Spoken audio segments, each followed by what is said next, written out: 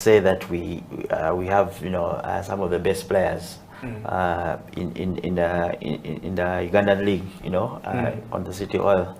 So as a coach, you want to pick your best players in the country to play, and I will not say it is unfortunate that they all come from City Oil, but a lot of those players are City Oilers, and I really don't want to see it that because I'm a City Oilers coach and management is City Oilers, it's just purely on statistics. In summary, you're saying it's purely based on merit. It's definitely based on merit.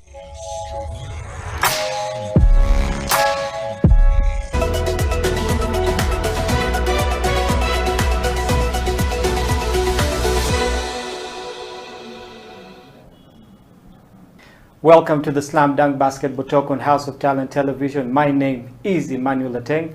It's a lovely Saturday, another day to talk basketball. And today in the house, we have two surprise guests. We have always had guys in the house, but we're going to change it up just a little bit. But remember, we are live on YouTube at House of Talent live stream Uganda, or you can catch us HTV1 on our Twitter. And to begin the show today, I have two ladies in the house, beautiful ladies. For the guys who are out there watching, I know there are guys who have been waiting for this to happen.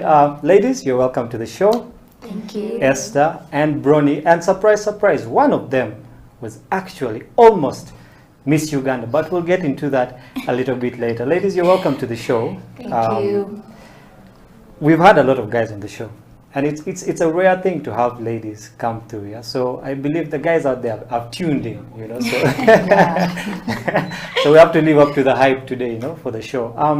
Just to start off, tell us about yourselves. Okay, we'll start with you, Bronny. I know you, but there are guys out there who want to know you more. So just tell us more about you.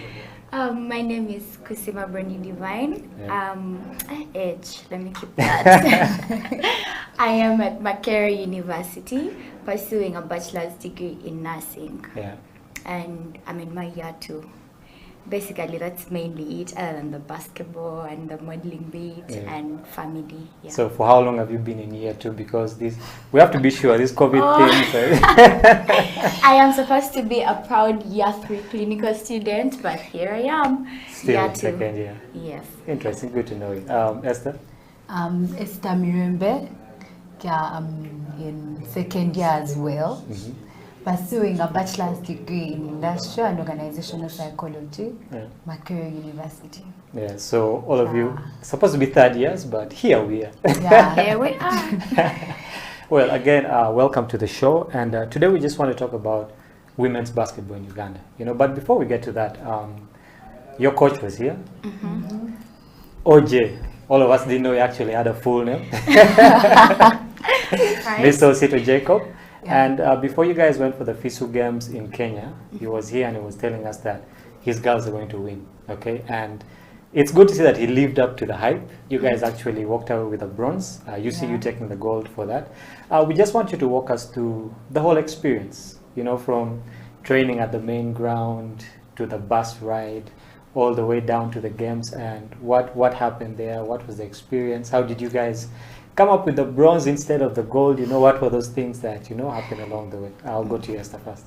Yeah, first and foremost, I'll say we had the help of our coaches from the very beginning. Yeah. We had so much training. We really did train because we came earlier, had a small camp, since we were home for the whole COVID thing, and we were all chilling, we were off.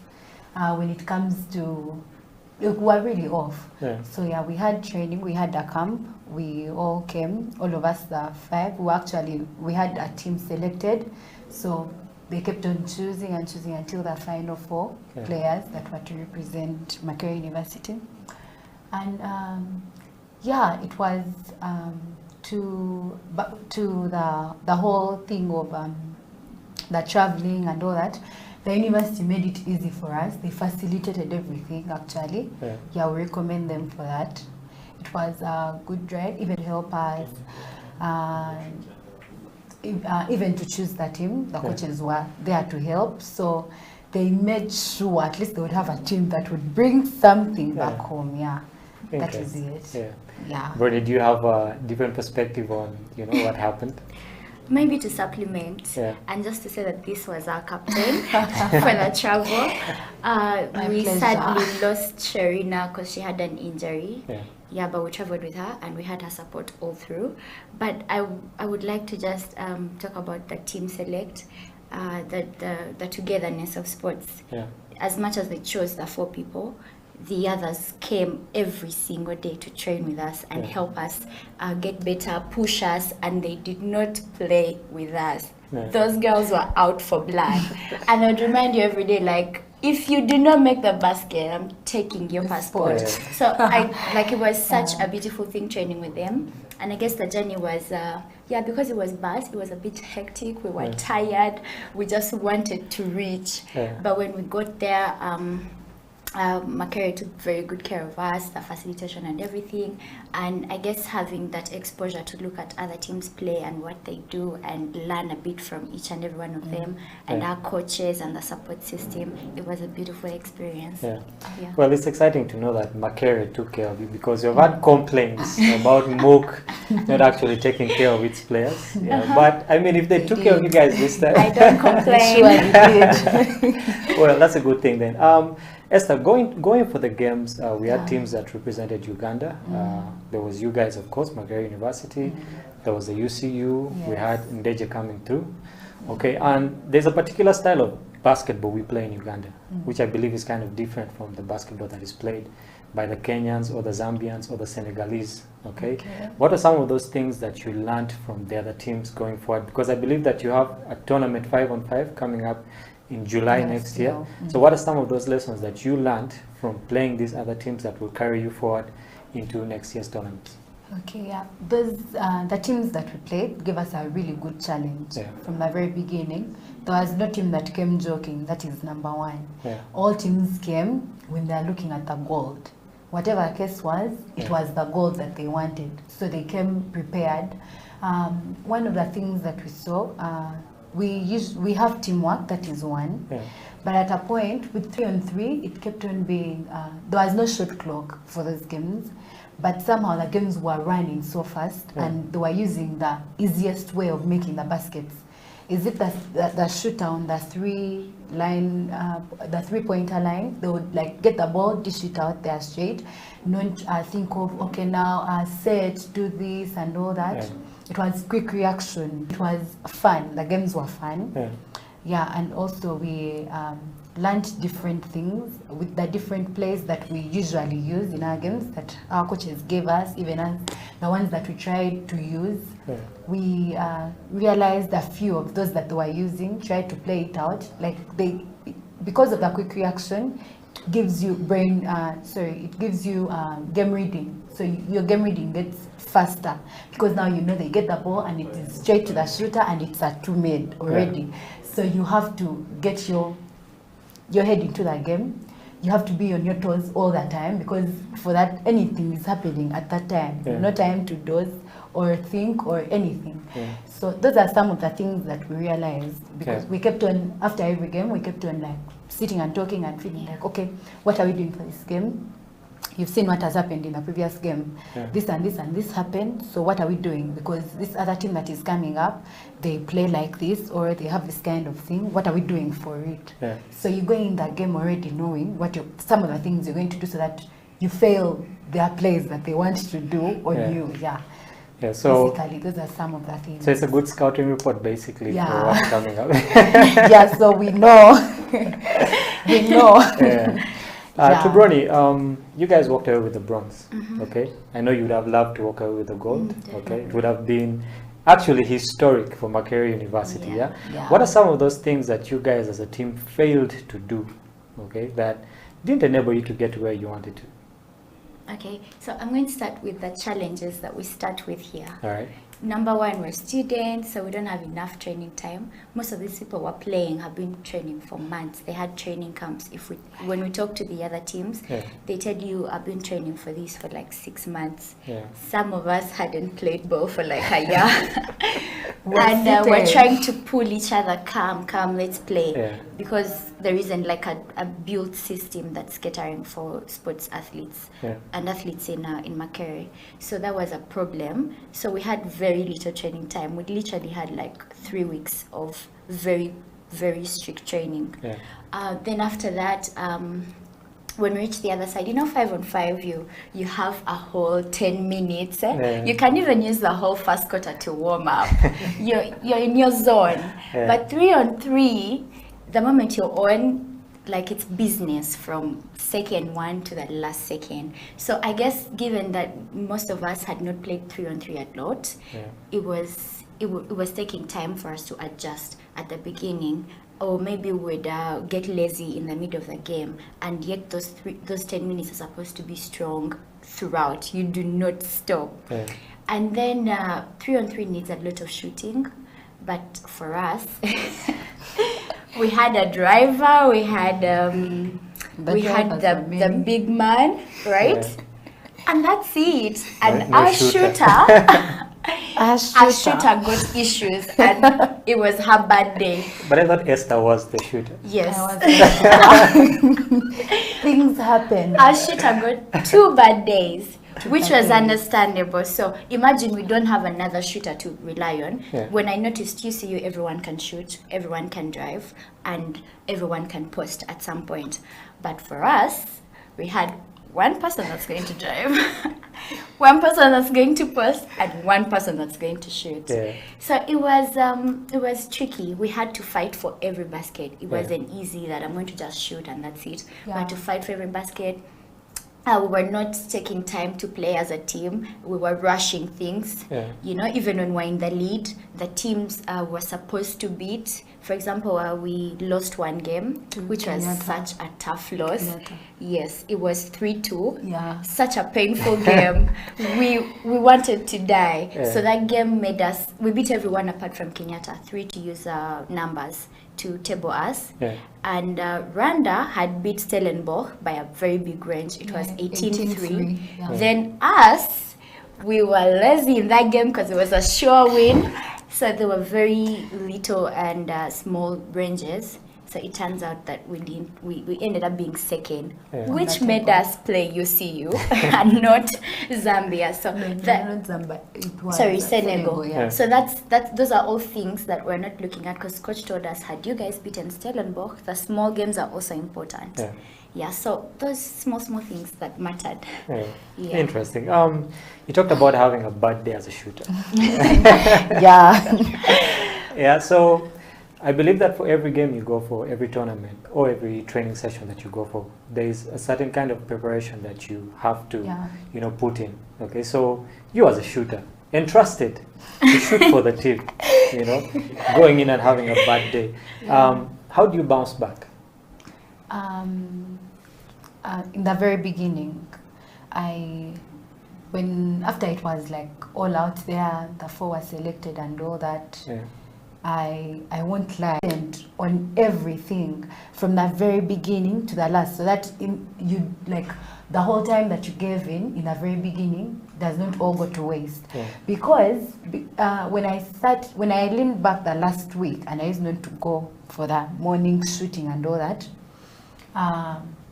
it reached in the games and the shots were off. Like it would hit the hoop and then come back to you. It reached a point and my teammates are telling me, Esther, don't shoot. Okay, come inside. Okay, do this. Okay, just drive. Don't shoot. Like it reached a point where they were not now allowing me to take the attempts because it would cost us. We have to fight for the rebound, or else if it's not for the rebound, they have to now fight like to make sure they get the ball back to someone on the top. Like at least we continue having the possession of the ball. So one thing I learned from experience, like I cannot do it again. I cannot. Good riddance. Because now my back, like I feel like all the time I invested in the very beginning all went to waste. just by chilling in the last week. Yeah. And then when I reached, the energy was too much or it was less. Yeah. So yeah, you just don't give up. You continue until it is the time for the game, so Yeah. that you're still on form. You realize your hand is moving the other way, because each point and my hand was doing this instead of going straight. Yeah. And I realized that in the game. But whenever you used to, like, you do your and you put that right, you know that the first shot may go wrong, but the other shots are going to be right. So Yeah. just don't lean back. You just have to continue. So the lesson is here: don't procrastinate. Yeah. I always say true. don't become a professional procrastinator. You know? That Yeah, takes away of from course. you. Well, you're watching the Slam Dunk Basketball Talk on House of Talent Television. My name is Emmanuel Ateng. In the house, Esther and Bronny. And like I said earlier, one of these two ladies was in Miss Uganda. We'll be getting to know more about that after the break. Stay here. This is House of Talent Television, Slam Dunk Basketball Talk.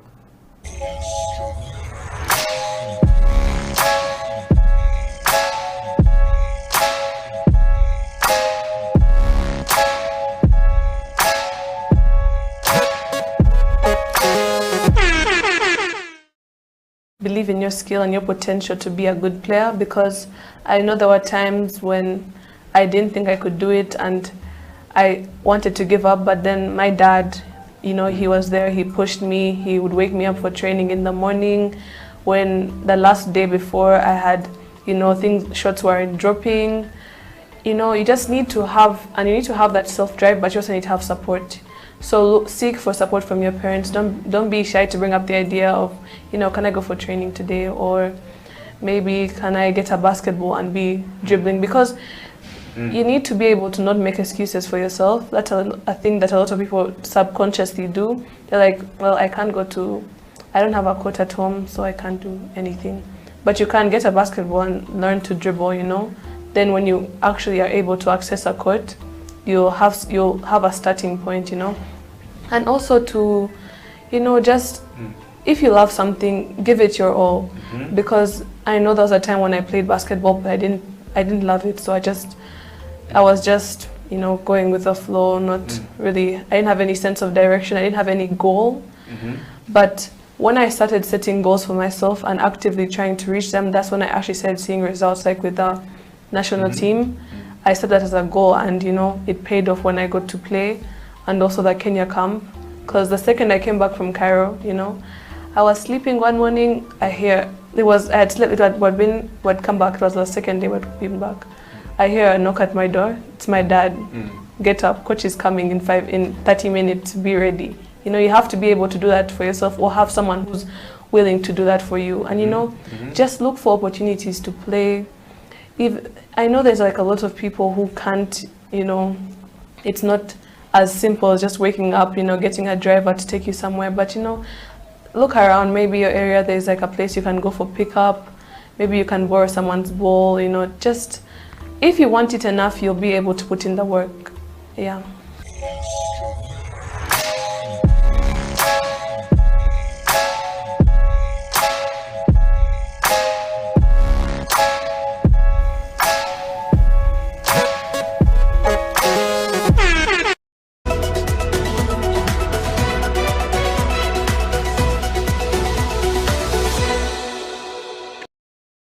To the Slam Dunk Basketball Talk on House of Talent Television. My name is Emmanuel Ateng. Remember, you can catch us live on our socials, HTV1, on our Twitter. You can go to our website, houseoftalentuganda.com. You can go to our YouTube, House of Talent Uganda live stream, or just go up to our Facebook, catch this show live, share it far and wide. If you know there is someone who needs to be watching this show, especially for the ladies, and I know the guys out there are interested in what's happening here today, just share the show. And with me in the studio today are Esther and Bronny, who are fresh from winning a bronze medal at the FISU Games 3-on-3. By the congratulations, ladies, for that. Before we went for the break, I will talk about how you bounce back, you know, from being a non-shooter, as we'd like to say it on court. Yeah, but it's always good to own up, you know, to the mistakes that you make on court. So, to Bronny, when you realize that one of your teammates is having a bad day or a bad tournament, okay, most of us would maybe shout at them, okay, which would really put them down. All right. So what do you do in such a situation? You as Bronny, okay, when your teammate is having the worst day possible and you know you're supposed to depend on them, okay, what do you do to let the team know that you can do better, and to let that player know that, you know what, it's okay, this is basketball? Number one, for those that have played with me, Yeah. you'd know I am not the kind of person that's going to have an emotional breakdown on court. I am never going to shout at someone or anything. So it's something I've always trained myself to do, because personally I do not like to be shouted at. Yeah. The moment you shout at me, I am gone. So I would, when she was having a bad day, I would always encourage her. Involves very simple, what are they called? Subs. I'm forgetting the word subs. Very simple subbing. Yeah. So when she was on court and I was out, I would tell her, are you okay? Esther, are you okay? Do you need to sit down? You got this, you know? But you're the coach, because there is no coach. Yeah. So every time I was on the bench, because mainly it was her and I switching out, I would make sure I'm talking out to her, because I know her mind is now frustrated. Yeah. So I'm going to be her guide and her eyes. I'm telling her, move like this. They're bringing a screen. I'm being her eyes off the court. Yeah. So away from 3-on-3, what I usually do is I wait for maybe a break or when the ball goes out, and I talk to my teammate and try to reassure them, because that's what I need right now. I need for their minds to be on this court. Yeah. And maybe I can tell them, try to do this, try to do this, try to do something else. I try to avail for them. Yeah. And I try to not put them in trouble. So many times when you get stranded, you don't want to look bad. So you're like, yo, I'm just going to throw this ball to Esther right there. Let her look bad, you know? So I try so much to make sure I'm creating less situations for my teammate to feel more frustrated. Yeah. I'm taking on the burden. Even if she's not playing defense, I'm going to play it for her. While inside there, I'm saying, God, Christ, what is happening? Yeah, so basically be your sister's keeper on the court. Yes, Yeah. To Esther, basketball is a team sport, okay? Yeah. It doesn't really matter which sport, even tennis, you know, it's you, the racket and the ball, but behind there's a lot that, you know, goes on. You have the coaches, you have the trainers and all this. What are some of those things that you guys did off the basketball court to help you gel as a team? Because different characters, okay? And when it comes to ladies, it's even worse. Yeah. So what are some of those things that you guys did while off the court to make sure that the team came together? Okay, yeah. First of all, the team, I don't know, right from here, when we were training, we built that bond as a team. Having a bond or team chemistry is one of the biggest things that can make your team either be good or very bad. Yeah. So the chemistry between the players, that is one thing. We were connecting off. Before training, we communicate to each other. Are you coming for training? Are you coming for training? That is one thing. We always knew what, where, how, about everyone. Like, where are you? What are you doing? We never walked alone, even for the games. Yeah. We were together the whole time. If it was to watch a certain team, be like, guys, let's watch this game. But I didn't dominate. I made everyone feel like this is a very free world. Like, please say whatever I feel like. And it helped us a lot. Like the friendship. We are friends. That was like the biggest thing. First of all, from the very beginning, we're friends. Yeah. So it helped us even connect more, have the chemistry more, know how each other wants to play, how they want you to play. When they do this, what they want you to do. So it lessened the issues that might have come up. Yeah, that is like the whole thing. It lessened the issues, the friendship, the bond, the care. That is it. Yeah. Interesting, because I coach a ladies team.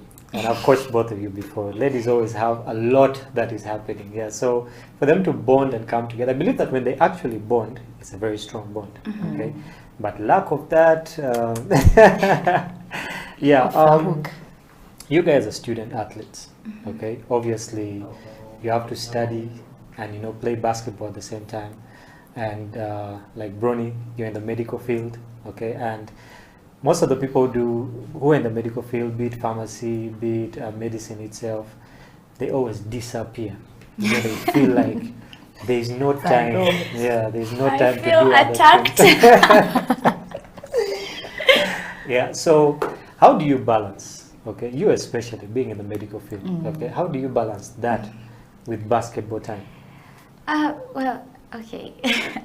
So I know because you're my coach. You know that I'd taken the year off Yeah. since COVID March because I had I have a crazy schedule. I study even on the weekends. Yeah. And I just couldn't also show up for training. So many times I would show up late. Maybe I'm missing something at school to show up, or I'm doing something at school and missing training. Yeah. And it was showing on the court.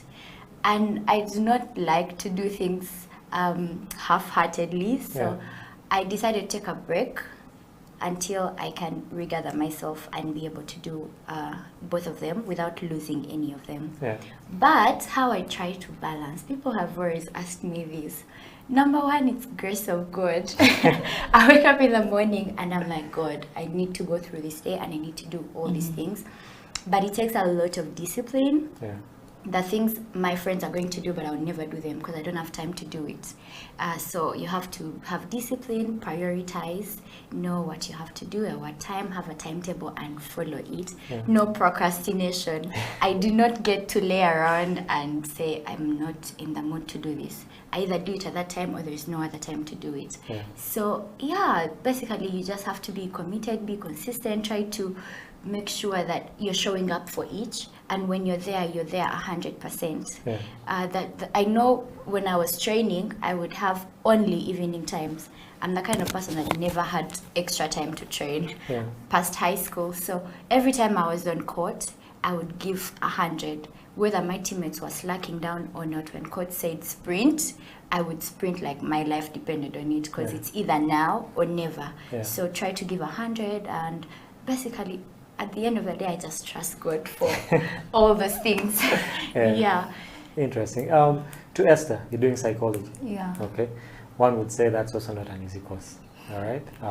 Okay, it's not something like medicine where Yeah. it takes up all your time, but still, I believe that it also takes a large amount of your time. Okay, and there's always that influence of our parents. Okay, with Ugandan parents or African parents for that case, books before everything else. Yeah. Okay, so how is it with your parents? Do they support you playing basketball? Or it's these things of you have to hide and make sure no basketball photo of you goes up on social media? How is it with your parents? My parents are very supportive. Yeah. They are very, very supportive. I actually thank God for that, because we have had fellow teammates where they have to hide, like Yeah. you've said, hide or facilitate themselves for anything and in everything about basketball. Yeah. But my parents are very supportive. When it came to the time of, I think I'll make it on team, what, the passports, they made sure I get it on time. Yeah. Before even anything, before it was even confirmed, the COVID, they made sure I had the shots like on time. Yeah. If it is the shoes that I need, I'm not going to hustle. They're going to the shoes, basically, even if I say I have training tomorrow, Yeah. at this time, they'll give me the transport and everything. They're very supportive, that Yeah. is for sure. Yeah, so I don't know how to hustle when it comes to basketball. Yeah. I wish more parents were supportive. I remember when I was playing basketball, we had to hide to play basketball. What? You were caught playing basketball, it was like a crime basically. Yeah. But going forward, I think our parents realized that it's actually a good thing. Yeah. To Bronny, the secret has to come out. We've been talking about it earlier. True. Okay. We know that you're not only a basketballer, you're not only a student. There are other things that you actually do. Some people might know it, but some don't. Okay. Yeah. A while back, you actually were in the run for Miss Uganda.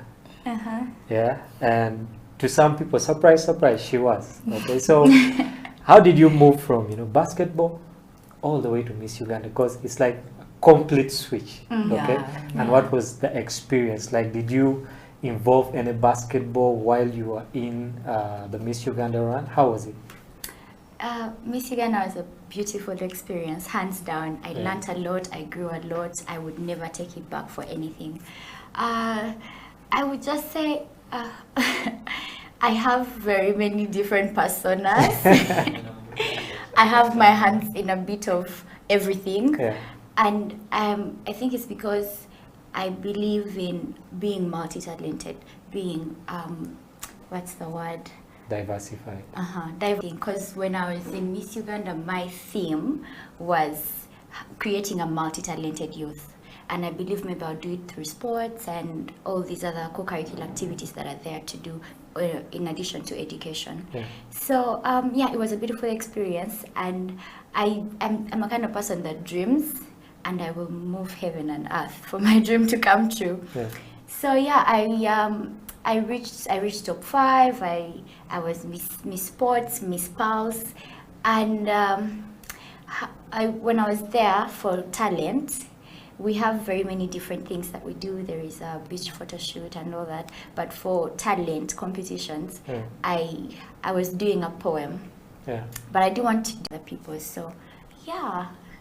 Interesting. I remember seeing that video, and as a coach, I was just praying, don't lose the ball, don't lose the ball.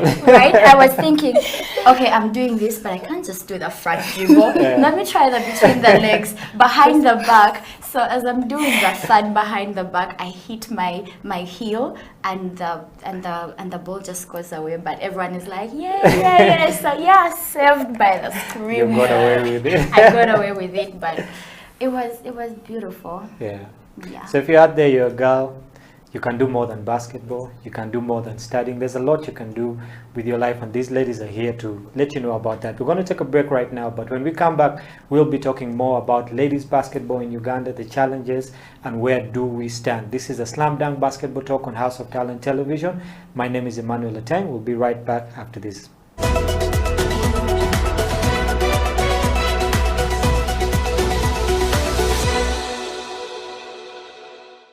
One game, one sport, brotherhood, and when you go out there and you put out your hearts and you play great, yes. I like that East African basketball has really grown, you know, represented by Uganda, South Sudan, by Rwanda, and by Kenya. I know Tanzania is still lagging behind a bit, and Burundi is yet to come, but, you know, having 4 of these teams from East Africa making it all the way, to the second round is a very good thing. It shows that there's positivity, in African basketball. It's really growing. And in the region, yes, mostly. in the region. That is what we need to see. I think in no time we're going to have a lot of players, in the NBA, playing in other leagues. And FUBA, we should really pick a leaf from what Ferwaba has done. She didn't. She fell short of it, but she would actually make it all the way. I know that you would have loved to be Miss Uganda, but what was the feeling like? Going home that day and knowing that I didn't reach the goal. Well, that day was very dramatic for me because Miss Pulse, I was sure I was going to win. All the numbers said so, but when it was time to actually call out the person. We would stand in 2 lines, and as at the back, so the person standing next to me made space, and we learned how, because we have to smile, we learned how to talk to each other through teeth. So my friend is like, this is your sport, right? So I'm preparing to move, and they're reading someone else. It was such a shaky experience for me, and I had to be strong, but I felt so bad because I knew what my family had put in out there campaigning for it. But yeah, it was later on corrected. But when I went for the top 10 and the top 5 questions, I think a little part of me was not there on that stage.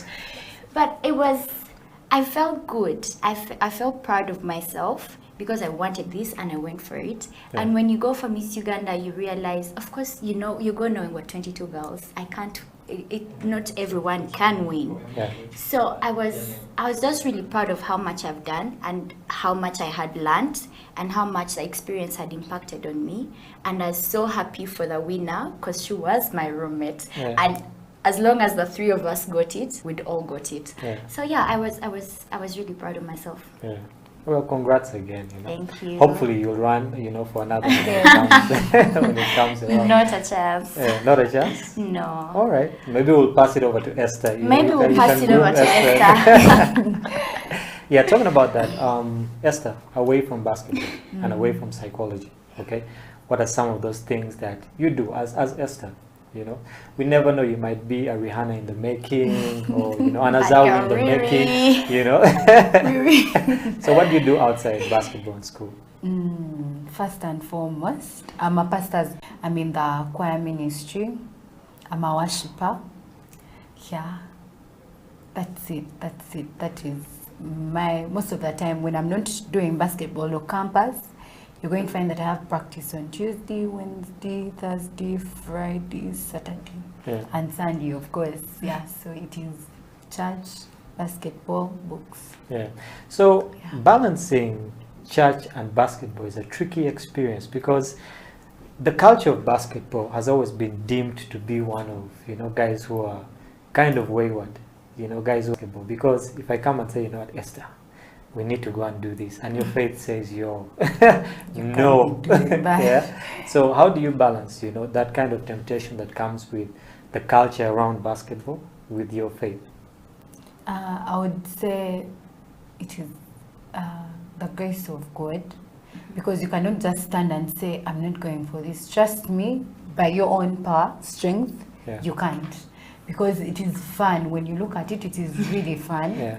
You want to try it. But then you remember, okay, to talk something small, there is this teaching, there is Make a Church. It's about your relationship with God. It is one of the biggest things. So you realize it is going to take you back from where you have been, and you're going to know that you have actually set a foot back or set so many steps back. So you know how much it is taking you back and how much you're going to go through going back so that you can reach where you have been or even pass it. So it is basically God. Also, like, you have to pray so much. You ask God for the strength because not everyone can do it. Otherwise, if you just chill, you may just find yourself that side and everyone just looking at you. As for my dad, who is a pastor, like, he will tell you, I'm not going to come looking for you around clubs, what, even if I hear that you were there or something, I'm not going to come looking for you. You know the right thing to do. So that is the first thing. I'd be like, oh God, my dad knows I know the right thing to do. So how is he going to hear me that I did this? So I just decide to accept what is happening, what I am, and then do the other side of it, like the right thing. Basically that is it. Otherwise you cannot just do it by yourself. Interesting. There's a lot of things that go into basketball. Okay, obviously, Bronnie, you mentioned one earlier, discipline. Okay, and I believe that to handle such a situation, yes, you need God, but you also need to be disciplined. Okay. True. God will create for you situations where you need to be disciplined. He won't give you the discipline. Okay. Bronnie, what are some of those other elements that you have learned in the game of basketball, through the game of basketball, that have helped you in your normal day life? Number one, hard work. There is talent, yes, but hard work beats talent. I know for a fact most of the things I do, I am not a natural talent. Yes, there is a bit of talent, but I would attribute most of it to hard work. So hard work is very important. You have to work hard for the things that you want. You have to go for the things that you want, which is basketball. If you want to make the basket, you want to win the game, you have to wake up and decide, today I'm going to be aggressive, today I'm going to do my part to win this game. Basketball is a team sport. That teaches me to work with other people, to work with a family. I'm told I'm a great leader. I will get things done. So that's something I know I have got from basketball. Basketball gives you exposure. It's a big field. We know basketball usually has large crowds. So it helps you learn how to handle different kinds of people, how to handle the spotlight, because we know basketball is known as a cool sport. In school, when you play basketball, it's like the basketballers are coming. They're going to sit right over there. So it helps you know the spotlight, how to handle it when it comes. However small the spotlight is, when it comes, it's a spotlight in whatever perspective of your life it is. Then basketball has taught me to persevere. Life is not easy. When we left Form 6, they were telling us, hey, when you leave high school, things are going to be nice. It's a lie. Accident. Adulthood is a lie. There is so much you have to do. There is so much you have to show up for. There is so many people are looking at you and expecting a lot from you. So all that, if you cannot persevere, if you cannot get all those things from basketball, from sports, from whatever line of your life it is, and just fix them in also your normal life, it's just not going to work. When I talk to most basketballers, Claire Lamunu, for example, was telling us in high school, she's an athlete abroad, and she plays, she trains twice, she works, and she has education. So with all that, she has like 2 hours of sleep. That's something you can't just do as a normal person, but you know you have to do this. And those are things you learn, because basketball, even if your muscles are hurting, you have to defend that basket, even if, you know. So all those things put together are things I get from basketball. Over to Esther. Is there anything else you can supplement on that? About what she said. Or about, you know, the different challenges maybe you'd have in basketball and all. Okay, so the different challenges that are in basketball for the women in general, I feel like there is a lot of stereotyping. Like you said, when we had just come, you said it is usually the men. So it is usually the men in the basketball community. But so many women have come up, but there is a way people feel like, oh, so you play basketball? When you look like that? No, you don't look like you do. Can you even push some? Okay, can you really stand your ground? Can you, like, it is, the stereotyping is there, but that alone cannot stop the women from playing. So I urge guys, like the girls, please, like, continue playing. Whichever stereotype may be there, it is for us to, like, hit and go through that glass ceiling, whatever that is, so that we can be better. And then maybe the other thing, like she said, the brain drain in athletes. Most of the times, I, for one, if I got a very good opportunity to go abroad for basketball, I would surely and also pack my bag because I feel like there is so much more that you get from outside than what you're going to gain from here, right from that training. Like, I don't know, there are so many activities, the way they're going to get you prepared for the training, the things that you're getting out of it. Like, you're going to play, you're going to play your whole heart out, knowing that everything else is set. But here you're playing, you don't know if supper is actually there. So you have to go and hustle out. So sometimes you'll even be like, okay, I have training, but I have to work. Basketball is not going to feed me. Let me go for workout, train some other time. You get, that is another thing that I feel is affecting the women basketball kind of thing in this country. Those are the few things that I think. Okay, well, 2020 and 2021, okay, with the coming through of COVID, the basketball league was cancelled.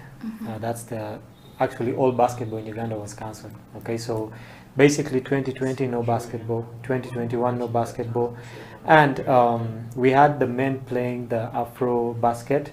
Ladies were supposed to go play a similar tournament, but government or NCS in that form did not actually put in the finances for them to go out there. We also have the second division basketball league that is running right now, all men. Okay, the ladies league was not reinstated. Okay, so it looks like basketball in Uganda has become a male dominated field.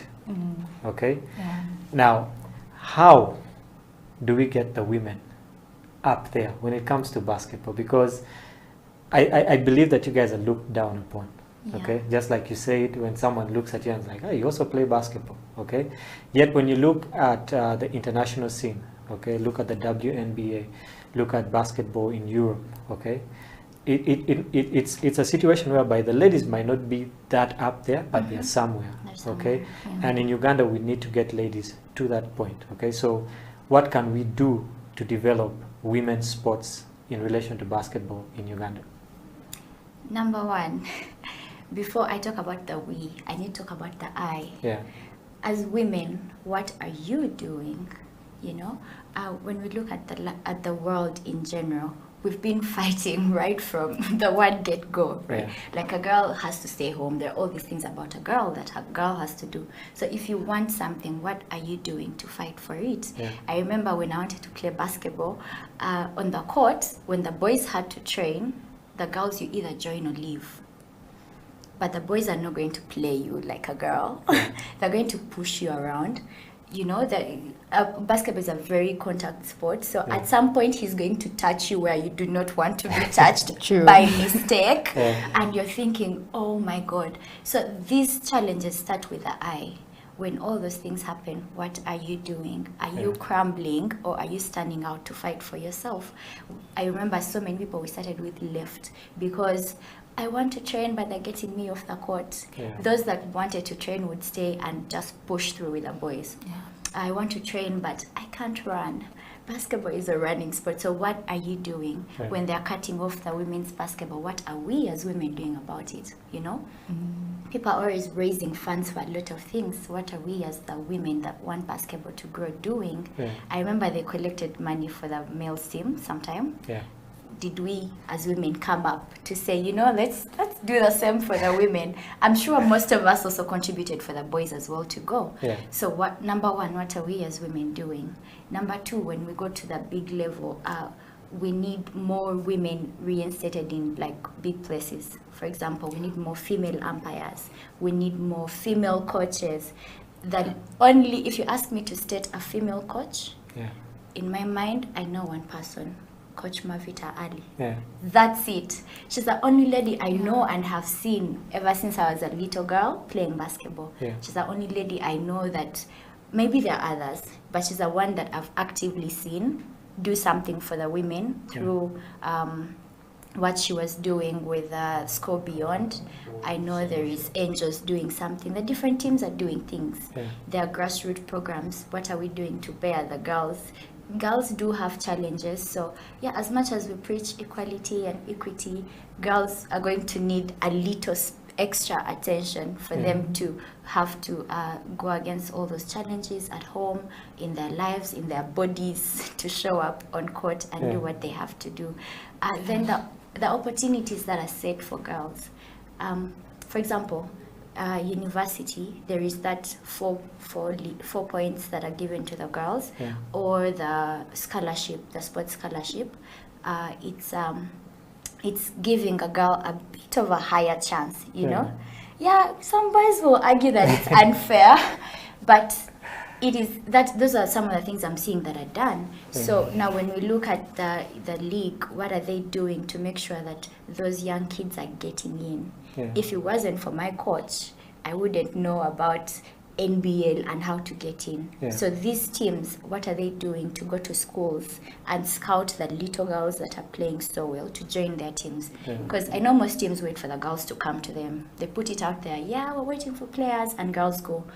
But as teams, are you reaching out to make sure I've gone to the grassroots to see which girl is playing so well? I've noticed in the abroad, when you're going to play, they scout you, they give you a training program, and they keep an eye on you. In Uganda, coach is going to see you at nationals and be like, you play so well. You should come play for my team when you finish. Which class are you senior to? Okay. Then all the way to senior 6, you'll never see him. You'll even forget his name. You'll see him again if you get a chance to play. So what are you doing to monitor that child that is continuing? Boys are always looking for things, you know, playing the 3-on-3 street basketball, looking for the coach. But girls have a way they're set back, and they need to be led. They should know. They should let them know that if you actually show up and just let us know that we're going to do this. So they need to create a platform for them to know that they are welcome. And that starts with the top. There is no I'm going to show up if I'm not seeing a female national team that is moving. If I'm not seeing a national team select a lot of people that deserve or can be on that team, but are not being noticed or appreciated or corrected, and I've seen them go wee all the way down. So those are the, I could go about this all day, but I guess I'll just stop there for today. Well, we're pressed for time, but before we get to the end of the show, Esther, Bruni has talked about the I and the we when it comes to the ladies. Okay, in like 30 seconds, what can the men do, okay, to promote women's sports or basketball for that matter? Yes, so today morning, someone told me, he made research, actually my brother, that these days the NBA actually facilitates the WNBA games to see that they're also somewhere.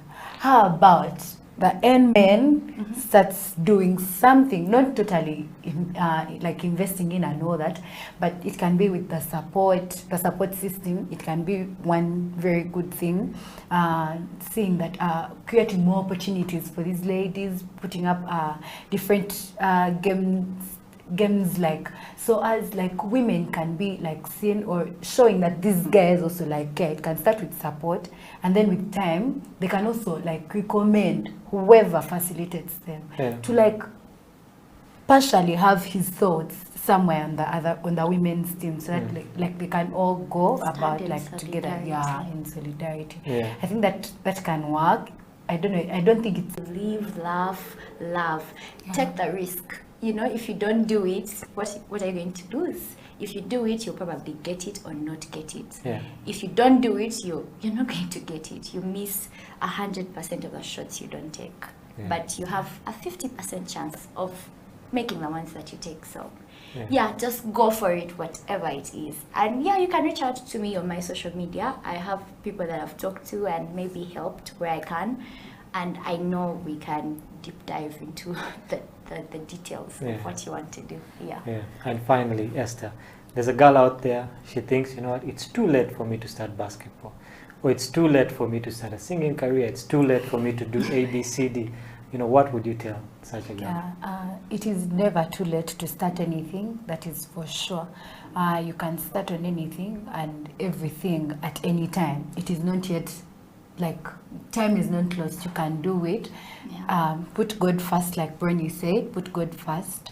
Number two, I have a mentor, she's called Letitia, the one of KCCA. Like, she will call me to ask me, did you train? Like, get that one person that is going to do that for you, and I thank God for her. Get that one person that is going to do that for you. It can be your coach, it can be someone that has played the game. Bernie is here and she's willing to do that for you. Please reach out to her. Basically that is it. And also trusting yourself. It starts with you. If you feel like you can't do it, even when you try it, it's not going to move. But when you feel like you can do it, with God helping you and having your mentor by your side and all that, you can surely make it. Well, ladies, thank you very much for coming through to the show. I know we could have talked, you know what, someone says we can talk until the cows come home, but we're always pressed for time. But thank you for honoring our invite to come here. Hopefully we'll have you guys come in next time again, you know, with more of the team. I know there are 2 members that are not here, and hopefully we can get them in next time. But thank you very much for coming. Thank you for encouraging the young girls out there, the basketballers out there, you know, just inspiring people to be something better than they are right now. This has been the Slam Dunk Basketball Talk on House of Talent Television. My name is Atengi Manuel, and catch us next time. Maybe we'll have them back, maybe we'll have a new batch, but we always want to talk basketball in Uganda, internationally, dissect the game and help this game grow in Uganda. Catch you next time. This is House of Talent Television.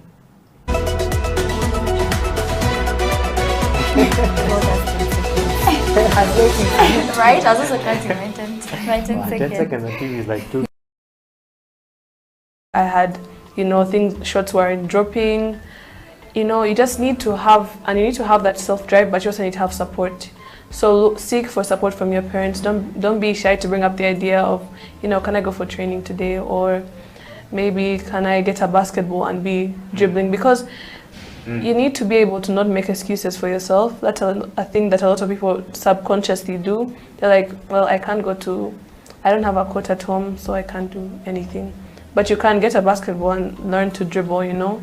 Then when you actually are able to access a court, you'll have a starting point, you know.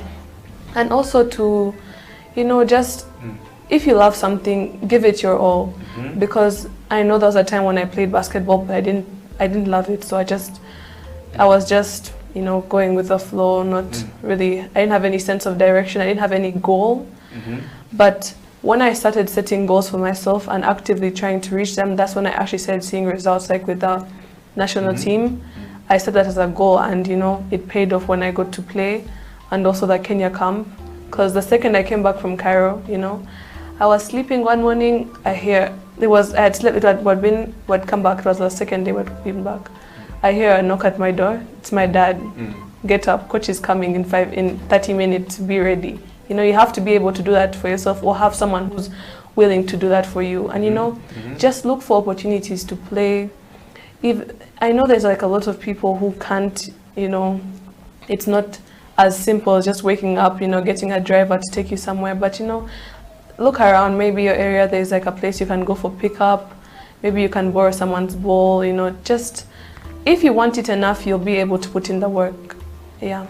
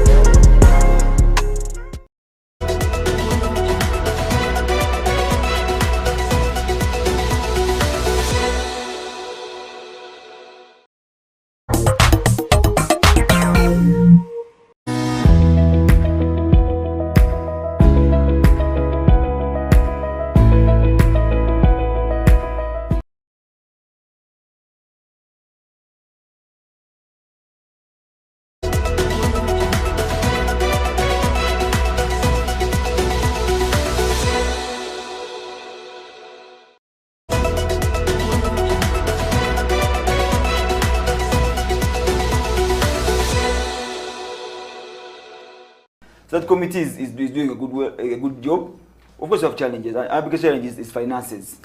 We need to go out there, look for money, come and run the league. Currently, we are self-sponsored. The teams just contribute money. How much money does each team contribute in terms of, let's say, registration fees? Yeah. Every year come up with a budget. Every season come up with a budget. We sit the managers down. This is our budget. We need to approve it. So they approve the team. We see how much money each team can pay. Division 1, they're paying 1.2 million. Then Division 2 are paying 1.1 million. Then the girls are paying, I think, 1.5 million shillings each team. So the girls are paying 1.5. Yeah. So that money is meant to run the league. Yeah, officiation, venues, other things. Yeah, that I'm telling you, self-sponsored, and we are unable to play home and away because this league is fun. That's why it makes it fun. Those days we used to have home and away. Yeah. Home and away, but now. So now it's one game. It's one game, round robin. So the best 8, go for pro playoffs. But lower league is the most unpredictable league in Uganda. I've watched so many lower league games, and I would like to actually confess, even right now on air, that most lower league games are more interesting than even NBL games. Though of course NBL is our elite league, but and there's also some data cream that side.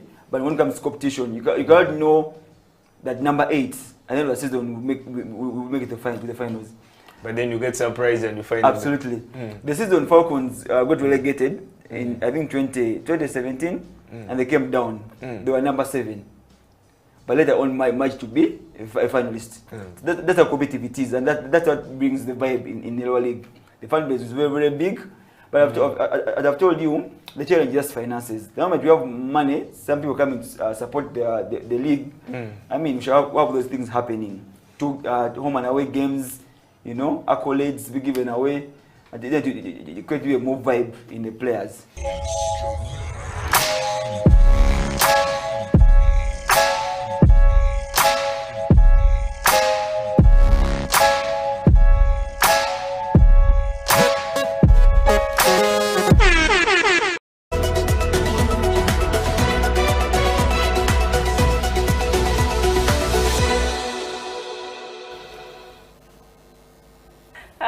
Like I said, I'm still learning. I don't think I'm ready to be a CEO yet. Yes. Well, so for me, I could say bring the perspective of someone who has gone through the challenges. Yeah. And like I said, I've been on the side of someone that needs to get their documents. Yeah. And I've also been on the verification end. Yeah. So I really understand the pain points from a personal perspective. And I think for me, that's what drives me. Yeah. Because I know that challenge. Yeah. I've been there. Yeah. And that basically drives me to push, drives me to better explain, you know, what the product does. Because sometimes, you know, even when you get into spaces, people just think, oh, you have just got this product, you don't understand what it does, you don't really understand the challenges. But as someone who understands the challenges, I'm able to better explain what the product brings on the table from a personal perspective. So I think that's been a success. And the fact that we have managed to get partners here is a huge, huge success. Okay. It's a huge success. You know, when something is new, it's very difficult for people to hop onto it. Yeah. You know. And if people get onto it, sometimes it's usually for the wrong reasons. Yes. But when you actually find people that, you know, that believe in it, that want to work with you to keep improving it, that want to, you know, work with you to keep having that feedback to improve the product, it is a big, big plus. It's a big, big plus. Because you could build a product, put so much time and money into it, and it's not used by anyone. Wow. Which we have seen before. It's a reality. But the fact that, you know, our product is out there and it is changing lives, because for us that's the end goal. Yes, money is important in business, but we also want to change lives. We also want to meet challenges, and that is also our end goal. And seeing our product out there and doing what it's supposed to do is my oh my. Wow. It's a success. Wow.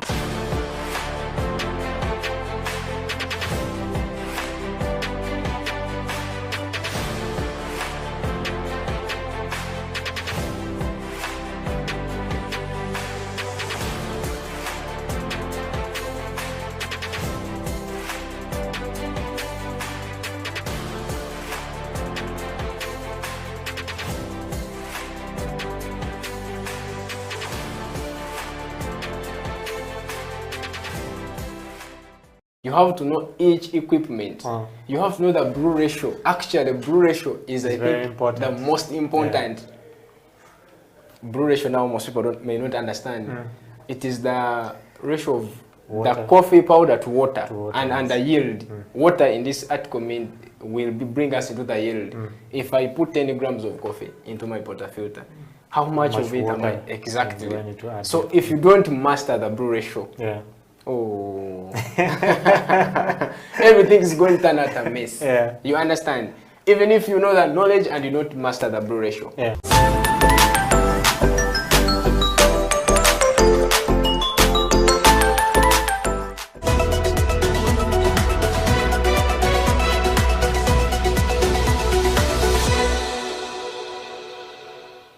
You say to most Ugandans about buy Uganda, build Uganda? I'll begin with the carpenters. Yes. People want to support you. Give them their quality. Give them the quality that they deserve. Charge them the money, but give them the quality. Because one thing I've learned in my experience is that people know good things and they are willing to pay for them. So you don't have to alter the quality just because you're pulling a price down. make the quality fit the price, and then the right people will buy it. My advice to customers is that there are a lot of shady people in the carpentry business, but the good people are there too. So find them, and they will give you what you deserve. Not only me, there are a lot of other people that are doing woodwork and they're doing it well. We at Arc Furniture, we shall be ready to serve you. My team is there. We have manager Ronnie, he's the productions manager. When you come to Arc Furniture, you're going to find him there grinding these machines one by one, making sure items are coming out. And my whole team is there. We have manager Junior. He's the general manager running the whole place. Usually you find him up in front, and he's a finishing man. You always find him criticizing the surface of an item, critically checking it out, but he's there at the job. And we have a lot of other workers, Gideon, a lot of them. I'll mention names, I will not, but they're all there and they're dedicated to produce. And my advice to everyone else that is doing production, their creativity, is that creativity alone is not enough until you monetize it, because at the end of the day, even if you have a passion for it, the money is what matters. You cannot push forward without money. You cannot develop it without the money. You cannot expand it and actually feel proud of it after 5 years if it has not given you anything. So go and monetize it. Go and do research, read the books. There's general knowledge that will apply in your business, and then you can consult. I mean, to one is gluttonous with their knowledge and they don't share it, then they're not the right person for the job. These are people who know their crafts are always willing, because they know they're also growing. You can never outgrow them. They didn't stop. Yeah. So go and ask that person, come to Arc Furniture, to Oracle Furniture, we are there. I'll take you through my business because I don't care. I am running on a high speed up. You will never catch me. Or if you try, I love the competition.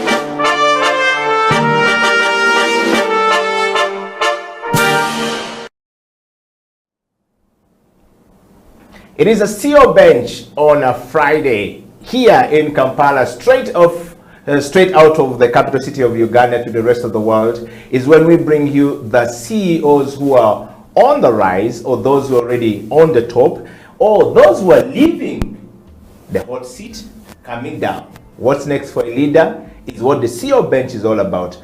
And of course, this week in the studio, my guest needs no introduction. He's a man who has done it. He's the man who has been on the journey. The man on top, Elijah Chitaka. Welcome to the program. Thank you. They say we are supposed to bonga, but also now they're saying we can't do this because of COVID-19. Right. But welcome to the program. How are you doing? I am good. I'm busy. Okay. It's such a busy time. Okay. I think it's very busy for technologists. I guess that's the upside of the pandemic, yes, if there is such a thing. Yes. It's kind of placed technologists in a very unique position at this time. I think that a lot of the technologists are like me. They're as busy as we are, and we're not complaining. Yes. It's a good relief. Yes. Yeah. It's a very interesting thing because some of us are struggling to find what to do. And some of us are now questioning, did I make the right decision when I was in school? Did I study the right thing? Or should I go back and study technology so I can be relevant for the time? And all of these things are going on in people's minds. And so many people seem to think that it's only doom and gloom. Yeah. There's nothing light about it. But you're saying you're very busy. And which is a very interesting part of the discussion. But welcome to the program, Elijah. The CEO Bench exists to bring the life of those who are on the journey to the forefront. And of course, when somebody makes it to the CEO, part of their life is always about talking about that company, that company, that company. My entire experience with the CEOs that I've met in the time that I've lived, none of them get to talk about themselves. Yeah. They never know the story about themselves. They get lost in the process of, leading us or leading the organization and making things happen, to the point that by the time they realize where they are, it's way too late. Some of them start to wonder whether they were in the right place, they did the right thing, or they made the wrong decision. Yeah. So we decided that the CEO Bench will be that platform that gives opportunity to people to actually speak about themselves. So you're on the show today to speak about Elijah Chitaka. That's new. Yes, and For a change.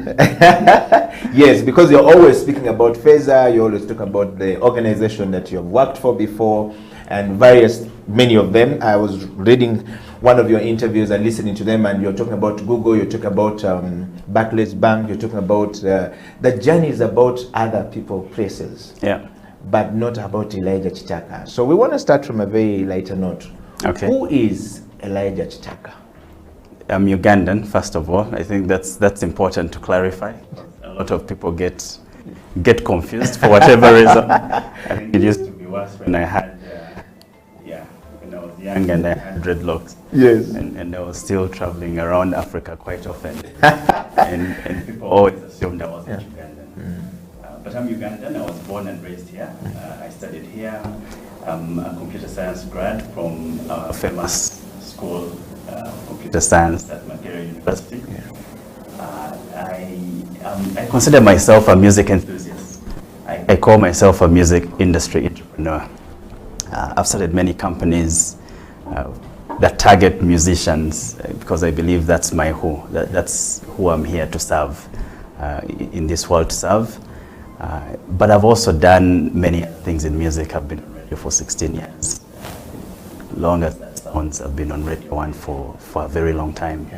I've been involved in the world of jazz for equally a long time. So mostly I revolve around family, music, and technology. So today you said I shouldn't talk too much about my day job as a technology executive, but that's my other life. I can't quite split that from myself because the line between work and life is now more blurred than ever. But for many technologists, it's always been. So it's just, that's the package of who you become. Yes. It's what you do, what you believe, and who you serve. Okay. I think that's the total of who you become. True. Yeah. I think I like the preamble, and one of my next question to get pretty much into knowing who you are, Elijah, if you were to take us to a story of your journey from childhood to where you are right now, did you ever see yourself becoming who you are today? And what was the journey like, or what has been the journey like to this moment? Did I ever say? I can't say I ever saw, but I'm also not shocked. And I'm not sounding arrogant or anything. Yes. I think that I've been lucky to have a few people around me that have really believed in me a lot from a very early stage. And those people caused me to believe in myself. You know how you meet someone and they believe strongly in you. You're convinced this must be true. Yes. So one of those people is my brother. My brother is called Patrick Mukalazi. And fortunately or unfortunately, he relocated to the UK. But he was very instrumental in forming who I've become. And to me, I credit him as the first person that really had strong convictions about my path and what I should be doing. And he was really convinced that I was meant to be in entrepreneurship. I was meant to start companies, and I was meant to figure out, what we call 0-1, figure out spaces that hadn't been figured out. So much so that he started me off with my very first computer and $300 to start my first company back in the 90s. So when you talk about my journey, and did I see myself here? Because of such people, I'm not surprised. Most of these are much older than me. So they must have seen something. So they kind of guided, either consciously or unconsciously, they guided who I became. And so it wasn't a big shock, that this is where I ended up. And then on the music side, I grew up in church. My mom is a big church person. And so church is synonymous with music. Yeah. A lot of great singers globally, and even here come from church. A lot of them have a church background. So I've always been exposed to live music from a very young age. In church, started playing piano as a child. I played the guitar. My mom took me for saxophone lessons at 12. So I'm also not shocked that I'm into music, because that was kind of built into me, at a very early age. And exposure is really important for formation, and what you expose, individuals to at that early stage, I think can stick. Lucky for me, I think it stuck on the right path.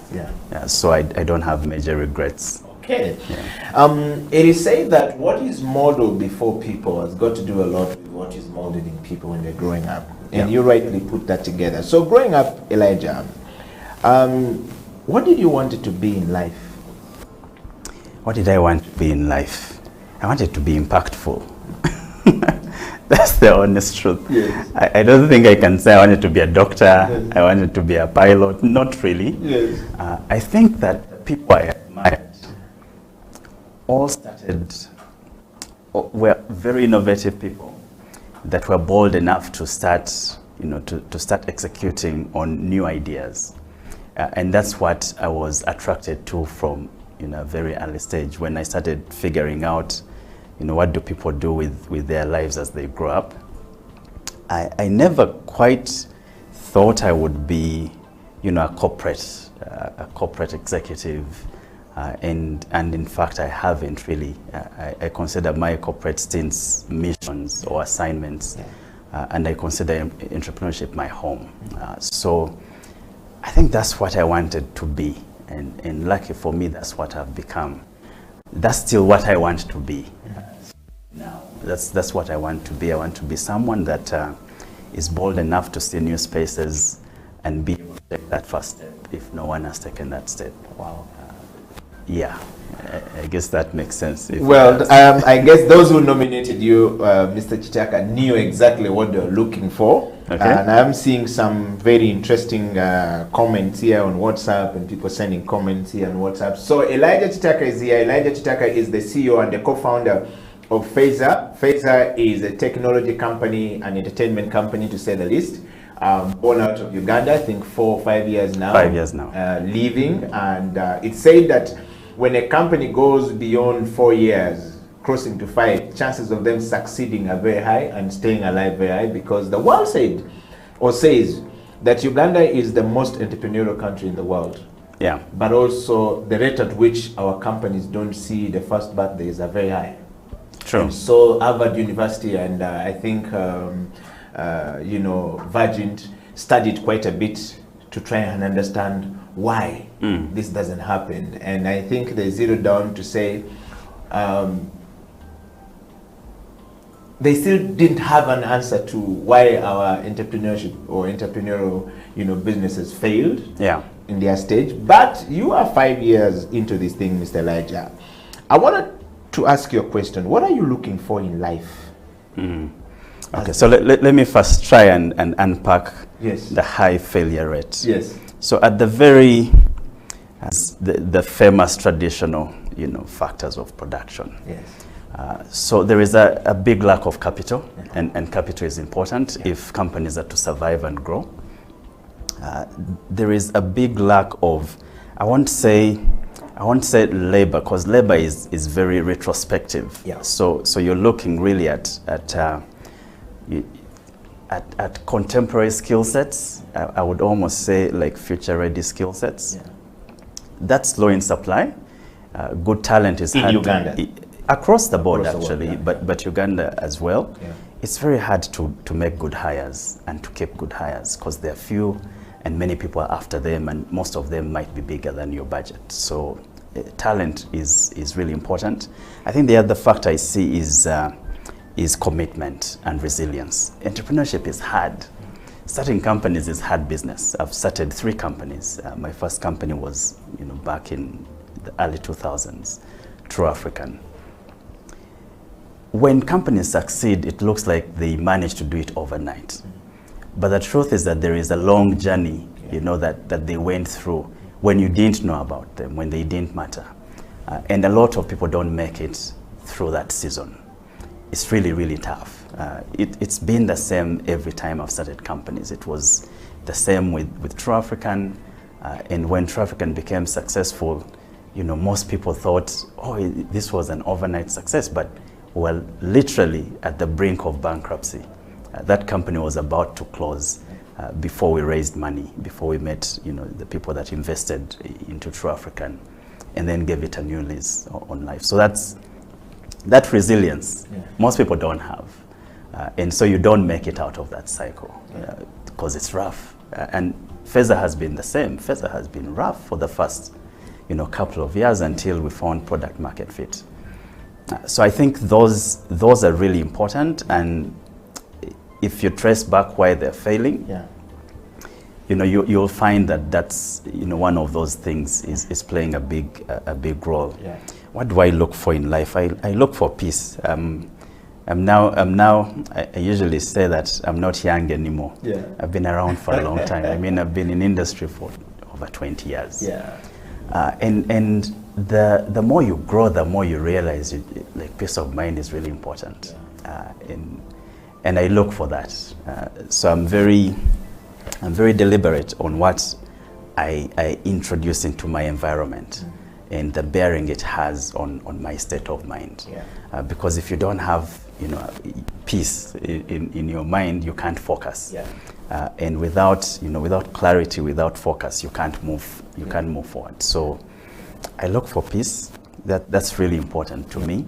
I don't really look for success, whatever definition that is. I think success is just a result of what you do. Yeah. It's not something you go looking for. I think it should just manifest itself if you focus on the right things. So I don't look for it. Mostly peace. I like the train of thoughts. I'm a leadership coach. Spent 12 years understanding what they call, or studying what they call human kinetics. Yeah. It's a mix of so many things: science, prescription, science and curative science versus, preventive science and medicine.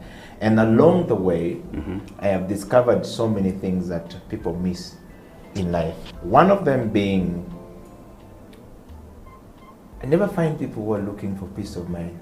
They say it will come after I'm successful. And in my studies of human health and fitness, I realized that without peace of mind, that human being can never be successful, never be realized. But yet it is something that people miss. Yeah. Here you are saying that you look for peace of mind in everything you do, not really success. Success would come when you attain that. Yeah. Because we know that the strength of the factor of production that will give success is if Elijah is fit and healthy. I want to take you to this question, Elijah. And something that is, I would say, what is the best thing that has happened to you through the years as Elijah? Even two, you can give us I think one thing that when you look at it says, man, that was it. That was a turning point for me. That was the best thing that ever happened to me. Of course, there are many things that have happened to you along the years. Yeah. Okay, so if I was to package it as one, I mean, that's difficult because first of all, I'm a spiritual person. Yes. So then naturally I would say, my understanding of the promise of God and how to invoke it. Yeah. But I don't think that's what you're looking for. No, so let me give you let me give you a second one. Yeah. That might be more in line with this theme. I think it's actually people. The best thing that has ever happened to me is people that believe strongly in me. And so it's easy to think that I'm self-made because of my history, like those that know me. But the truth of the matter is that no one is self-made. You're just a sum of the people that have believed in you and what they've put together, to enable you to kind of progress. And those people have kind of stuck with me all through my journey. And I talked about my brother. Of course, that's not to discount everyone else in my life, but there are people that have been like very, very instrumental. So he's one of them. He's probably the earliest. That's Patrick? Patrick. And then the gentleman that first invested in True African, Eric Kamau. Wow, a lot with him at Stakeout back in the days. Yeah. But he was very instrumental in like my journey. Then the other person, I mean, I could name them. They're few. It's a very small group of people. But those people have stayed with me like for a long time. And every time I go away and come back, they're always there. And I think that's the biggest asset you can ask for, especially in our world of entrepreneurship. That people, you have a few people in your corner that believe strongly and can open doors for you and can make things happen that you would otherwise struggle to make happen yourself. So, aside, if we leave the spiritual side, I think for me, that's the thing. It's these people that have been placed, in my path to guide me to where I need to go. That's the best thing. Wow. Well, Elijah Chitaka is the CEO and the co-founder of Feza. We're going to take a break, and the CEO bench will be right back. We want to hear from you. Do you have kisses or disses for Elijah or for myself? It's okay. We live in a glass house. We don't throw a stone. But we're basically saying, please send in your comments and kisses. Those who voted Elijah is actually here. I think I'm enjoying the interview with Elijah very much. And after the break, I will take Elijah through the journey of leadership, change management, and transformation. We'll be right back after the break.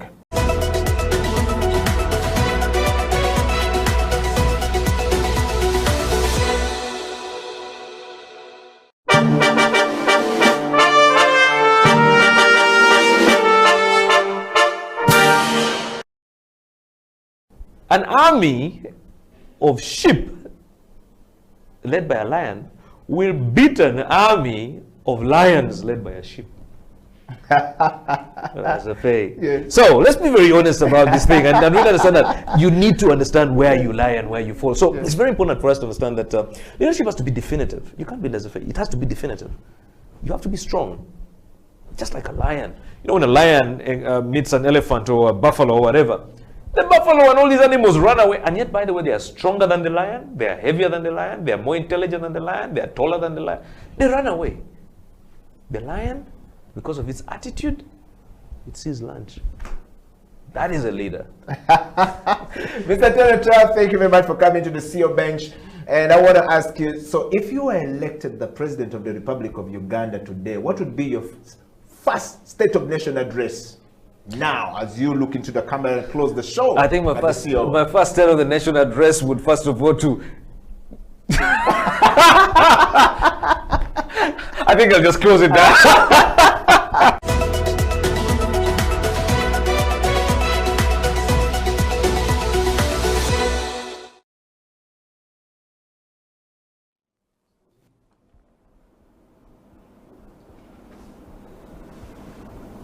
Welcome back from that break. This is the CEO bench. My name is Ed Yokela, and in the studio is Elijah Chitaka, who is the CEO of Feza. And of course, Feza is an entertainment and technology company looking after music and the artists in Uganda. It's safer to say Elijah is in the creative space and as well as the technology space, changing lives and giving life meaning to as many people as possible. Elijah, welcome back to the program. Before we went for a break, I asked you a question which usually many people don't seem to have an answer to. And I was quite very interested to hear your thought patterns and the perspective and your attitude towards self.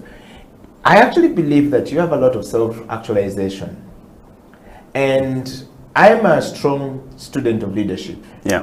Many years, and I decided to go into what we call transformational leadership, which is a leadership approach that looks at how people cognitively retain information, emotionally are connected to it, and subsequently what informed their decision to either accept certain things or reject certain things, but also it causes change in an individual as a leader first, with the view of turning those who follow them to being leaders. Okay. And the ultimate goal is to change the social systems for the good of everyone. Now, that leadership approach is something I practice very well, and it's something I've been teaching for a very long time. And I meet so many executives along that path. And you're one of those people who are headed to the top, already there. And I would say you are still rising to the top. We want to dive into change management. Okay. The question I ask you about what is the best thing that ever happened to you, most people don't quite have the answer to it, because they say there are too many. But you said the best thing that ever happened to you. In fact, the answer that I think was the best answer for me was the spiritual part of it. Every time a person is not in touch with themselves, chances of them being swayed away are very high. The decision you made to have a certain group of people, tight-knit group of people in your life, is key. But I want to take you to leadership, Elijah. Okay. And the leadership question is going to be very simple. I want to go straight to, some things that people usually don't look at, but they should be looking at. Okay. And that leadership question is, Elijah, as a leader, what excites you most? What excites me most as a leader? Yes. Okay, so that's a deep question. Huh? Yeah.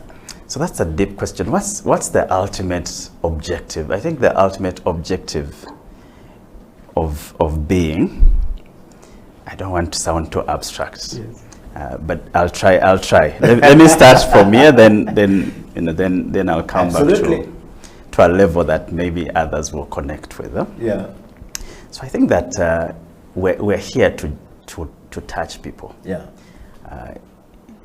Spiritually, it's that we're here to reflect. Correct. The goodness of our Creator onto others. What people call shining your light. Yeah. Okay, so if that's the end goal, then that's what should excite you. What should excite people is the betterment of others. Yeah. Now that's counterintuitive, because you might think it's actually the betterment of yourself, but in the betterment of others, you become better yourself. Mm-hmm. So it's one of those counterintuitive links that you actually have to be selfless for you to become better. So for me, that's what excites me, and most of what I've done has been, when I said my who, has been focused on my who, because I know that as they grow and as they become better themselves, inevitably I'm becoming better. And there are many ways to explain that. You've had parents that say, how your kid turns out is a reflection of your efforts. Or leaders in corporate environments, you're just as good as your team, because that's a reflection of your leadership. And so it's this constant thing that it's actually not about you. It's counterintuitive, but it's never about you. It's always about the betterment of others. And if you focus on that, then the betterment of self will just manifest. So that excites me. I know that sounds abstract. I don't think so, actually, really. I think you're in a good place. But that's that's what it is. Okay. That's what it is. I'm not looking for much in my life. Like, I live a very simple life, and I'm quite comfortable in a good way. We used to say uncomfortably excited. Yes. So I'm okay, I'm content, but I'm also hungry, for more impact. I'm hungry to see, what else we can do for the betterment of others, because if we do that, then the value will return. So that's what excites me. Okay. It's very abstract, I'm sorry, I know. No. Actually, I'm not. I don't think it is very abstract at all. I think it is very deep. For somebody who is looking at, and I think that the quality of the people who nominated you to come onto the CEO bench pretty much tell us what they were looking for to hear from you. Okay. And I'd like to say thank you very much to everybody who is watching the show from all across the world. Thank you for being a part of the CEO Bench, Growing Big and Better. And I've seen some of your comments here. Some people saying, I'm watching the show from the US. The link in Uganda seems to be a bit sloppy. I guess it's because Uganda is a very special country in the continent at the moment. Our internet tried to fly around, you know, the city and back sometimes. So, but I'll have the team look into it as the show goes on. And we want to show you that if you're having any problem, the show is definitely going to be rerun. If you don't get it smooth, we're definitely going to fix it. And I want to say thank you very much to somebody in Australia. I'm looking forward to Elijah Chitaka's more interview. I actually love what is going on right now. And David Okwi here is saying, this is pretty much what I was looking for. Elijah, let's go to leadership. Okay. Personal leadership. There is what they call appointing self, giving self meaning, and leading self to a next direction in life. And on the question of leadership, I want to ask you first, what is leadership to Elijah? And what is personal leadership to you? Okay, so, I mean, the quick answer is Colin Powell's answer. You know, the ability to get others to follow you, even if it's out of curiosity. Because you can't lead if no one follows, I guess. That's the quick answer. I think that leadership is about vision, leadership is about focus, and leadership is about pathways. And so those three things, if you have those, if you have the ability to clarify vision for others, to drive focus towards that, and to kind of chart out a pathway, you know, to actualize that vision and make it real, I think you qualify as a leader. So for me, that's what leadership is. Okay. Yeah. Mr. Chitaka, by your understanding and that definition of leadership, who do you actually think, or who do you think is a leader? And are you one yourself? We're all leaders. Yes. At different scales, yes.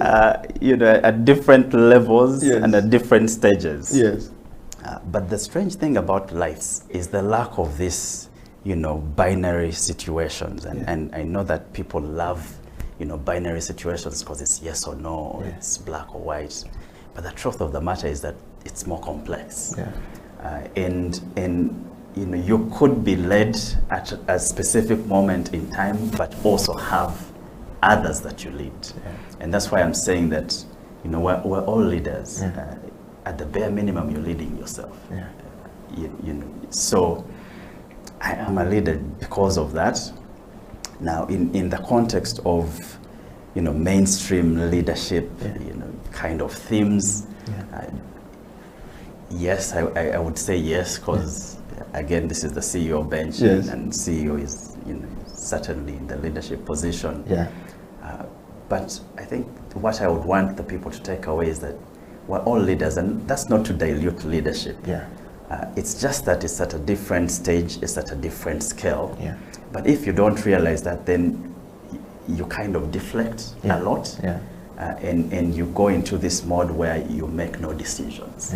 But some of the decisions that change your life are actually yours to make. And a big part of leadership is the boldness to make decisions. The boldness to say, you know what, this is what we're going to do. This is, you know, this won't work, this might work. And you do that at a personal level. You do that at all levels, you know, before you get that into a work environment. You do it for yourself. And I'll give you one quick story. So, since you said we're talking about that, when I went, and then 3 years in, I figured that civil engineering wasn't the journey for me. Now, at that point, I had two choices because it's a 4-year course. I could have just stayed and you know, just completed, but I was sure I wasn't going to practice. The second option was what I took. You know, if that's not your path, then exit it. And when I was at Google, then the CEO, Larry Page, used to say that you should not continue doing something wrong just because it will take much longer or more effort to do the right thing. So you should just stop. The moment you notice that you're on the wrong path, you should stop and reroute. And so I then dropped out and focused on True African, and then went back to computer science. Wow. So that's how I graduated computer science. Now that decision is not for anyone to make. Yes. Actually, it's a very complex decision. It's for you to make. Yeah. And a lot. Yeah.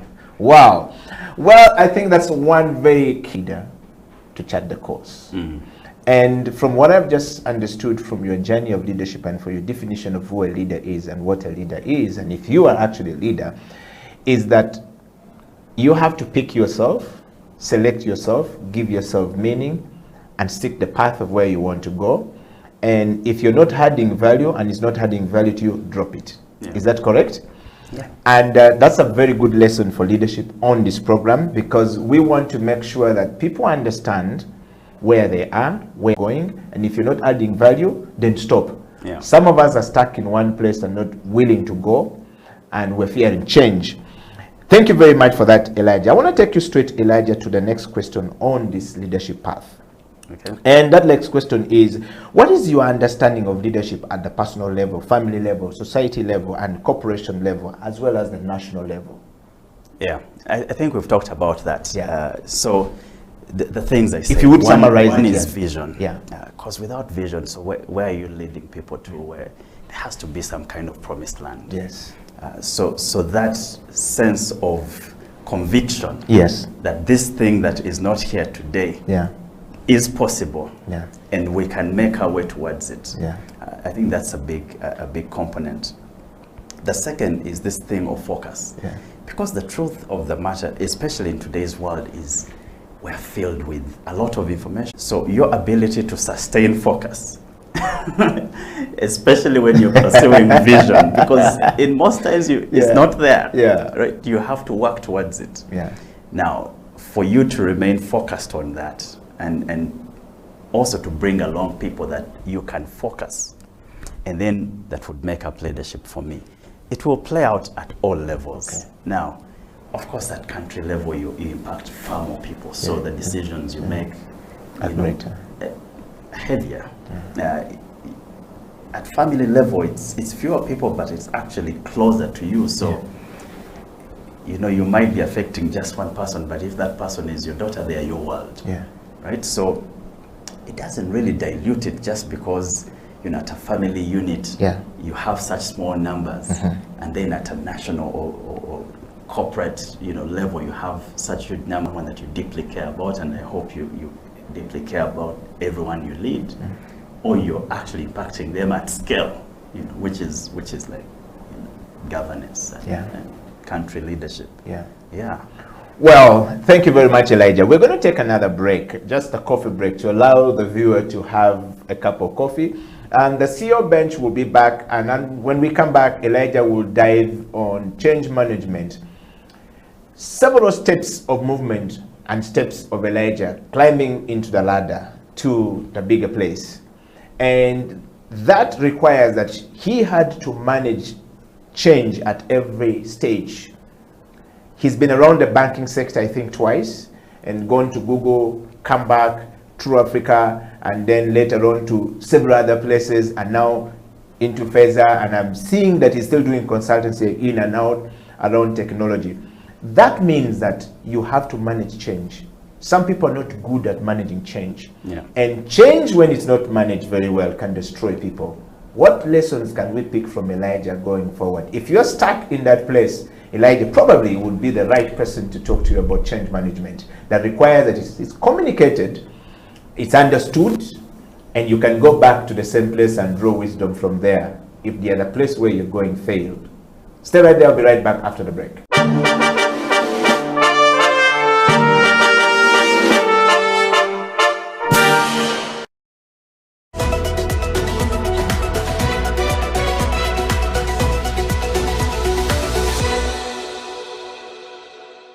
My name is Dr. Jinpo Olowo. Thank you for watching House of Talent Television. I love to inspire people. I love to talk about my experiences and how God has been able to use me in the different exposures.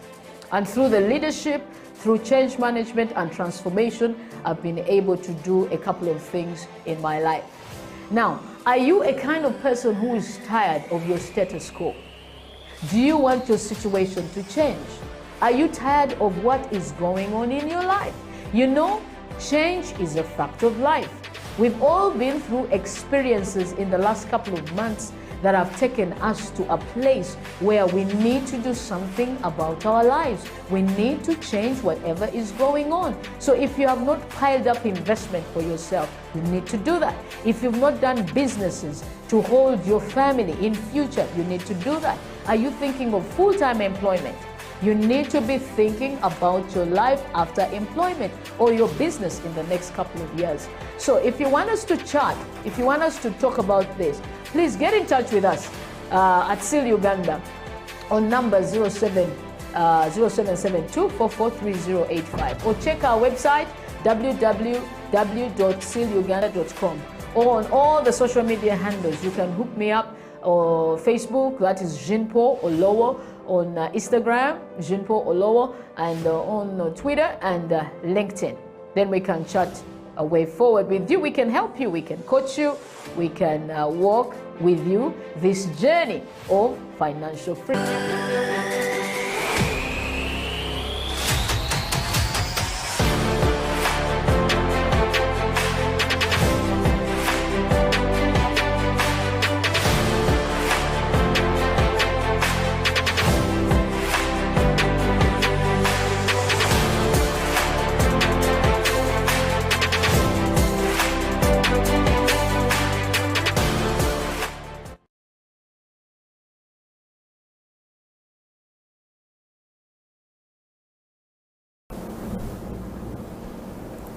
It is a SEAL Bench. Welcome back from that break. Edio Killer, Elijah Chitaka in the studio. Elijah, welcome back to the program. We have a long time to get there, but a lot to cover and a short time to get there. Yeah. And I want to take you straight to change management. You've been to several places in your journey as being a leader.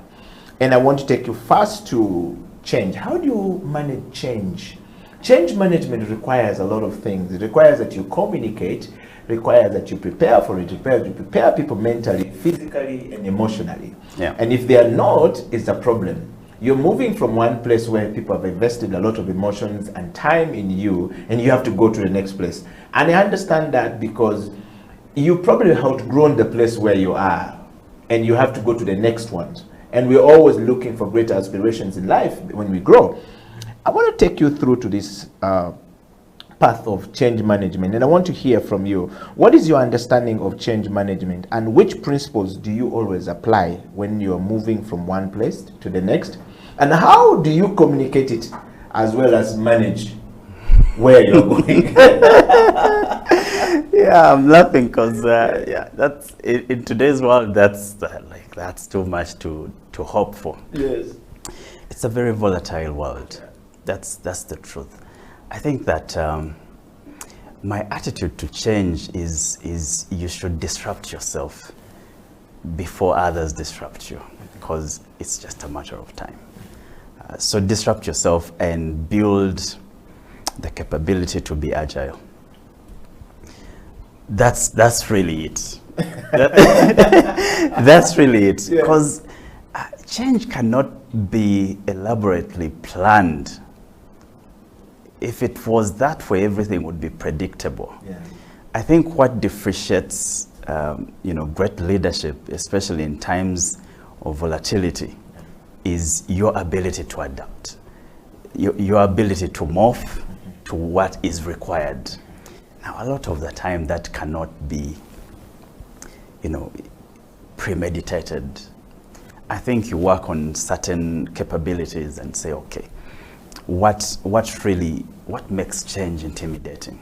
What are those things that make change so intimidating for people, and how do we deal with them? So I'm a big believer in just disrupting myself. I'm a big believer in knowing that what is today might not be tomorrow, and you should get to a place where that does not threaten you. Yeah. And have the confidence that you can truly face whatever comes. Yeah, I don't know if that makes sense, but that's really it does. my attitude to change. Yeah. So I'm not big on fear. Yeah. No, I'm not big on fear. I'm big on disrupting myself. Yeah. Because when you get too comfortable, change becomes intimidating. Yeah. Because then you get caught up in this situation, which is, you know, you're now, and that's what defines you, and you're defined by a, you know, a brand logo or a job title. Yeah. So get rid of all that stuff. Yes. That's the honest truth. If you want to make change less intimidating. Yeah. And then also, like, put yourself in the right place. I think a lot of time we put ourselves, you know, in places where we shouldn't, because of a sense of entitlement. Yeah. And so change becomes more intimidating because of that. Yeah. So that's the short answer, to be honest. Disrupt yourself and focus on being agile and build the confidence that you can navigate whatever comes. Yeah.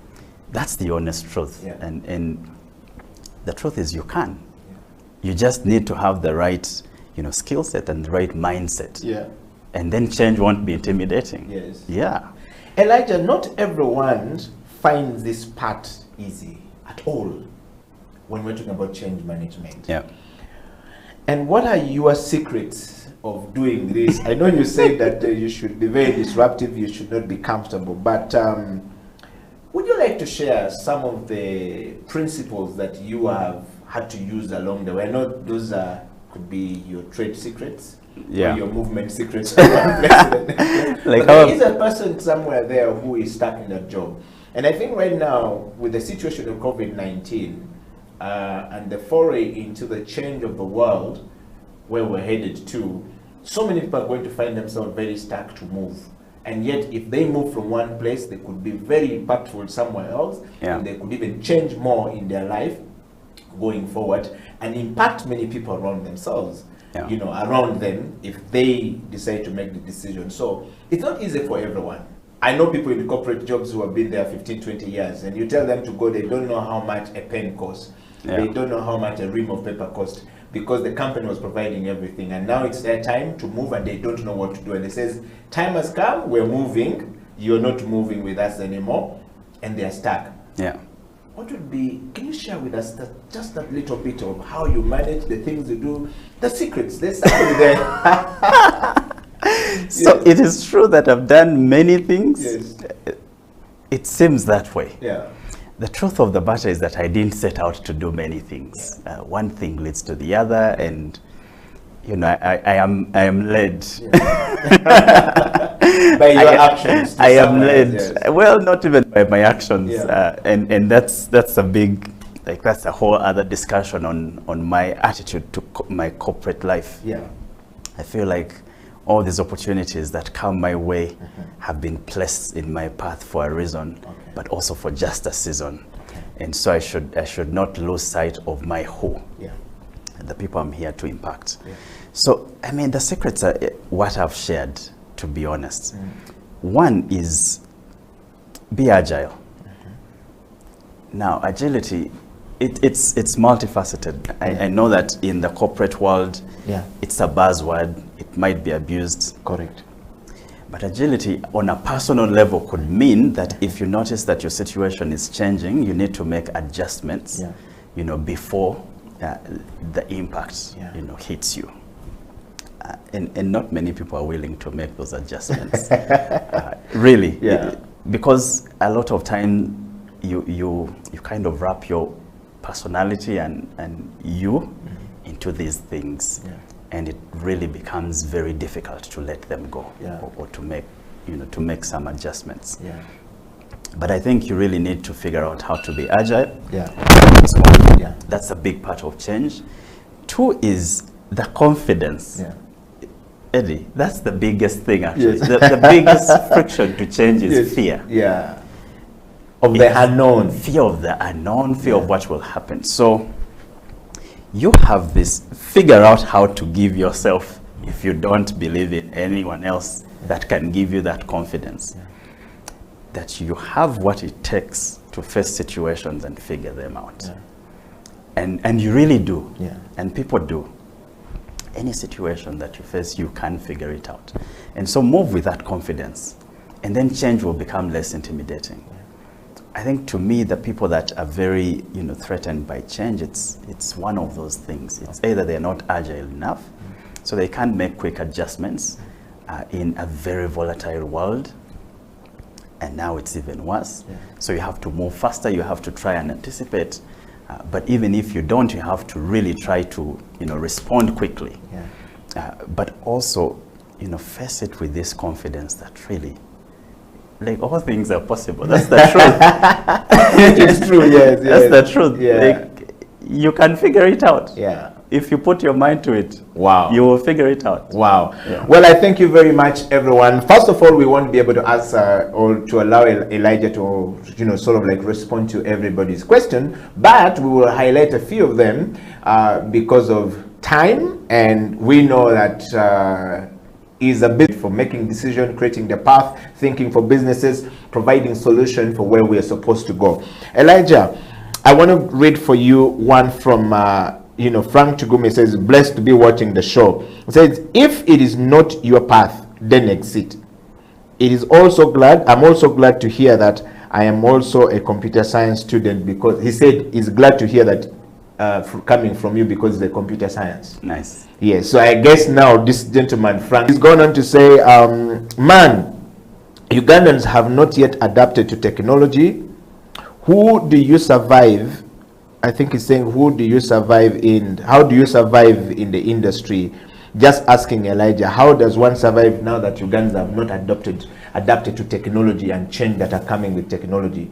How do you get Ugandans to adapt to it? No, the world has changed. Ugandans have. It depends on when you came into the space. So if you go back to my first company, it was the first mobile company here, the first mobile value-added services company. Along comes, so the matter is that there's been a lot of change. And in the right direction from a technology standpoint.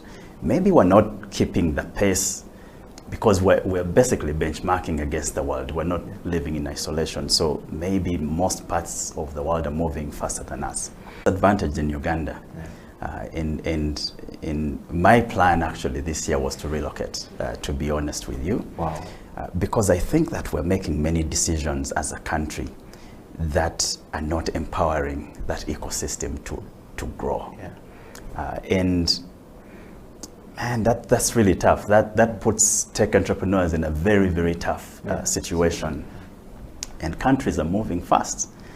And I mean, a lot of techies are very portable. So, my personal advice, if that's the direction of the question, is don't be afraid to move. Don't be afraid to go somewhere else and try it out there. Look for the factors that are going, reasons why, there was a slight change in plan, but I had already kind of restructured, part of what we do. Fez, as you know, was into entertainment and analytics. And then we broke out the analytics business and formed Songboost. Now, Songboost is actually not really a Ugandan company. It's based in Kenya. And it's already providing services in 8 African countries. Now, that comes from a place of reading the risk and trying to figure out, which ecosystem is most enabled. I would be happier if it could happen here, but if it won't, then it doesn't mean it can't happen. So you should pursue it, pursue from wherever is possible. So I think that's his question. It's taking long for a tech ecosystem to get to where it should get to. And I know that for new entrepreneurs that don't have the credibility, that don't have, the success history, it's even more difficult, because investors will look at you and say, on environment, no, on market size, tricky on this. So I feel his pain, but it's a large world out there, and technology connects the world, so don't be too stuck. Wow. Mr. Tichaka, our time is fast spent, and thank you very much for that answer to Frank. I know there's many other Ugandans who are asking themselves the same question, wondering what to do. We want to wind up the show by talking about transformation. In fact, the last question is about transformation. How does one cause transformation in their ecosystem? How do I become a transformative person? Looking at Elijah talk right now, looking at Feza, looking at the stuff that goes on around you, the way you're being able to do things, what can we pick from you, and what is first of all, what is transformation to you? How do I cause transformation? How is your projects, how is your company causing transformation in the lives of people? And I want you to round it up by giving us some really nuggets on, or nuggets as we call it, depending on which part of the world people are in, of focusing on what we call using impact by quantifiable, measurable metrics, that I can quantify it, I can have the metrics to look into it, and I can measure it, and I can say this impact is good, I'm transforming lives. Yeah, so transformation is changing state. Very basically. It's you have current state, you have target state, and that change from current state to target state is transformation. Now obviously the scale, the impact depends on what the scenario is. But how do you transform? So I guess let's use that typical example. We had the world pre-COVID, and then COVID comes, and you really have no choice. You either you're either surviving or transforming or close to then anticipate ways in which you can still meet those needs if current ones have been disrupted. And COVID has been such a big disruptor. So I think that the detailed answer might be too technical, but high level, that's really what you're working with. You're working with current state, then some major disruption, and then you have target state, and that journey is a transformation journey. And a lot of it is really the fact that you're going to learn to be uncomfortable. You're going to become comfortable with being uncomfortable. And to make those quick changes that are going to help you, to move to target state. And it might not happen as quickly as you would like to, but to know that, when you drive from here to Kampala, you don't see the whole road. But as you drive, more road will reveal itself. And so it becomes clearer as you go along. So get started and keep moving. Wow. Mr. Chitaka, we have come to the end of this interview, but I want to ask you, how do you keep your team motivated at Feza? Purpose. Connect with the purpose. What are we here to do? Connect with that and fall in love with it. Wow. And how do you manage a complex situation when the team is either demotivated or something like COVID-19 has disrupted every plan that you have had, and you have to keep them motivated to keep going? I know you guys in the tech may not have been very much affected, but some of us on this other side of the world were deeply affected, and typically we are lost. We don't know. You're actually speaking, you're now going into innovation. Because it's just an innovation challenge. These situations that come that are unexpected are innovation challenges.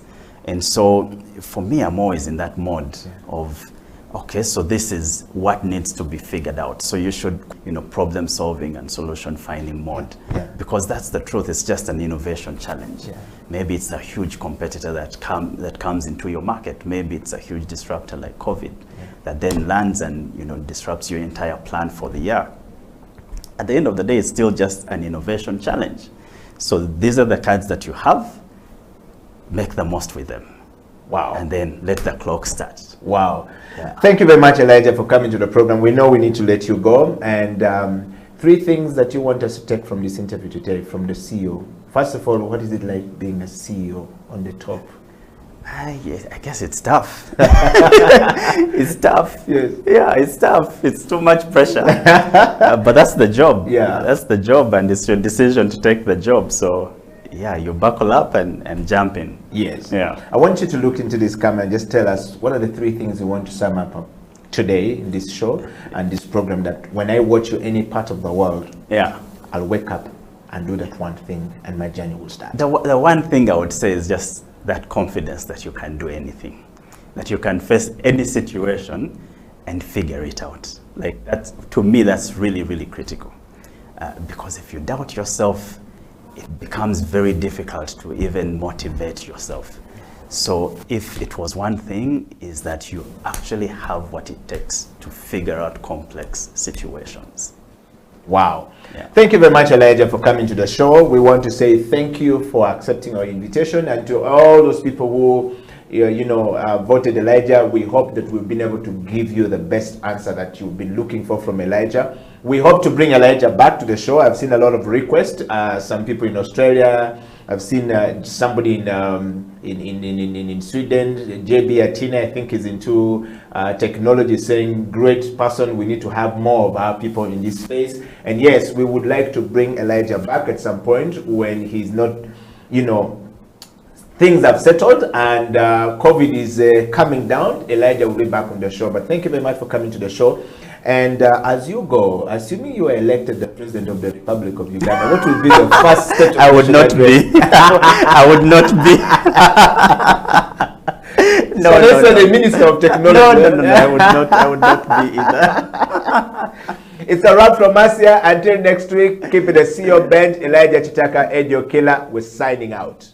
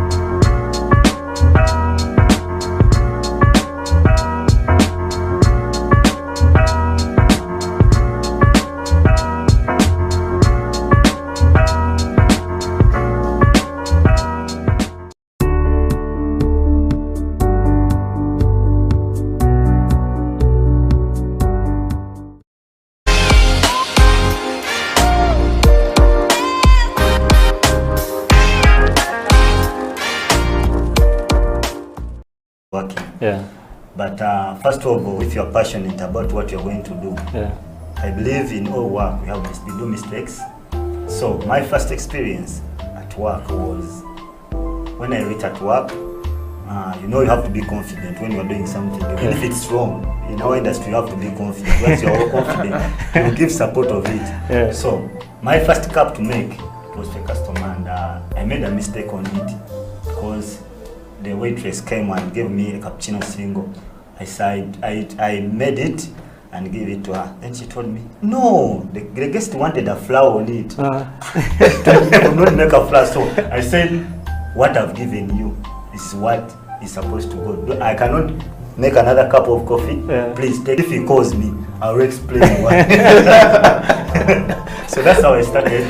But to me, when you love what you're doing, even when you make mistakes, still you will support that mistake and it will go out.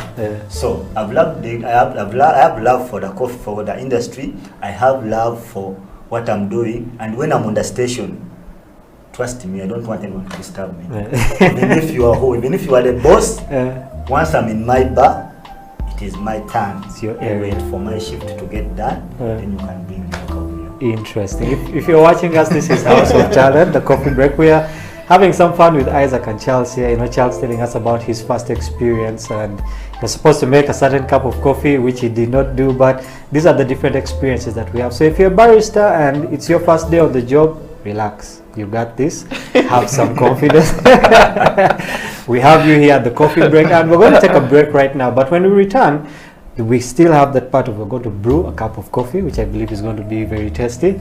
And we'll also be talking about how can we set up a successful coffee business, which I think very many people are trying to get into right now. So we'll take a break right now. This is the coffee break on House of Talent Television.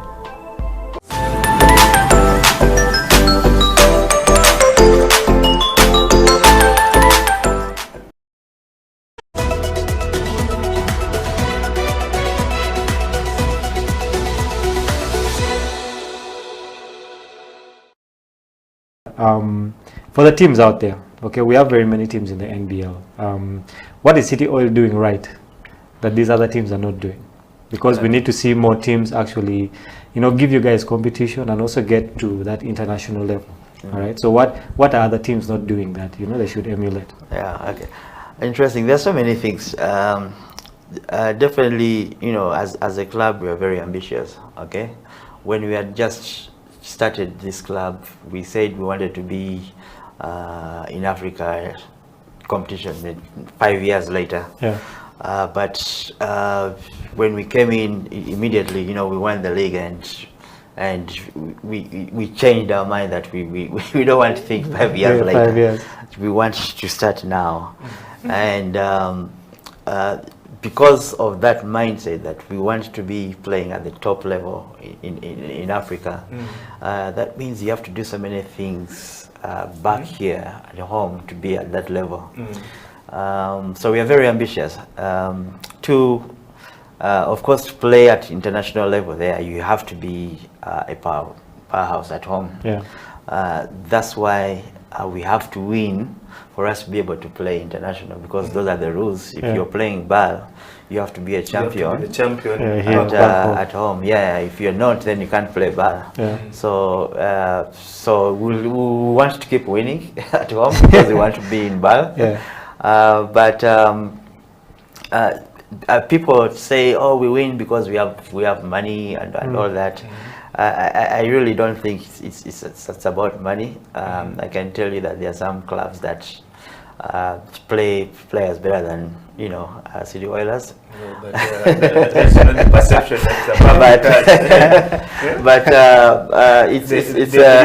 It's City Oil is the money bags in Ugandan basketball. That's not true. I think clubs have to really look at themselves and see what they are doing wrong, where they are lacking. Is it the coaching staff? Is it the personnel, the players? Is it their training program? There's so many things that you have to put in place for you to have a very good product. So we look at those. We want to have accountability.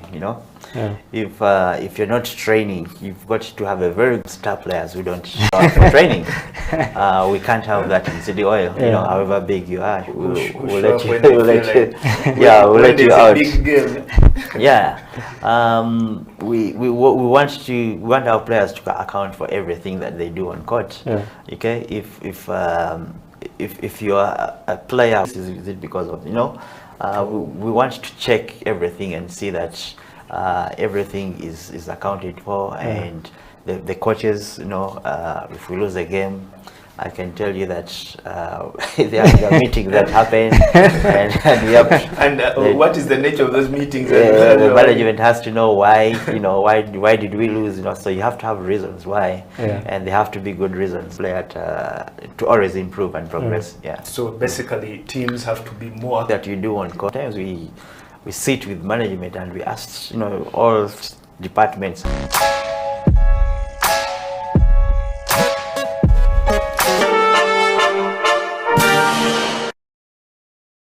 You can imagine by the time we came into KCCA 2011, this entire city of almost 4 million people during day, it had only 9 junctions signalized.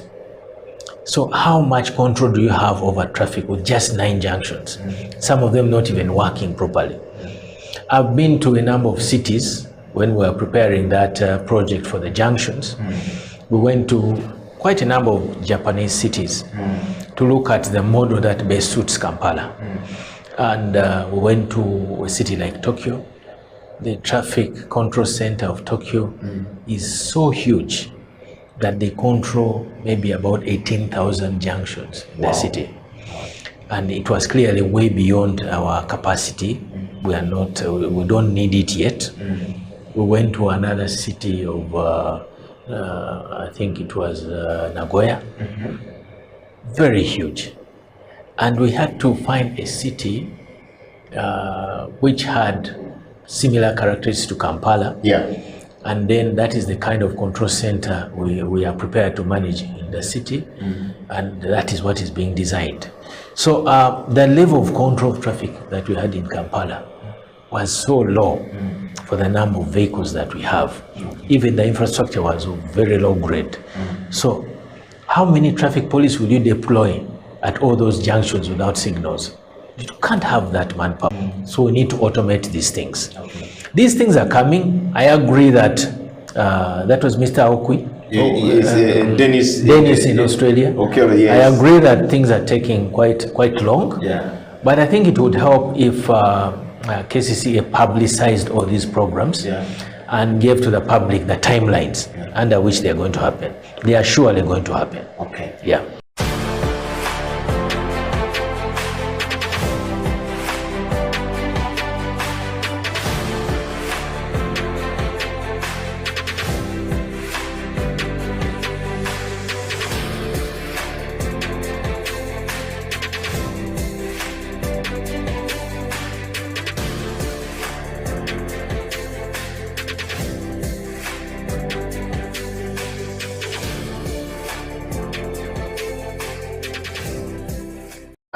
Can we hear some more from Jaja? Of course, Jaja is going to play for us that song, Kitenge. You've heard it, the sound, beautiful, and we're going to dive into how Kitenge is going to make it to the world stage as planned by Latif Shah.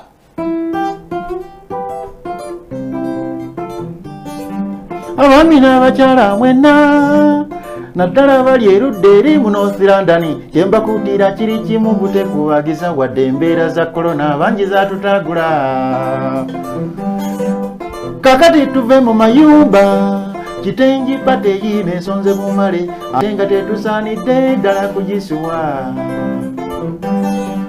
mwani yabagamba okwambala engoye z'emivumba tujja kwambala bitengi byokka designer Latifu Uganda omurasita owakabye yatunga mu nnyonyi Maliki Jeni ne Hawa abo basibi banviiri afeni ebyokulya bingi nnyo ebyekifiirika madamu Sara Shoshi ebitaddemu omukono Olivia Katharini Nalima Maka manyinga ulira kolono twambala ebitengi byokka kolono twambala bitengi byokka.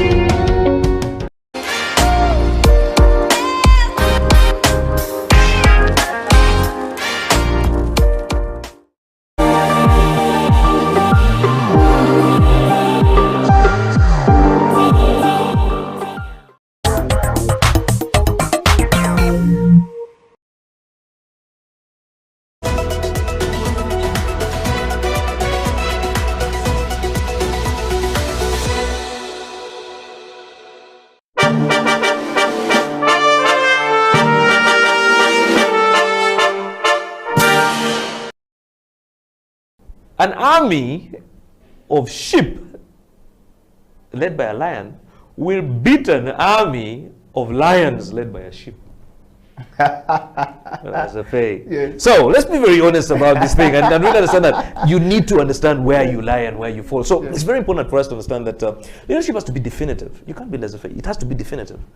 You have to be strong, just like a lion. You know, when a lion meets an elephant or a buffalo or whatever, The buffalo and all these animals run away. And yet, by the way, they are stronger than the lion. They are heavier than the lion. They are more intelligent than the lion. They are taller than the lion. They run away. The lion, because of its attitude, it sees lunch. That is a leader. Mr. Tonatra, thank you very much for coming to the CEO bench. And I want to ask you, so if you were elected the President of the Republic of Uganda today, what would be your first State of Nation address now as you look into the camera and close the show? I think my first State of the Nation address would first of all to... I think I'll just close it down.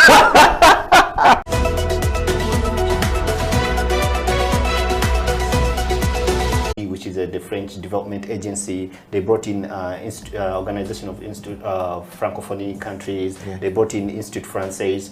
These are the gatekeepers. These are the people who are going to be dealing with us, the young people. And the conversations were about, okay, what is AFD doing? And for me, it was very interesting to find that we've known AFD as a development agency for France, but investing in big businesses, infrastructure, roads, government, and projects, but they had never thought about the creative industry.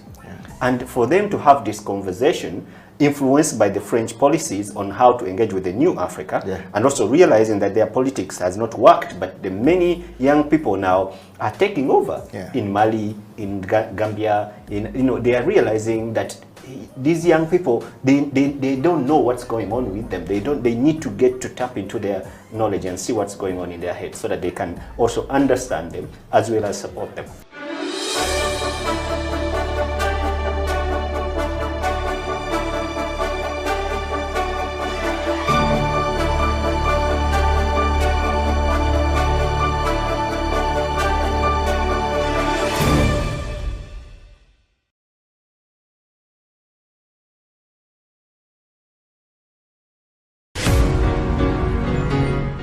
I joined Seed Show to gain exposure, to become international. I feel through this, I'm going to be normal.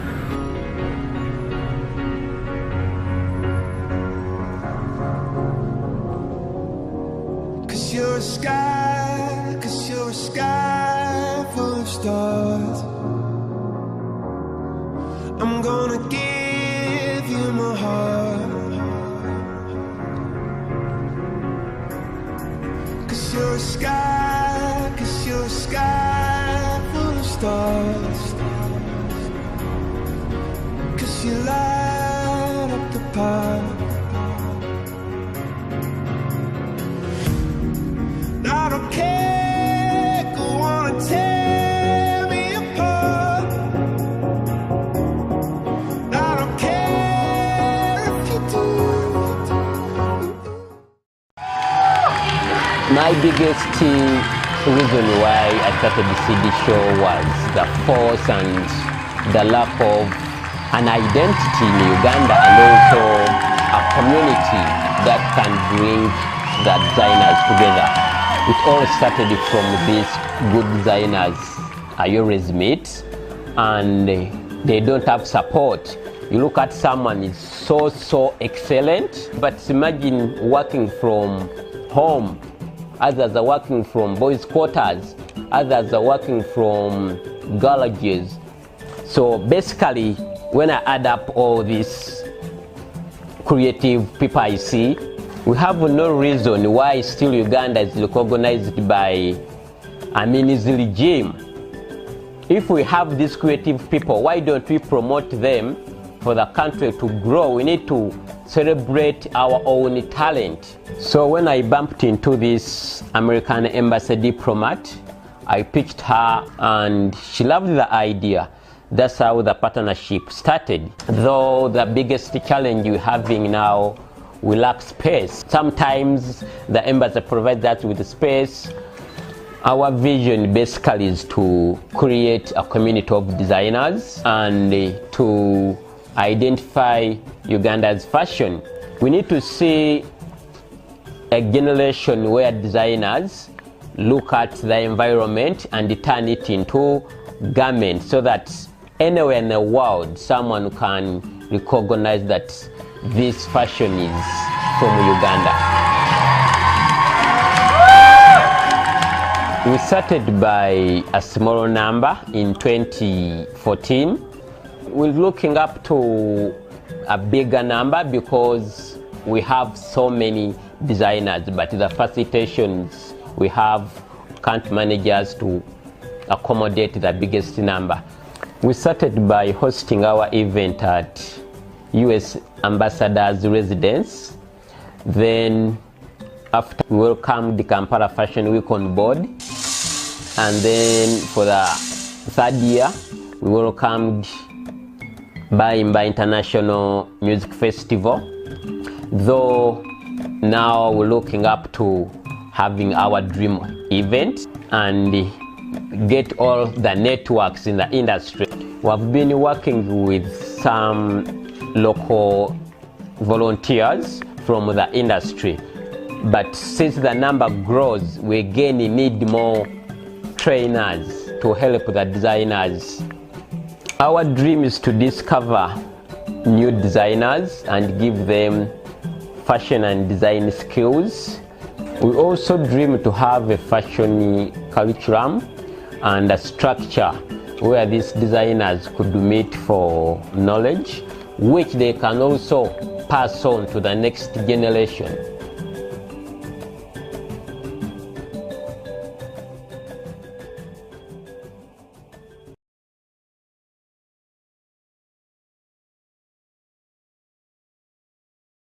Ras Kas, welcome to the program. Of the Kasware, welcome to the program. How are you doing, my brother? I'm doing good. Great. Yes. And how have you been? Has a year been for you? Lockdown, like, see, challenging, but it helps us on the side of creativity. Okay, yeah. That you are able to create more things. Great to have you here, Ras Kasozi. Ras Kasozi, you are a big icon at the moment in Uganda, and you've joined the platform of you know, the generals like Santanzo, Stella Tal, Latif in Uganda. And of course, what does that make you feel, first of all, as a young man joining the league of the big men and women? I believe we all have to share the cake of the world. Like, we shouldn't discriminate. We're all human. We have to struggle for whatever we want. Yeah. But it's another lesson to me, because me basically I'm coming from the ghettos. I never thought I could make it this big. I'm not yet to my goals, but I also appreciate for the journey I've taken, because when I see my background and where I am now, a bit I struggle. So I try to change the mindset of people. Yeah. Okay. Well, I want to say welcome to the show, Ras Kasozi. Ras Kasozi is the founder and artistic director or creative director or fashion director of Raswear or Kaswear, and of course is the fashion design house known now internationally from Uganda. We're going to dig deep to basically know who Mr. Kasozi is and where he comes from, which part of this country, who are his ancestors, where does he come from, so that we get to know him a little bit more from a personal point of view. But on that note, I would like to invite all of you guys watching the show to share it far and wide. We're live on Facebook, on Twitter, and on YouTube. Please feel free to share far and wide and enjoy the the conversation with Ras Kasozi. Mr. Kasozi, welcome back to the program. First thing first, who is Ras Kasozi?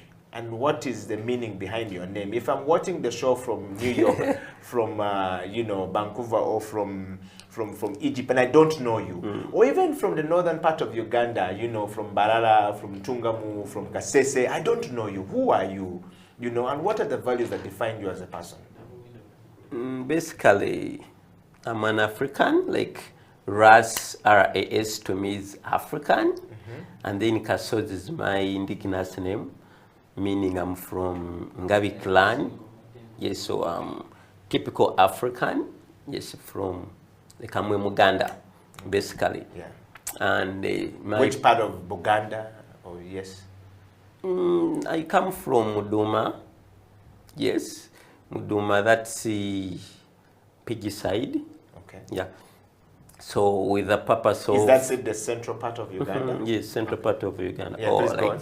Yes, I'm coming from a central part of Uganda. Yes. Uganda, yes. And I have a purpose of living. I got an opportunity to know why I live. Business-wise, I make clothes, but why I'm on earth is I nurture possibilities. Okay. So my purpose is so much into supporting the youth, spreading the talent I have, teaching, through love, magnetic, sharing ideas, and also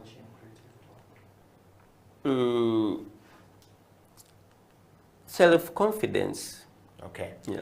I want to just take you a little bit back, Raskasozi. Most times in Uganda, we know so many people. They are big names, very big, great names, but we don't know who they are. We don't know where they're coming from. We don't know what they have been through. Could you take us a little bit more about your life growing up as a child? Did you ever see yourself ending up here? How did you end up in the fashion industry, first of all? And what was your school life and growing up like? I think being a fashion designer is accidental to me. Though I'm coming from a tailoring family, my mom used to be a tailor, and she never supported me to be a tailor because she was struggling a lot with it, like tailoring is not something nice here. You get the industry just growing. So I did computer science, but after looking for jobs, finally I had that skill because I could help her from home. She used to make tablecloths. You're drawing on those flowers and stuff. So as a kid, I got that skill. Then after looking for jobs, and I failed to get jobs, I knew this skill, but I didn't know that even fashion is important. So accidentally, I went into that direction. But taking you back, I'm coming from a family of 5 children, and I'm the second one. We all doing fashion, apart from our older brother, is an engineer. But yeah, we struggled with life. Like we helped ourselves. Like we never had this parental support so much. Like find the parents loved us, but they couldn't afford what we wanted. You get? But we used to discover everything. I think that's why partly I'm here, because I have the ability to survive. Yes. Okay. Talking of this is a very interesting story actually and journey, Raskasozi. How did you end up into the Rasta name from Charles Kasozi to the Raskasozi that now become the Kasware? Yes. I think self-belief, like no one supported me. All my family members are cool. You get this gentle. Yeah. But I was not inspired by anyone. Yeah. I don't know why I choose that way, but I think it's from the struggle we went through. Yeah. You try God, God used to help you. You try your siblings, they used to help you. Yeah. And then you get this habit of surviving by your own. That's how I turned into, I think that. Yeah. Of course, God helped you because you are still alive. You are still alive in the struggle and the process. You could have, died like many have done. The fact that you had the spirit behind you that will allow you to think, to say, no, I'm more than this. That we always say is God, the spirit that is beyond the human being we can't see. That's how we call it. But thank you very much, first of all, for knowing that you have actually come from there. Now, let's talk about, you said your mother was a tailor and you got into tailoring by accident. Learning from you is a very interesting thing. A lot of people out there may not know how to, turn around their situation. To you, fashion and tailoring was never something your mother wanted you children to get into because she was struggling with, maybe wasn't paying very well. How is it now with your mother, given where in her response so far? Unfortunately, she passed on. Before you became a superstar? Yes. Now, a little story about that. I did my first showcase from Baimba. Yes. That was 2010. Yes. And she used to tell me, Kasozi nebe byolimu bikola, you get. Yes. And you get, yeah, such things. Yes. So when I got this opportunity to showcase, I said, I'm not going to tell her, I'll surprise her with my fashion show. Yes. So she passed away like 2 weeks before. No. So she never saw any success of me. Wow. Oh, no.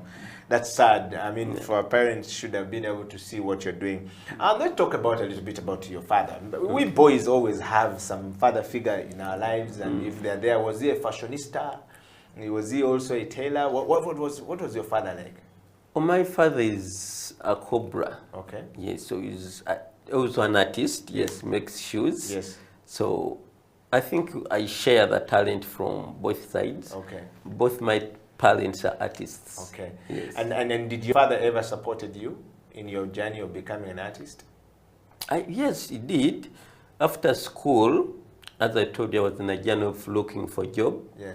I told him I want to know how to make. I wanted fashion, I think. Yes. I told him to do fashion, but I didn't know the entire fashion. Yeah. I knew tailoring. Yes. So he got a friend who was supplying uniforms to St. Lawrence. Yes. So he connected me to him. Yes. With the purpose of me learning making suits and make uniforms for St. Lawrence. Yes. So I went to Chiembe. He paid for me 300,000 to learn a coat. Yes. That's where my mind opened and I loved everything. So I ran away from the lessons and started doing my own thing.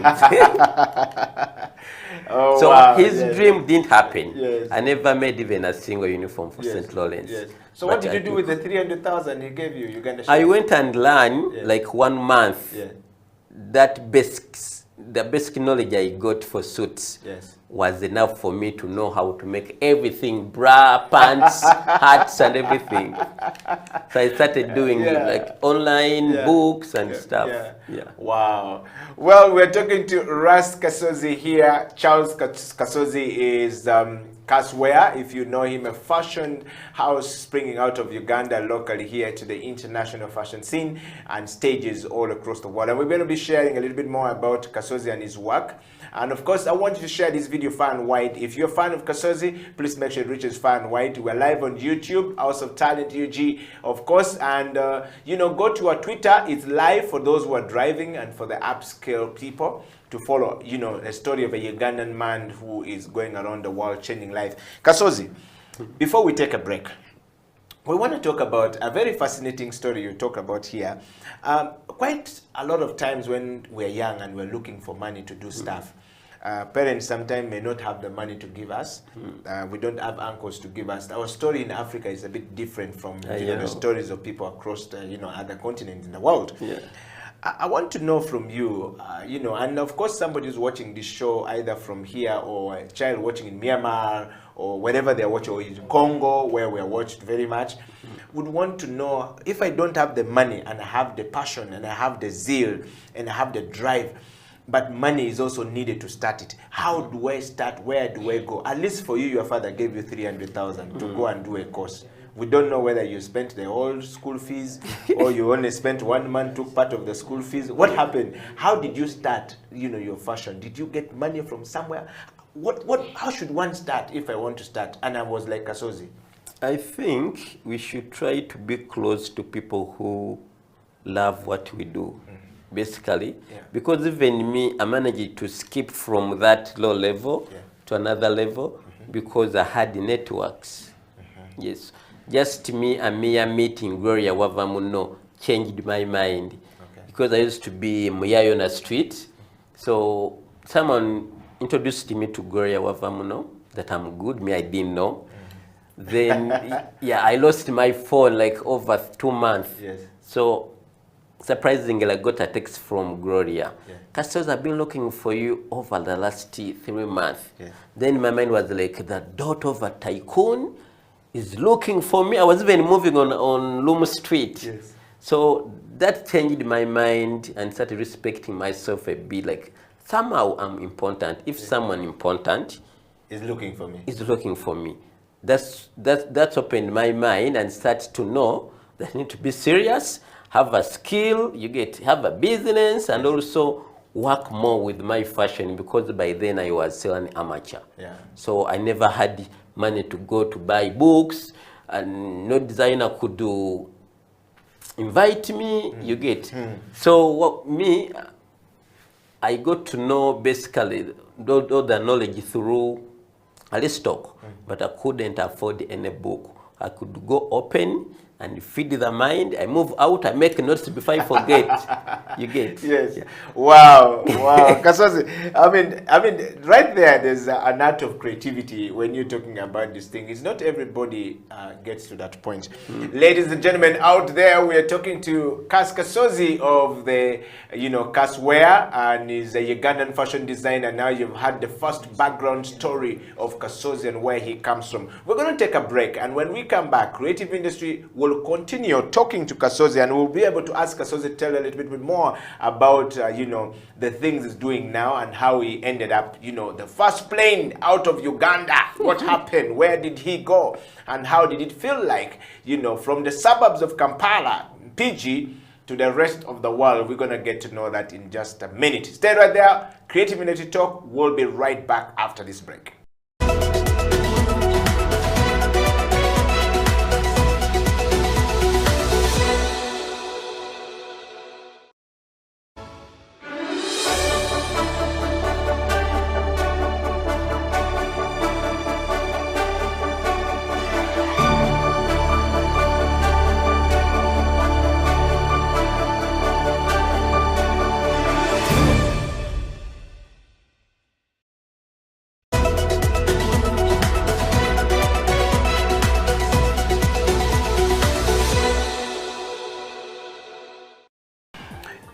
Do you think this relationship, this new direction from France, actually should be taken serious by the Africans?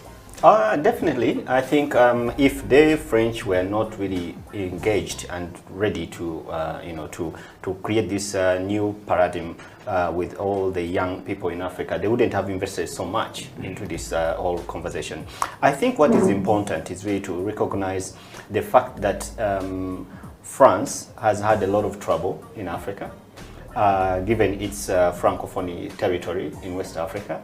And then it had also had a lot of speaking African countries. So when you find the investments that France make in the Francophone Africa are not the same investments or opportunities that are in the Anglophone Africa and the Lusophone Africa, when we talk about the Portuguese-speaking African countries like Mozambique and Angola. So they are realizing that, okay, if we have people in Africa, they're not only living in the Francophone African countries, but they're also living in the Anglophone countries. And I think the strategy here, this is my observation, is that it's not that it's going to be a direct government engagement with young people. No, I think that's why they brought in partners like INPay, which is an investment agency. They brought in like AFD, which is the French development agency. They brought in Organization of Francophone countries. They brought in Institut Français. These are the gatekeepers. These are the people who are going to be dealing with us, the young people. And the conversations were about, okay, what is AFD doing? And for me, it was very interesting to find that we've known AFD as a development agency for France, but investing in big businesses, infrastructure, roads, government, and projects, but they had never thought about the creative industry. And for them to have this conversation, influenced by the French policies on how to engage with the new Africa, and also realizing that their politics has not worked, but the many young people now are taking over in Mali, in Gambia, they are realizing that these young people, they don't know what's going on with them. They need to get to tap into their knowledge and see what's going on in their head so that they can also understand them as well as support them.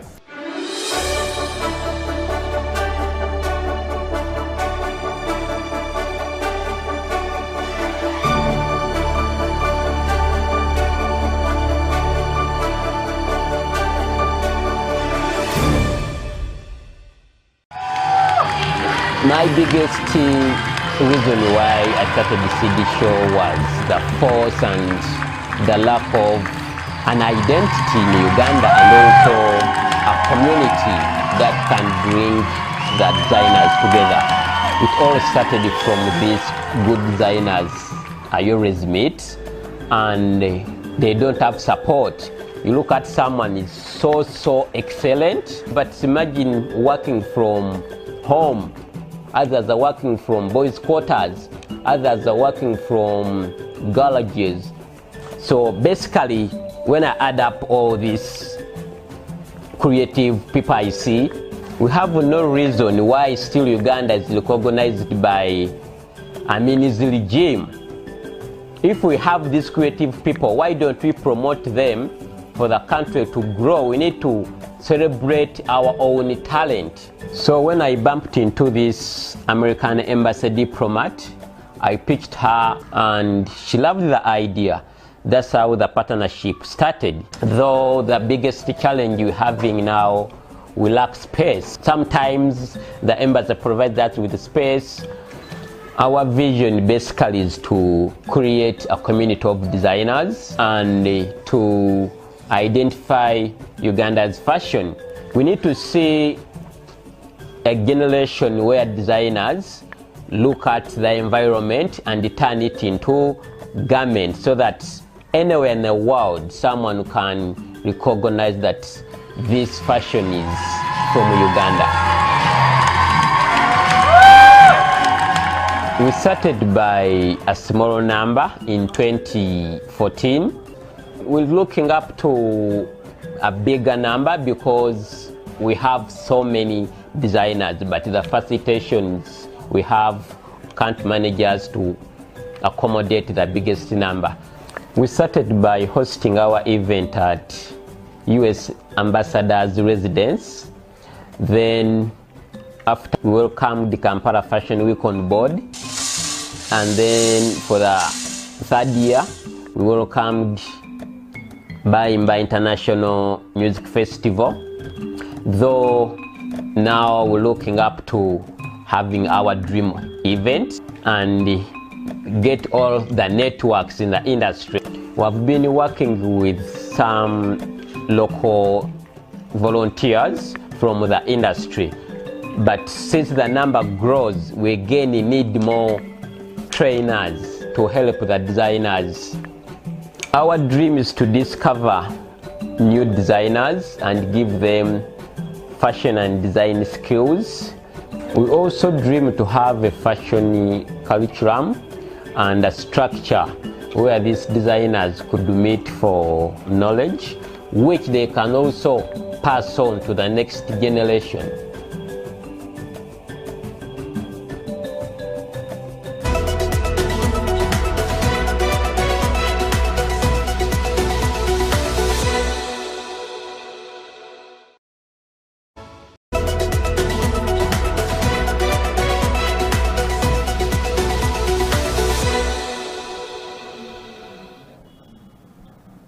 What can the men do, okay, to promote women's sports or basketball for that matter? Yes, so today morning someone told me, he made research, actually my brother, that these days the NBA actually facilitates the WNBA games to see that they're also somewhere. How about the NBL men starts doing something, not totally like investing in and all that, but it can be with the support system. It can be one very good thing, seeing that creating more opportunities for these ladies, putting up different games like, so as like women can be like seen or showing that these guys also like care. It can start with support, and then with time they can also like recommend whoever facilitates them to like partially have his thoughts somewhere on the women's team, so that like they can all go about like together, in solidarity. I think that can work. I don't know, I don't think it's something big. It can start with support and then financially with time.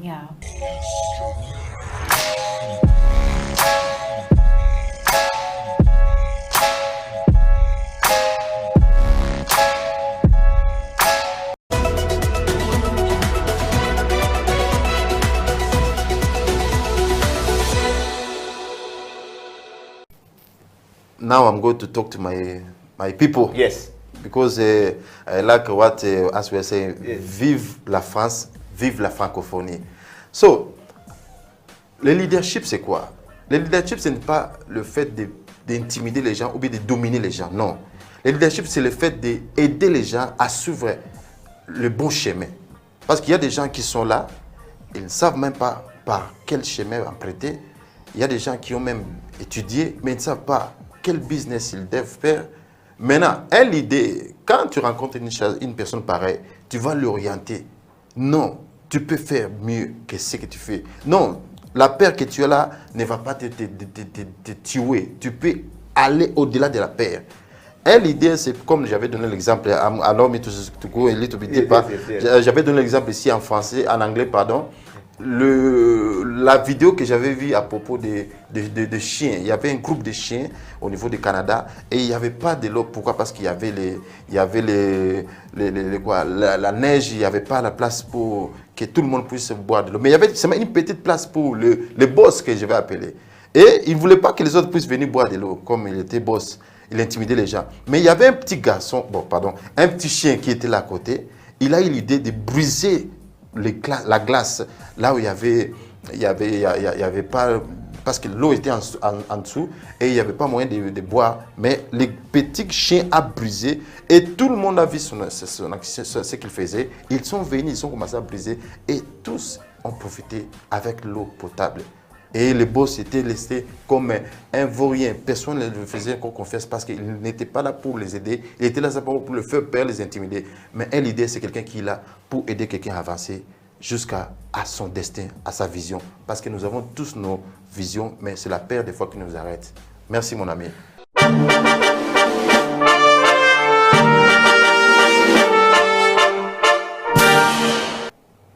You have to know each equipment.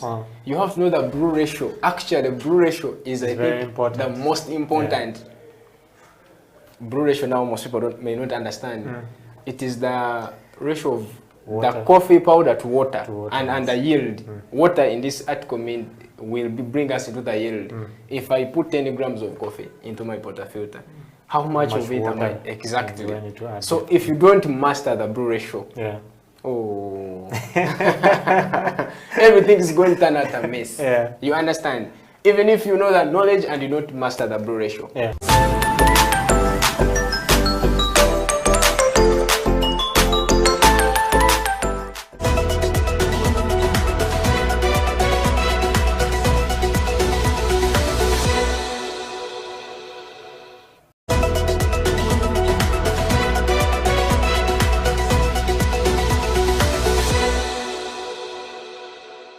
And one thing I would like to allude to or tell the other youth out there is we have to start creating our own solutions for our own problems. Otherwise, no one else is going to come from, Europe, America, or wherever to try and fix our own issues. Yeah. So I would like to urge other youth, the other creatives out there, hit the ground running, go in there, try and solve the problem that your neighbor has, the problem that your friends have. Yeah. And by creating those solutions, you can easily become the next big company of tomorrow, creating bigger solutions nationwide and on a continent level.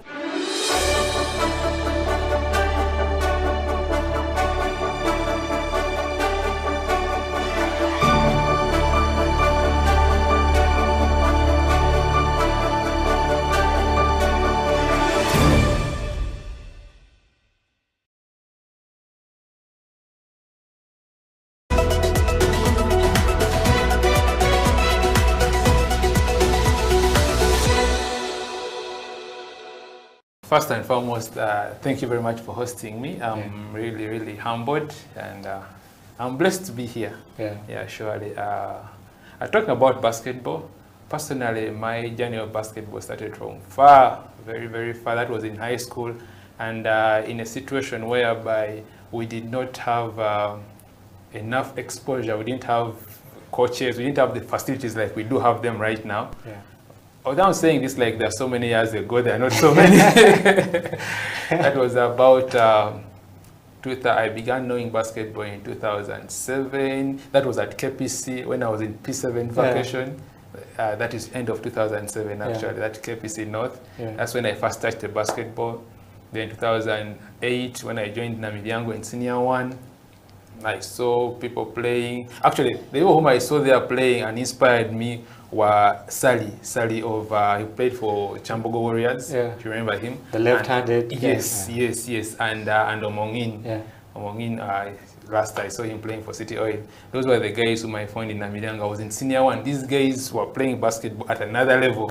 And we would actually just go there to watch them. You know, for us by that time, they couldn't allow you to step on the basketball court that those guys are on, because they were senior 6s, you are a senior 1. You just, the best you can do is watch. Other than that, you don't step there. But nonetheless, that's where I started. Beautifully, or I would say lucky for me, that when I was playing with those guys, once in a while when they could see me about midday 1, when the sun is very hot, when they are still resting and waiting to come. So when we would go to court and, you know, try a few shots here and there, and then they would come and they meet us, they would see what we are doing, and, you know, they would identify talent. I don't know if I can use that one. So, you know, one or another, they identified my talent. They realized I could at least throw in the ball. At any sport. They would just give it to me. Although I was weak, I didn't know how to bounce. They only told me one thing, throw in the ball. And throwing in the ball gave me an opportunity to play with them. When I was in Senior 1, Senior 2, but still, of course, I still had people who didn't believe in me, and it was challenging.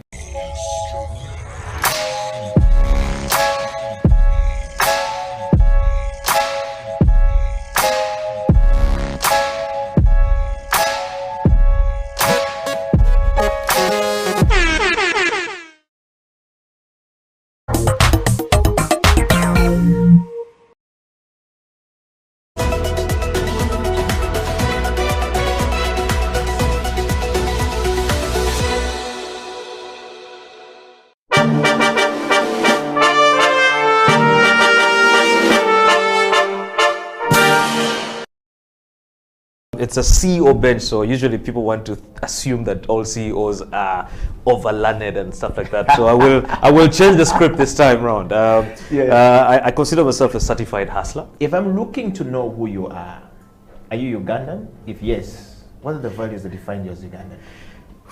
That's the easiest question, I think, to answer. I am a typical Lao man from a Rute North, in a place called Ogur, and where I will be laid to rest is in a village called Agweng. So if you go there and you just say Otoa Tony, they won't really know me because my father is also Otoa Tony. You have to ask for Junior, and when you're asking, you have to ask with an accent. Junior Tikwene, where is Junior? And they will identify me. But I'm typically Ugandan, only Ugandan, from Lira. I pride myself from being from Lira. Earlier on, I was joking and saying I'm the coolest Lago south of Karuma. When you cross Karuma, there are so many. But when you're down the south after Karuma, I think I'm number 1. Wow. Well, now that you know Tonyo Toa is Ugandan, and of course, what are the values that define you as a Ugandan? I think it's the love for country, love for nation. You know, truth be told, the country is in a lot of, it's a crisis. Leadership crisis, economic crisis, social crisis. There's so many mismatching areas. But at the end of the day, it's home. You know, you cannot run and abandon your home because of the issues in your home. I think that then creates an opportunity for you to do something to change what's happening and what you see as a crisis. So in terms of what I see as a value, or what I take out of that for me, I think is just the love for country, the need to serve country the best way I can. And I mean, I can't say I can change everything, but the little I can do to create a difference, I think is more meaningful. Wow. Mr. Tonyo Toa, growing up, what did you want to be in life? And what was the journey like for Mr. Toa? Yeah, you know, my father is crazy. My father would call us and he would show me the compass. The idea was supposed to be a pilot. You know, the planes would fly over our house and my father would be like, yeah, you're going to be a pilot. But of course, as you grow, you realize that you have so many things that really define you. I was never a sportsman. So I enjoyed a lot of debate and, you know, a lot of indoor activities. And that is, I think, what really drove me into some of the things that I do up to today. Public speaking, the love for debates and really a lot of intellectual discourse and all this stuff.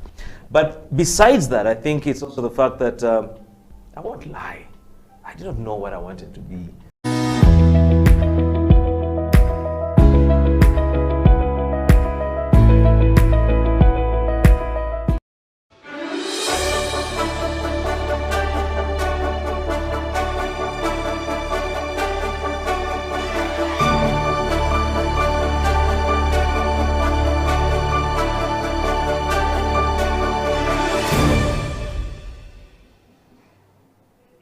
Welcome back from the break. This is the Creative Industry Talk. My name is Eddie Okila, and this particular show today we're talking to a young man from PG, the central part of Uganda, who is a fashion designer. Ras Kasozi, aka actually known as Charles Kasozi, is a Ugandan boy who is a fashion designer. And of course, you've had the first part of the show when we're talking to Kasozi about his background and how, you've been able to go across the world. Welcome back to the program, Kasozi. I know we talked about the background, and I like so far the story. It's very authentic, how it comes out, and how you got inspired into the fashion industry.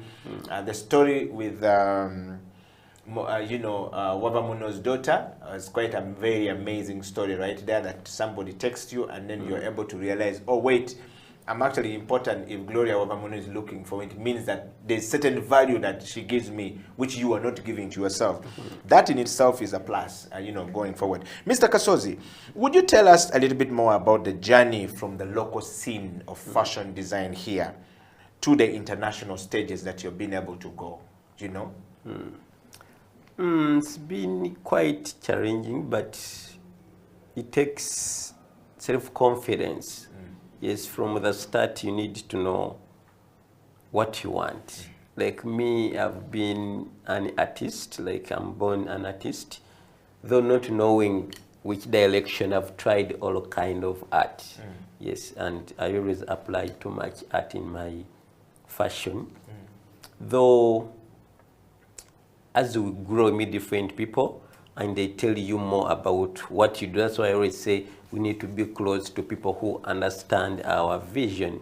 Yes, people who can support what we do. For example, for my first international platform, by then I was working with Babaluku, Bavubuka All Stars. Yes, I was part of it. Yes.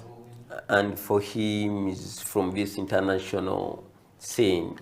So he grabbed all my photos and applied unknowingly. Yes, because he knew I couldn't understand that. So he applied after. He told me, Kasozi, you have a passport? I said, yes. Then he chilled it. He told me, yeah, next month, you're coming here.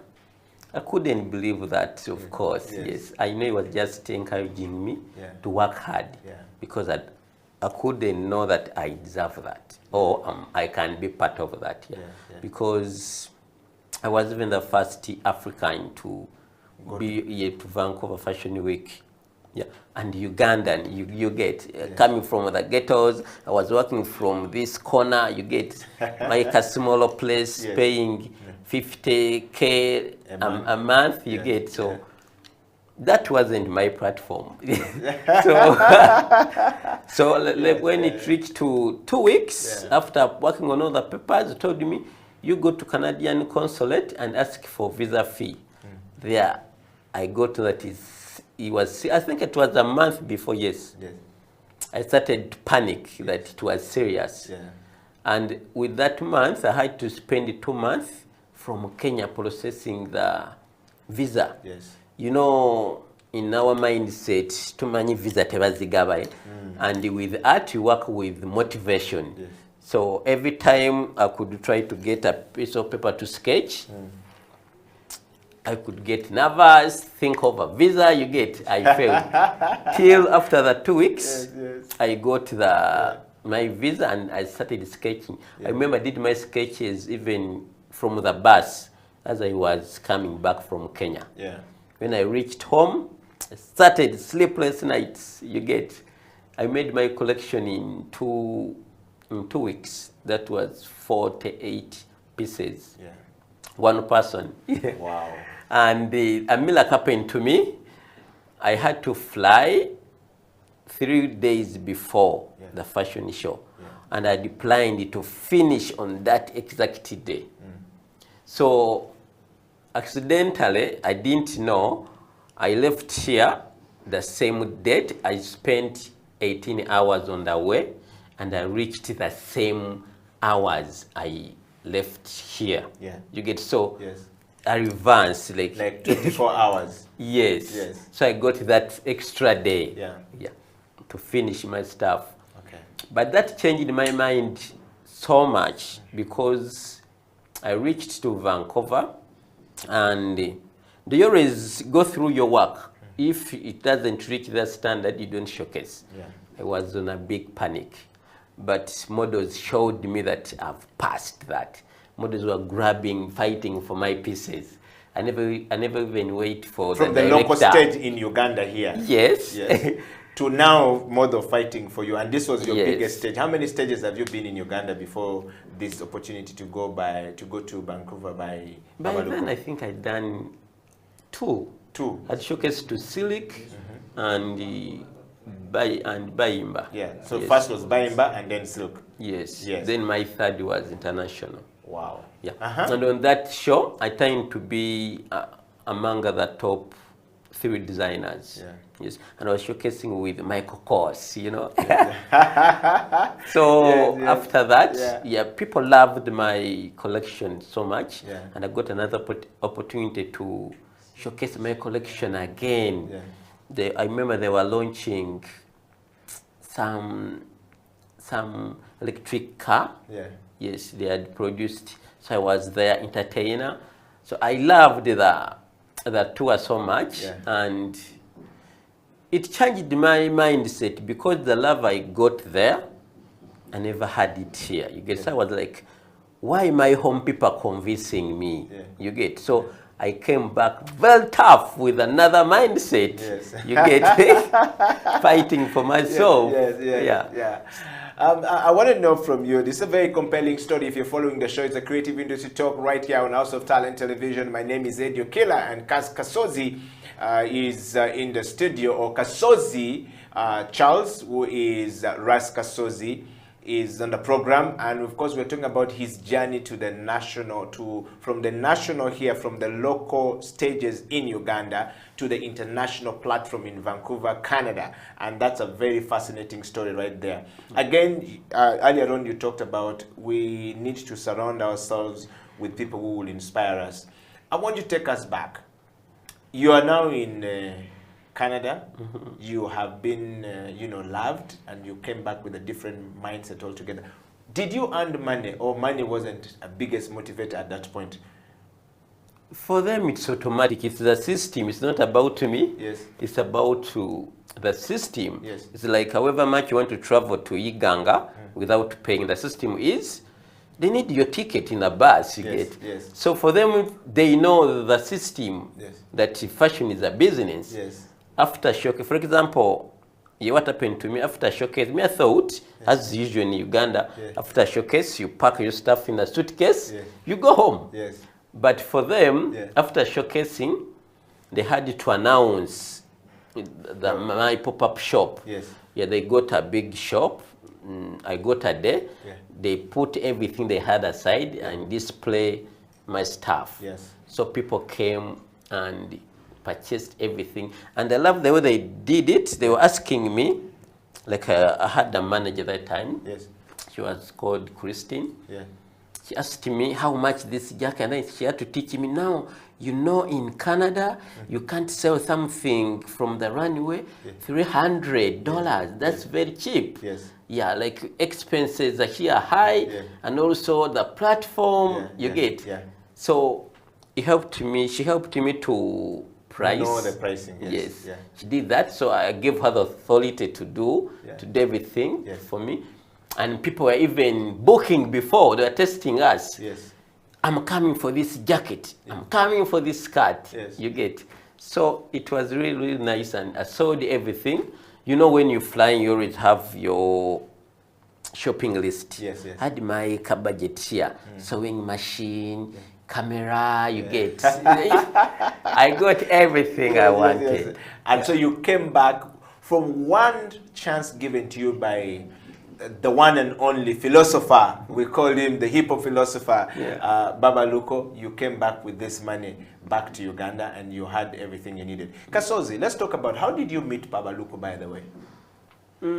As a youth, I never had friends, like basically when I was growing, like, you know, our mom used to try to tell us, like, as we're poor and it's okay. In this world, there are those rich people and then poor people. Yes. You get, so for us, we are born that way. Yes. And we shouldn't be struggling for things that are for rich people. You get. Yes. So I was very satisfied with my life.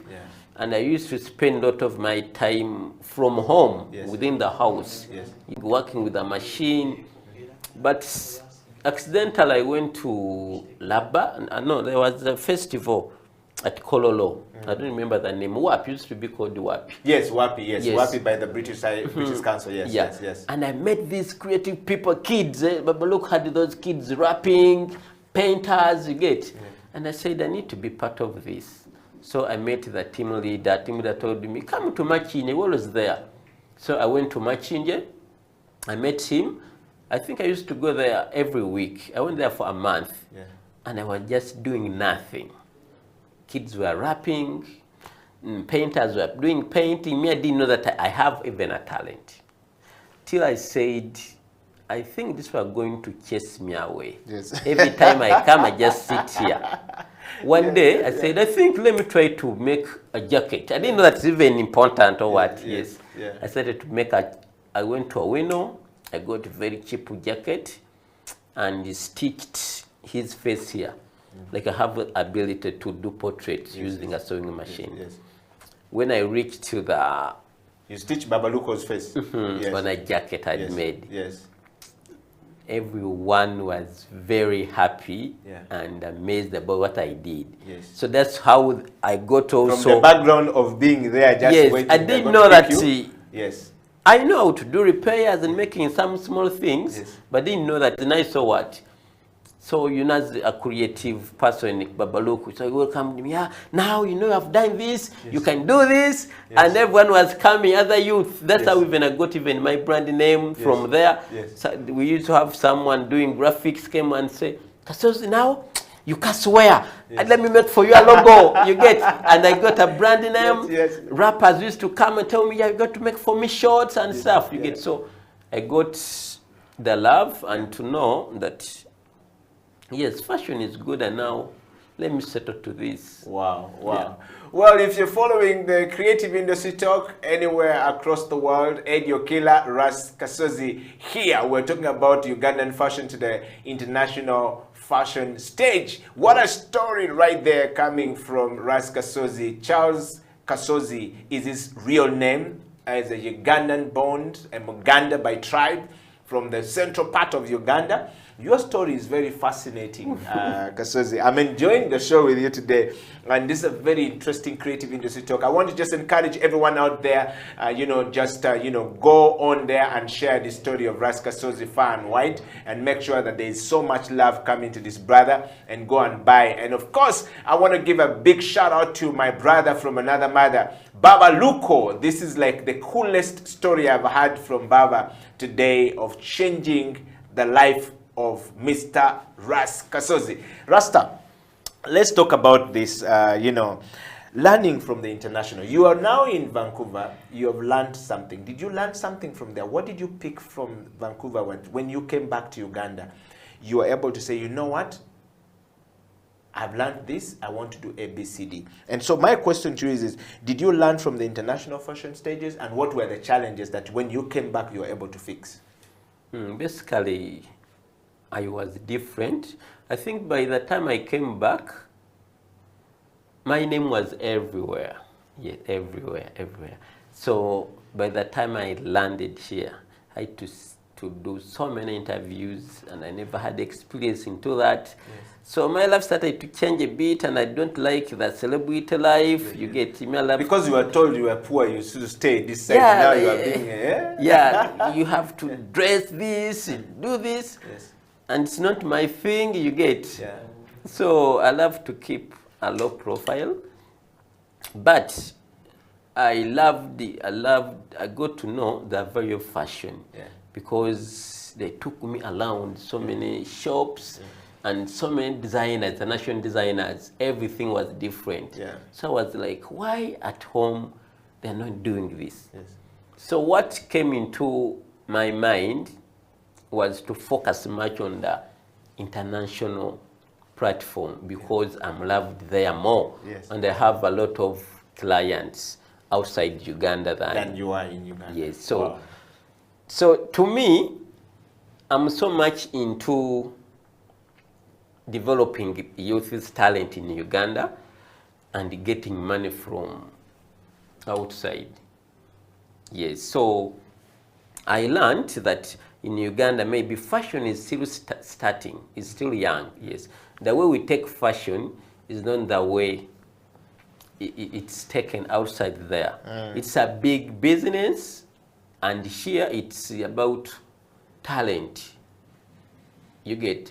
Yeah, the same thing I've told you about fashion shows here. Fashion shows about entertaining. You like perform. But see, outside there, every year, brands come up with trend and they have to launch them. After launching them, they sell the copies. And that becomes what we wear as fashion in the world, all across the world. I mean, Kasozi, that's a very interesting learning. You know, did you face any challenges along the way? I was super excited. I think I was young and people loved me so much. So I was just receiving, learning everything. I remember I used to tell them, like they used to make joke out of me. I never wanted to drink water. Like they know for them water is life. And with me, I used to know I take water because I'm poor. Now I'm in Canada, I don't take water. I totally refuse to take water. And they were making fun of me. Wow. But the biggest challenge was, how do you leave Canada and come back to Uganda? You get? Whereby now you have learned, and what you have learned doesn't work back home. You get? So it's two ways. You leave it or you challenge yourself. You get? So, you know, now we're having the internet. So I live here, but try to make sure I'm connected to the world. Wow. Thank you so much, Kasozi, first of all, for that moment. And thank you very much, everybody who's watching the show from all across the world. Thank you for being part of the Creative Industry Talk, growing bigger and better. We're going to take a break. And when we come back, Kasozi will tell us a little bit more about, you know, the new program he's doing called the SEED program, which video we're actually going to play right now. And of course, you know, what are the advice that he can give to the young people who have not been able to, you know, get opportunity like him, or were looking for such opportunity like, you know, Baba Luko gave to Kasozi to go across the world. But also, we would want to know from him, which other stages has he been to since, you know, the Vancouver, you know, experience and the collaboration that have been happening. Stay right there. Creative Industry Talk. We'll be right back after this break.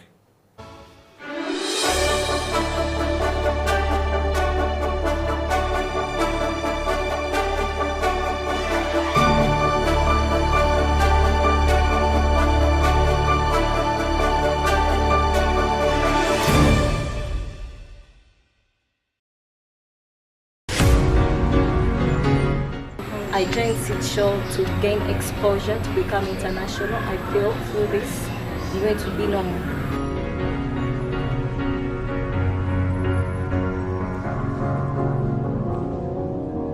Cause you're a sky full of stars.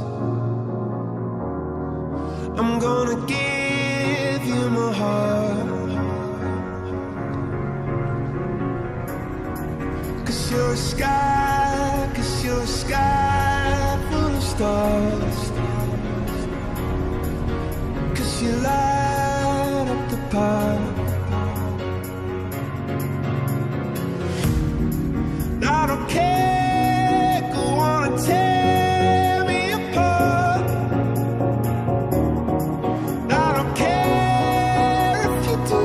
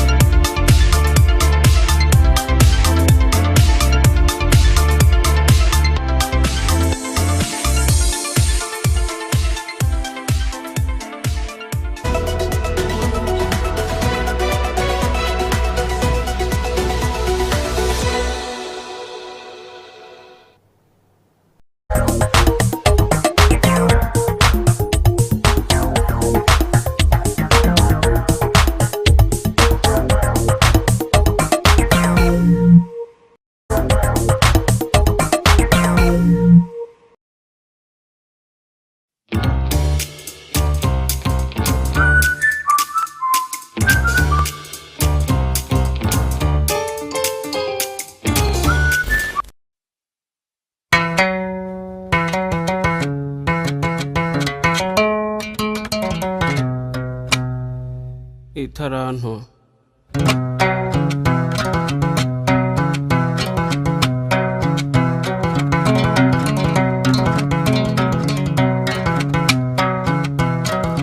hariho umutware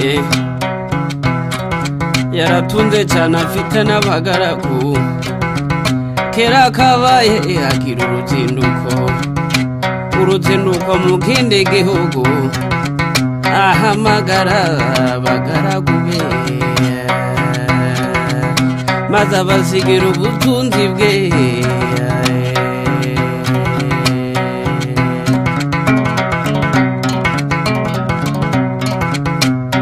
umwamuhita arane eshanu undi amuha ebyiri undi amuhita arane imwe itagirira kabiri maze umutware arazinduka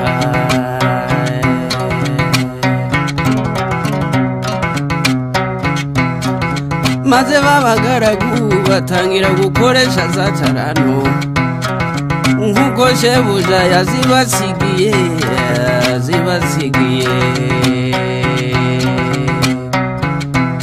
uwahawe shana aragenda arazigenza agenzura amesha hano uwahawe ebyiri nawe abigenza atyo agenzuramo ebyiri maze wa wundi wahawe imwe aragenda acukura icobo ayishamo ya tarano aratinyuka arayitabaye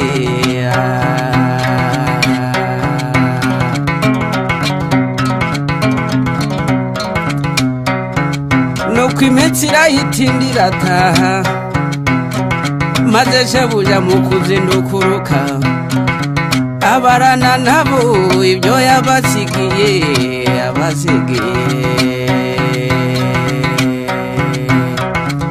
uwahawe shana araseruka ati databuja mwiza wansigiye shanu uzungutse izindi eshanu uwahawe ebyiri nawe araseruka ati databuja mwiza wansigiye ebyiri zungutse izindi ebyiri shebuja ati bagaragu banje beza nuko kuko mwakiranutse muri bike nico gitumye mbegurira byinshi ico nimuze mwinjire mu munezero wa shobuja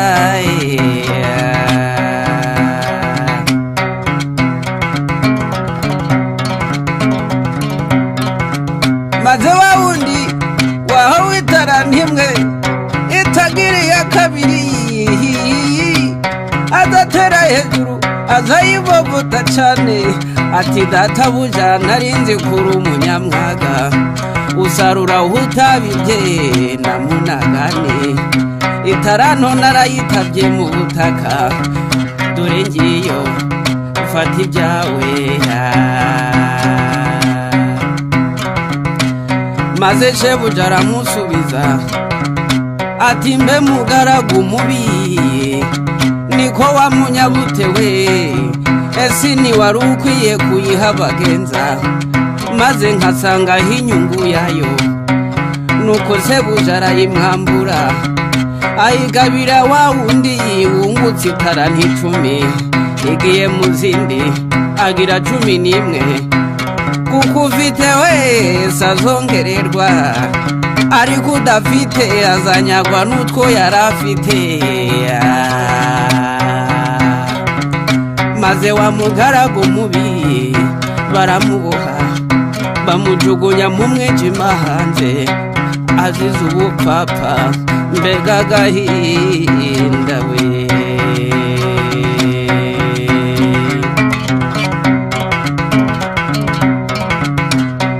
itaranto yawe yikoreshe neza igira umumaro mu gihe gikwiye itaranto yawe yikoreshe neza igira umumaro mu gihe gikwiye mbese gufasha abakene gusura abarwayi ibikorwa by'urukundo gushigikirana imirimo myiza igihe twahawe aya mafaranga nizo taranto twasigiwe ngo zigire umumaro igihe tukiriho igihe gikwiye itaranto yawe ikoreshe neza igira umumaro mu gihe gikwiye.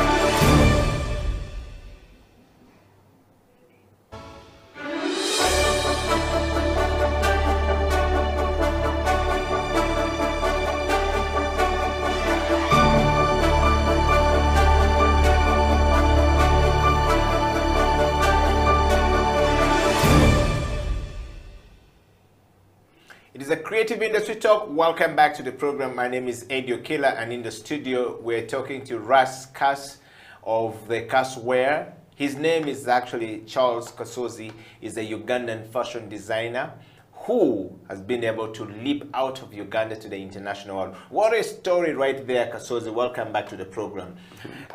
You know, most people get there, make money, or do the fashion, or do the performance, and then usually those who have the money. In your story, you had a manager, and we have not seen anywhere where you're talking about your money being taken, or you sold the first piece and you never got the money, you came back here just the way you left, but you came back with everything. What did that tell you about the one who gave you the platform, Baba Luko? He didn't take the money from you. He did not copyright the work or trademark whatever you had gone with, you know, as a fashion designer. What advice and or what learning did you pick from there that you can share with the young people? I think that wasn't much of my focus. In fact, I never wanted the money. What I got was just enough for me. But you know, when you're in this partnership, and himself knew I'm bigger than that because we're just starting. You get, it's like cutting a tree you're standing on. You get, so that was just a beginning. I think he couldn't take that little money. It was our capital to go far. You get, But I think here still in life we all need that management bit. We can't do everything by our own, as long as you work with the right person. Okay. I have a question for you, Kasozi. Let us talk a little bit more about the other platforms that you've been able to go to. That was not the only stage that you've been able to go to. You've been able to go to many other stages all across the world. Could you share quickly the experiences and how many stages have you been through across the world, and what have been your experience as we move towards your new thing of teaching the young people, you know, fashion? I think experience is different according to the country and according to the year.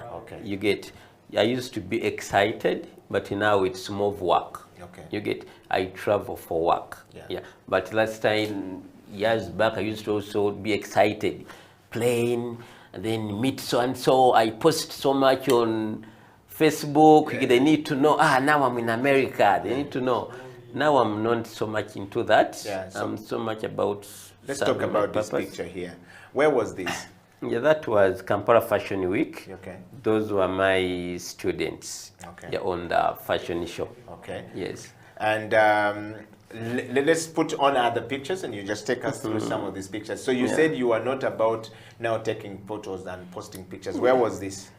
Yeah, that was Vancouver on my second show. You see, I'm short there. Those were my models. Yes. Yeah. Wow, wow.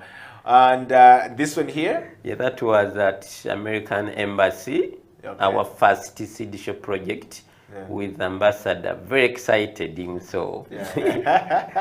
And here, what were you doing? Yeah, here, that was a summit for Still CD Show.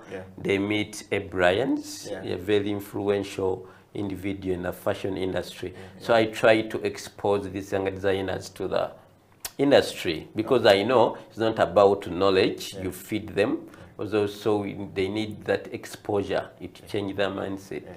And here? Here, that is the Research Center for American Embassy. We do our workshops from there. Okay. Yeah, they give us space. Okay. I wanted to ask you a little bit more about the seed project. You keep talking about the seed project. Tell us about the seed show and the fashion that you talked about and what opportunities it presents to the young people. Let's talk about it. So seed in full is skilled, expressive, entrepreneur designers. Okay. So I myself, I get so many messages on social media about teaching than even business. So I discovered that in Uganda people want to learn more and I don't have this space. So when I bumped into this diplomat from US Embassy, I pitched her about my idea. She loved it. She gave me little money for the start. She gave me a call and said, "Kasozi, we're doing this entrepreneurship week, but you left this little money, how can you use it?" What was the little amount? I can't share, of course, but just know it was little. Yes. And I thought of doing my... Little in context of what you got in Vancouver and what you've been getting in the national stage. Is that what you meant? On the money that makes an event. Okay, okay. Yes. Continue. So I thought of doing a collection. You saw how little it was. I thought of doing a collection for my brand. But then, because I had the time, I told her to give me 2 weeks to think about it. I remembered, but I'm having these people calling me for lessons and stuff. Then that gave me an idea to start a project that mentors young designers. So this project is always about shifting the younger designers to another level. We focus much on different activities like talent search, inspiration sourcing, idea development, self-confidence, financial literacy, basically all that. So I get these designers and we camp. I be with them, we get connected. They ask me questions, we learn, we share ideas, and at the end, we exhibit with the purpose of introducing them to the industry. Okay. Yeah. So what opportunity do you think this seed show and the training that you have present to the young people and the younger, fashion designers coming that may never have got an opportunity to go to some top fashion, colleges or universities, but they're having it from the first-hand experience of also another young man who has come out from them and will be able to do great stuff? I think youth should join SEED because it changes their mindset, basically. I use this as my example. I didn't know that I could also make it this big because of my background. Yes. But I believe we all can if we get the exposure. So I'm so much into sourcing these established people. They meet them, they mentor them, and they get to know, oh, if, for example, working with the American Embassy, you get some of them, it's their dream just to enter the American Embassy. They go in an American Embassy, they meet these diplomats, and they feel very proud, you get. So that's how we started. And also working with Kampala Fashion Week, people meet designers, they're there down, they never dream to meet this high, but their work meets the standard. So we work much with the mindset and also originality.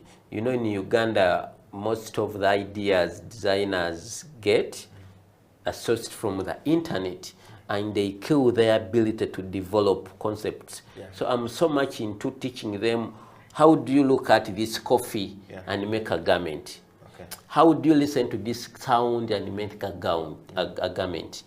How do you look at someone crying on a street and make a garment? So I give them, I awaken this ability to them to be able to develop a garment inspired by their own creativity. For example, this year we did a camp from Lunkulu. We gathered there, we stayed there for weeks and learned all these things. Okay.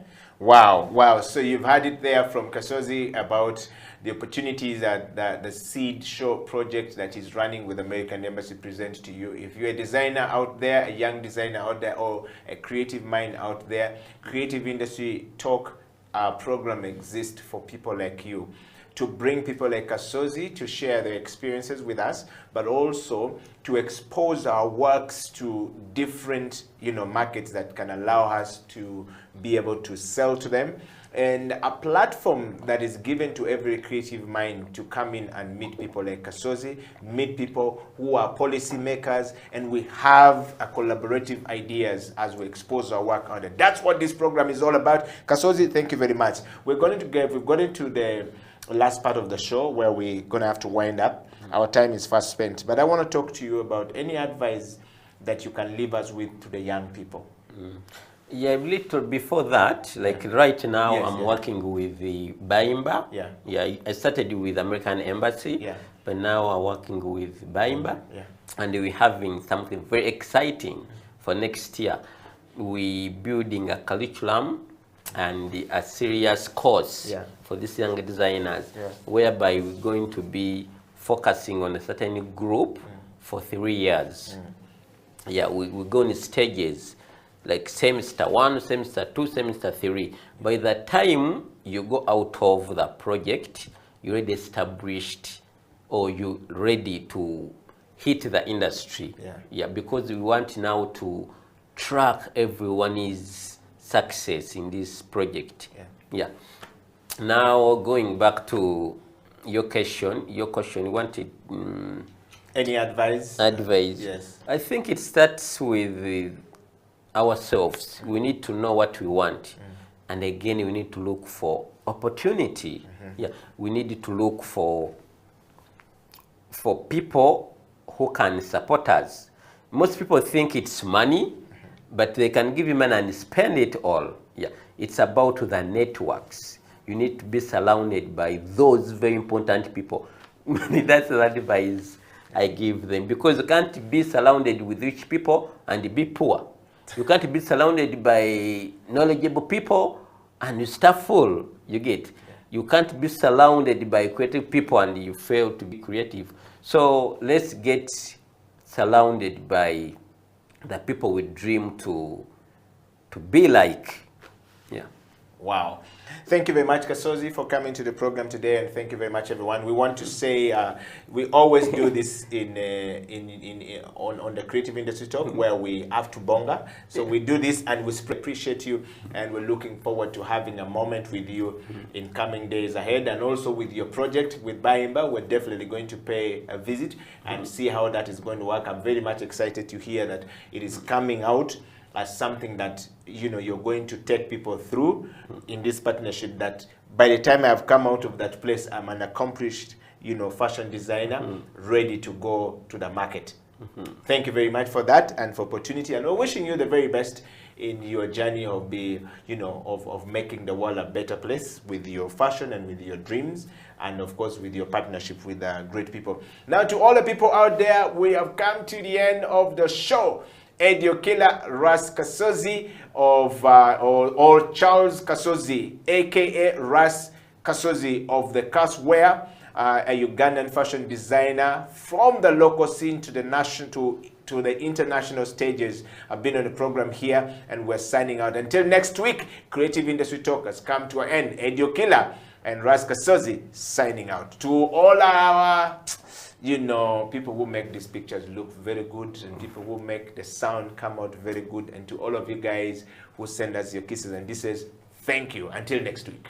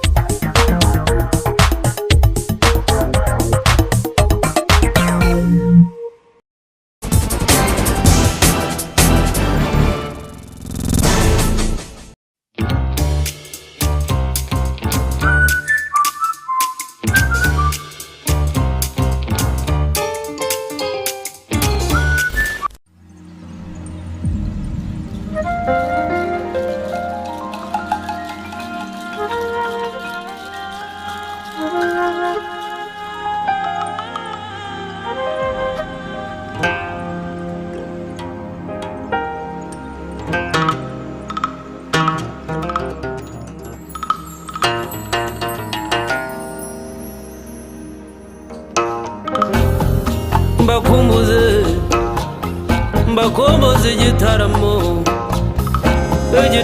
cy'iwacu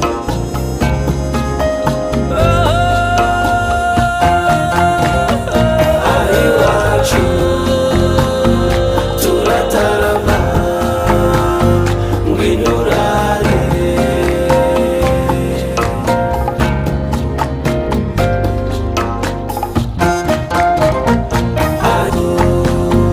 turatarama ngwino urare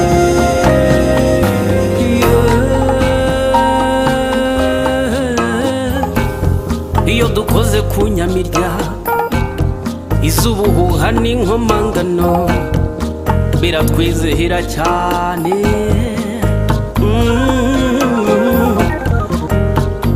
mu muhamirizo w'intore sebaganji babukwege aseruke mu byivugo byiza mpamagare sebatunzi ayihere mu miyuki akubwira intaha na batatu yaruta mu kinyange cyarutiruka mu bakemba kugutaramire kandi uzagaruka iwacu turatarama ngwino urare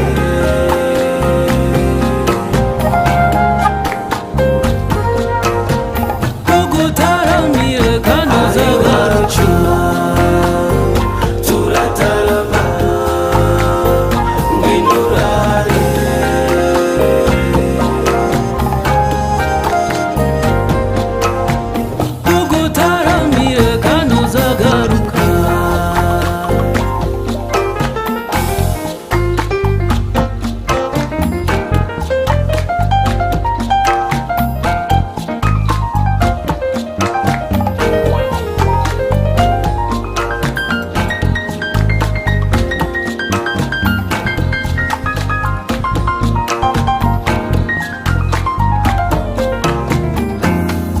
Epana biso tolinga kobina Epana biso tolinga kosepela Yaka elongo tolinga tosepela tosangisa betolingana tugusogogeze ku ntango y'amahoro kwibutsa umugani wa nyashya na baba inkuru ya saruhara rwa nkomokomo cyacana ndetse na ngunda tugutaramiye kandi uzagaruka iwacu turatarama ngwirurare aho dutaramiye nta rungu tugutaramiye kandi uzagaruka turatarama ngwirurare tolingana biso kaka kosepela tugutaramiye kandi uzagaruka turataramira ijoro tukarita hanze jya mbere wampaye inka cyuringanje reka ntugatsikire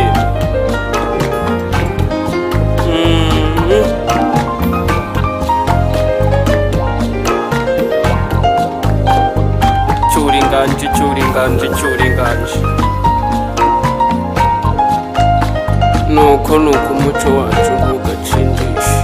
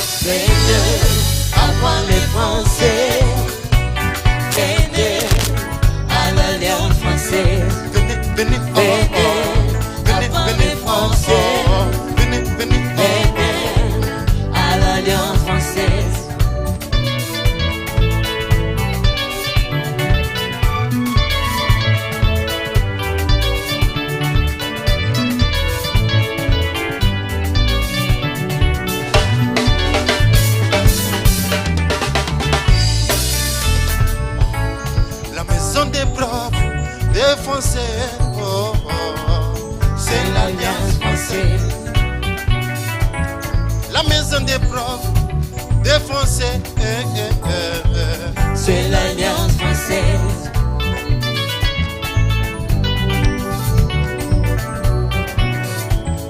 Une fille m'a posé une question, pourquoi prendre le français alors que je lui parlais de la radio Bonjour Kampala. Oh, venez, venez, venez, venez. Venez apprendre le français. Je vous invite à venir. Venez à l'Alliance française. Viens mon frère. Venez. Viens ma sœur, à l'Alliance française. Venez à l'Alliance française. Venez, venez, venez, apprendre le français. Venez à l'Alliance française.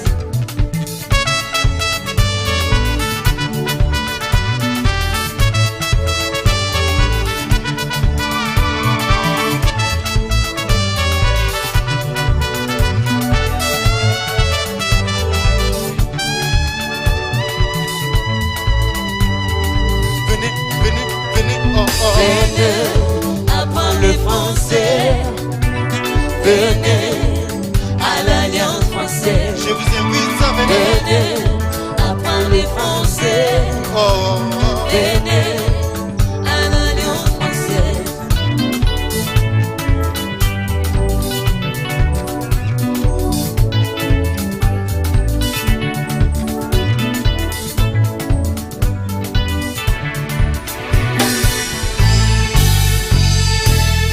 Le français est langue étrangère la plus largement apprise après l'anglais.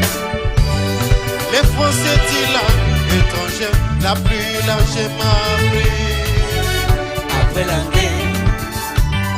La connaissance du français ouvre des portes, des entreprises en France comme à l'étranger. La connaissance du français ouvre des portes, des entreprises en France comme à l'étranger. Le français est la langue de la culture, la langue internationale pour la cuisine, la mode, les théâtres, les habitués, la danse et l'architecture. Le français est la langue de la culture, la langue internationale pour la cuisine, la mode, les théâtres, les habitués, la danse et l'architecture. Oh, oh, oh, I love France. Oh, oh, I speak French. Oh, oh, I love France.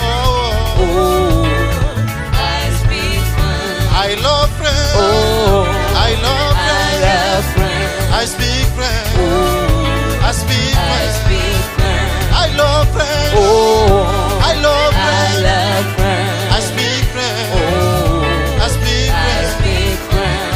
Oh, oh, I love French. oh, I speak French.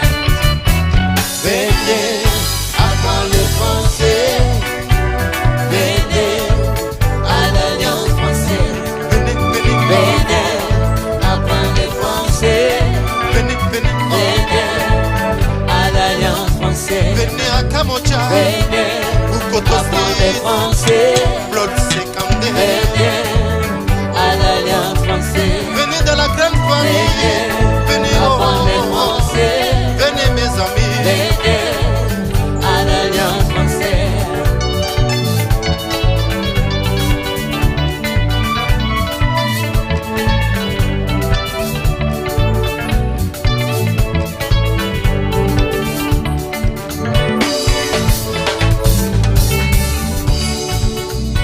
Bien Molière, c'est l'idiot n'a pas pris. En passant par Ayana Kampala. Pourquoi tu penses que les Français est une langue internationale? Qui tu s'offres les tours du four du musique. Dis-moi les mots d'un anaconda et là, en pleine évolution. Venez, apprendre les français. mes amis, venez. Venez à l'Alliance française. La langue française, Venez la langue de apprendre paix, les français. la langue de la courtoisie, Venez à l'Alliance française. la langue française, Venez la langue de la apprendre les courtoisie, français. la langue de paix. Venez à l'Alliance française. Venez dans la grande famille, venez à l'Alliance française, venez apprendre le français. Venez à l'Alliance française. Je vous invite à venir, venez mes apprendre amis, le français. venez, venez, Venez à l'Alliance française. venez.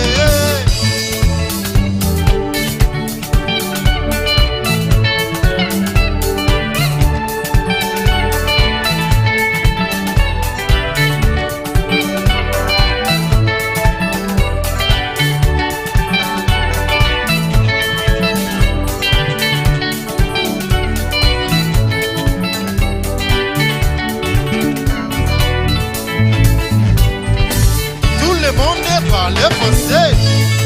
Parlez français. Parlez français. Parlez français. Everybody parlez français. Parlez français. Everybody, Bina Moke.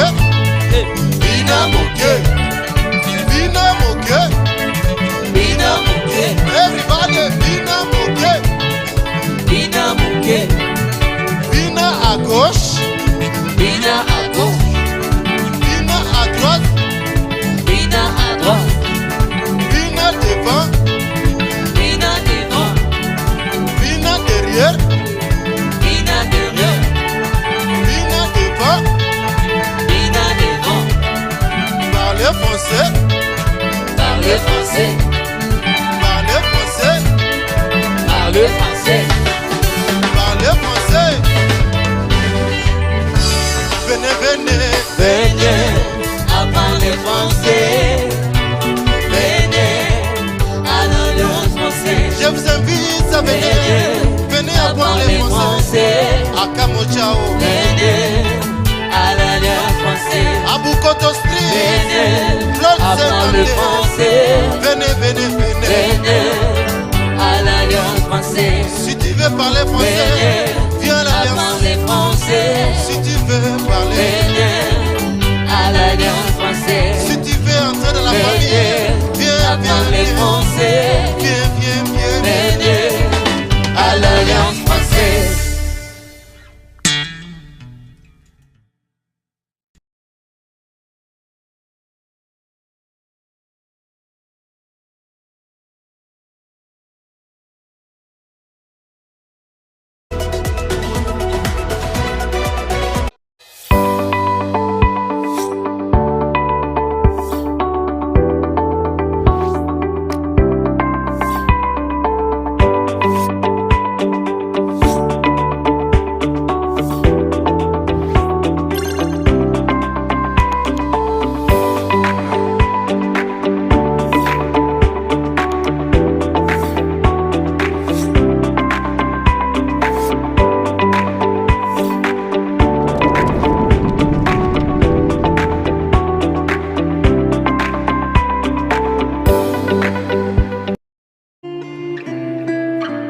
People at the moment are struggling to understand the older generation because times have changed. Technology has come in. They've moved on. Yes.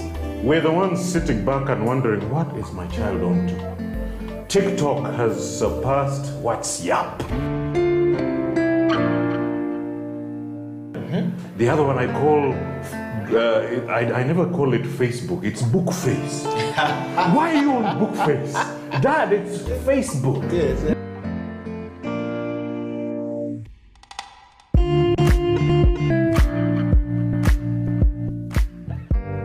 Me, I keep saying, I have a foot amongst the millennials. Yeah. And I understand the traditionalists. Okay. There's a song in the 60s, by the way, and in the 90s, 70s, where they're like, parents don't understand. Yes. Remember Prince? Yes. Prince.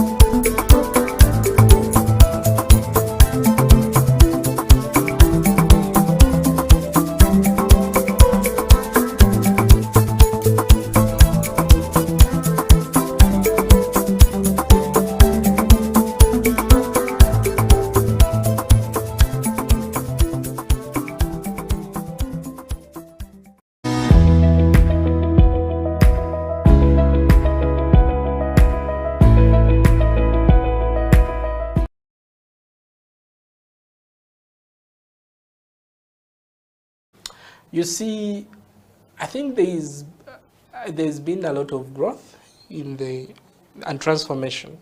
I appreciate the work national IT authority is doing, and also, of course, they come up with policies that people are supposed to comply with. You know, when it comes to IT, with cyber security, like I said, we have a layer of compliance and governance, whereby government will come up with policies and say, okay, we need you, each and every person should have at least a basic thing, which is antivirus on their devices. Because at the national level, they have what we call cyber threat intelligence, whereby I think UCC has a solution. Because I remember I was involved in that tender for procurement of a cyber threat intelligence solution, whereby we could be able to identify this is the new attack, it's coming from Russia, it's attacking our bank here, then they could be able to block that traffic at a national level. Well, the government is doing something. But then also, as individuals, like I said, we need to also be vigilant. Because the government will not be able to understand which new VPN client has come up, or which new VPN solution has come up, probably because they will not know. But for you, go ahead and download it and install it on your device. And then you trust transacting. You actually go to, then you say, oh, I've stolen money from my account. Oh, my information was stolen. Oh, I see notes on social media. People steal notes from people's devices and actually they ask for a pay. Someone says, if you don't give me $100,000, I'm going to publish your nonsense on the cyberspace. You know? So people need to be vigilant. But of course, the government is also doing something.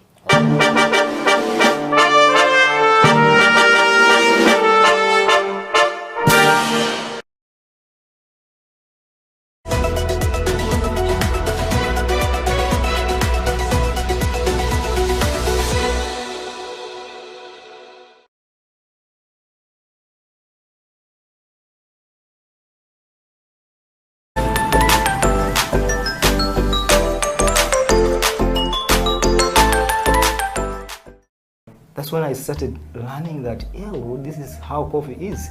But why is it that we produce coffee here and just sell it when we don't take it here, we don't consume it here? So one time when I had just started my training here, I went back to Uganda. And then I went to a hotel, a very established hotel. I will not mention its name. Then I wanted to see if I have people that know about coffee in hotels, because I knew maybe probably big hotels serve coffee. So to my dismay is that I introduced myself as a barista and everybody was like, what's a barista? So I said a barista is a specialist that makes coffee, a person who makes coffee for people to, coffee like, cappuccino, different kinds of coffees, and people were like very green. I said, this is a big hotel. I expected to find here a coffee machine, and nobody knows about it.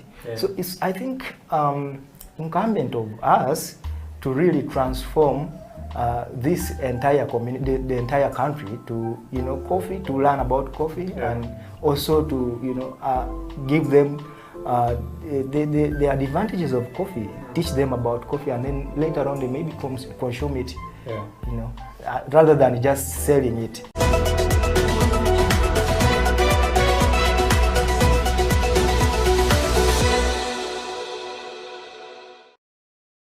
I come from the Pearl of Africa. It's a beautiful country with beautiful nature. To me, it really inspires me and motivates me. And actually, in one of my tags on my clothing, especially on my jeans, you see those lines that appear on the back pockets of the jeans. When I was doing my internship in Paris, I happened to go to a fashion museum where I read a few books, about fashion designers and their names and about their creations and things like that. There are signs on jeans like the Wrangler, the Lee jeans. All those jeans have signs on the pockets. And Before I went to Paris, I was doing that already because I was drawing my inspiration. I used to love geography. Yes. And the Ugandan, East African geography was really very interesting to me. Yeah. You know, knowing that I come from the Great Lakes, East African Rift Valley, Yes. that's why you see those lines on my jeans. Wow. I brought two theories because they are just theories about the creation of the Great East African Rift Valley. Yes. So I put those. So it's the nature and the music that really inspires me and motivates me. Wow.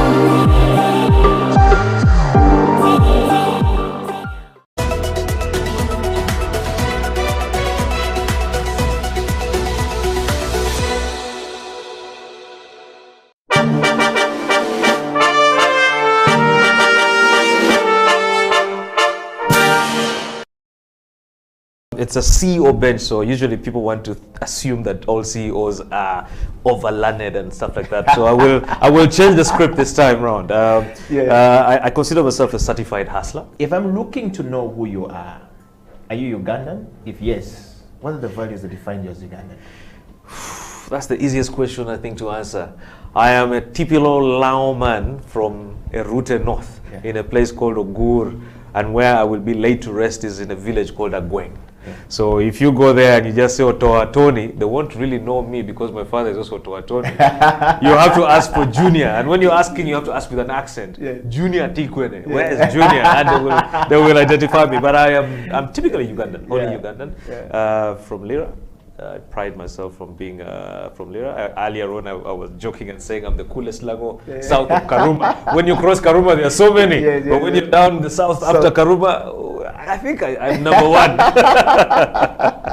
Wow. Well, now that you know Tonyo Toa is Ugandan, and of course, what are the values that define you as a Ugandan?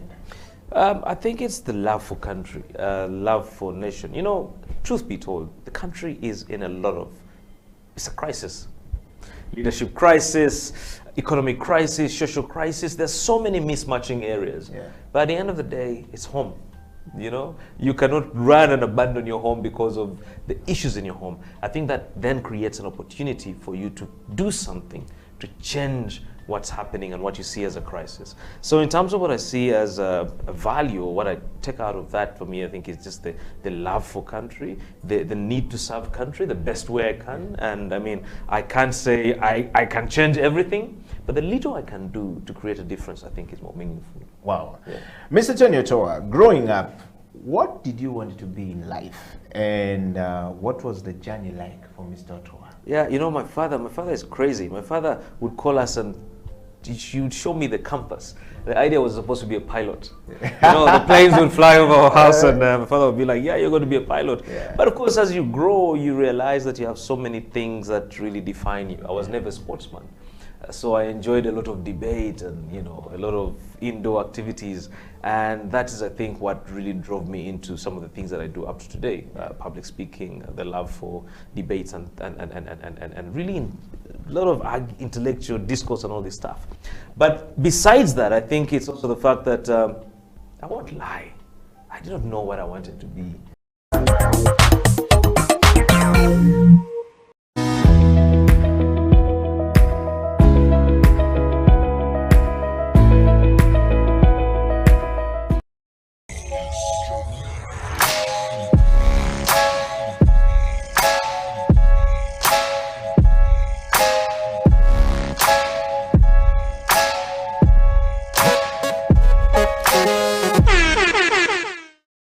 your skill and your potential to be a good player, because I know there were times when I didn't think I could do it and I wanted to give up, but then my dad, you know, he was there, he pushed me, he would wake me up for training in the morning. When the last day before I had, you know, shots weren't dropping. You know, you just need to have, and you need to have that self-drive, but you also need to have support. So seek for support from your parents. Don't be shy to bring up the idea of, you know, can I go for training today? Or maybe can I get a basketball and be dribbling? Because you need to be able to not make excuses for yourself. That's a thing that a lot of people subconsciously do. They're like, well, I don't have a court at home, so I can't do anything. But you can get a basketball and learn to dribble, you know. Then when you actually are able to access a court, you'll have a starting point, you know. And also to, you know, just if you love something, give it your all.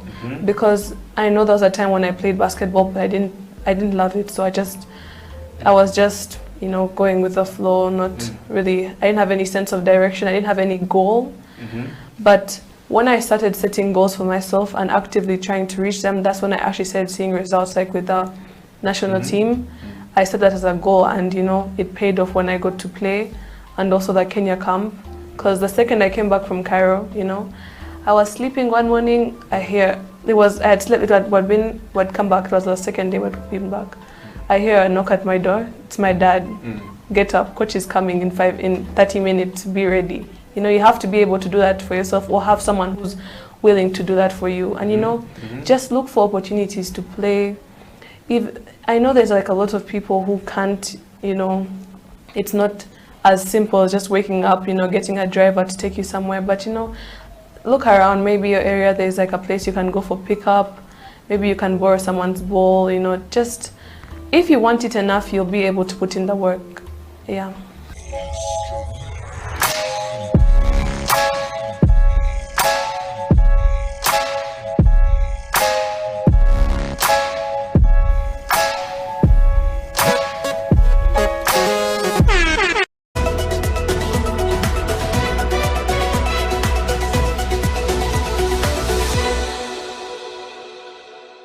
First and foremost, thank you very much for hosting me. I'm really, really humbled, and I'm blessed to be here. Yeah, surely. Talking about basketball, personally, my journey of basketball started from far, very, very far. That was in high school, and in a situation whereby we did not have enough exposure. We didn't have coaches. We didn't have the facilities like we do have them right now. Although I'm saying this like there are so many years ago, there are not so many. That was about, I began knowing basketball in 2007. That was at KPC when I was in P7 vacation. That is end of 2007 actually, that KPC North. That's when I first started basketball. Then 2008 when I joined Namibyango in Senior 1. I saw people playing. Actually, the people whom I saw there playing and inspired me were Sally of, he played for Chambogo Warriors. Do you remember him? The left-handed. Yes. And Omongin. Omongin, last I saw him playing for City Oil. Those were the guys whom I found in Namibyango. I was in Senior 1. These guys were playing basketball at another level. And we would actually just go there to watch them. You know, for us by that time, they couldn't allow you to step on the basketball court that those guys are on, because they were senior 6s, you are a senior 1, you just, the best you can do is watch. Other than that, you don't step there. But nonetheless, that's where I started, beautifully, or I would say lucky for me, that when I was playing with those guys, once in a while when they could see me about midday 1, when the sun is very hot, when they are still resting and waiting to come. So when we would go to court and, you know, try a few shots here and there, and then they would come and they meet us, they would see what we are doing, and, you know, they would identify talent. I don't know if I can use that word. So, you know, one or another, they identified my talent. They realized I could at least throw in the ball. At any sport. They would just give it to me. Although I was weak, I didn't know how to bounce. They only told me one thing, throw in the ball. And throwing in the ball gave me an opportunity to play with them. When I was in Senior 1, Senior 2, but still, of course, I still had people who didn't believe in me, and it was challenging.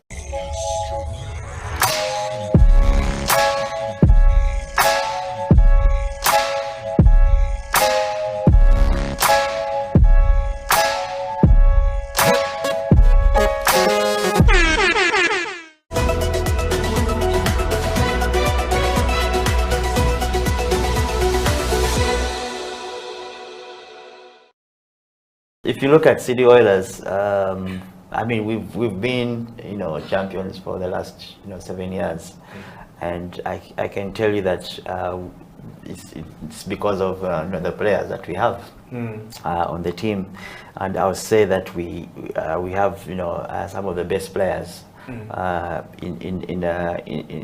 Ugandan league, you know, on the City Oil.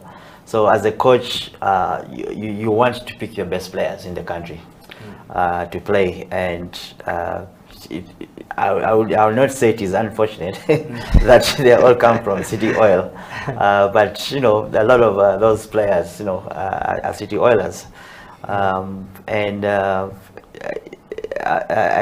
really, you know, don't want to see it that because I'm a City Oilers coach and management is City Oilers, it's just purely on statistics, and in summary, you're saying it's purely based on merit. It's definitely based on merit.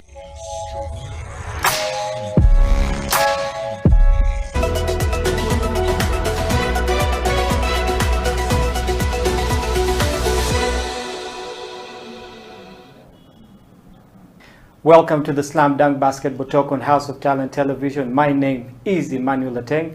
It's a lovely Saturday, another day to talk basketball. And today in the house, we have two surprise guests. We have always had guys in the house, but we're going to change it up just a little bit. But remember, we are live on YouTube at House of Talent live stream Uganda, or you can catch us HTV1 on our Twitter. And to begin the show today, I have two ladies in the house, beautiful ladies. For the guys who are out there watching, I know there are guys who have been waiting for this to happen.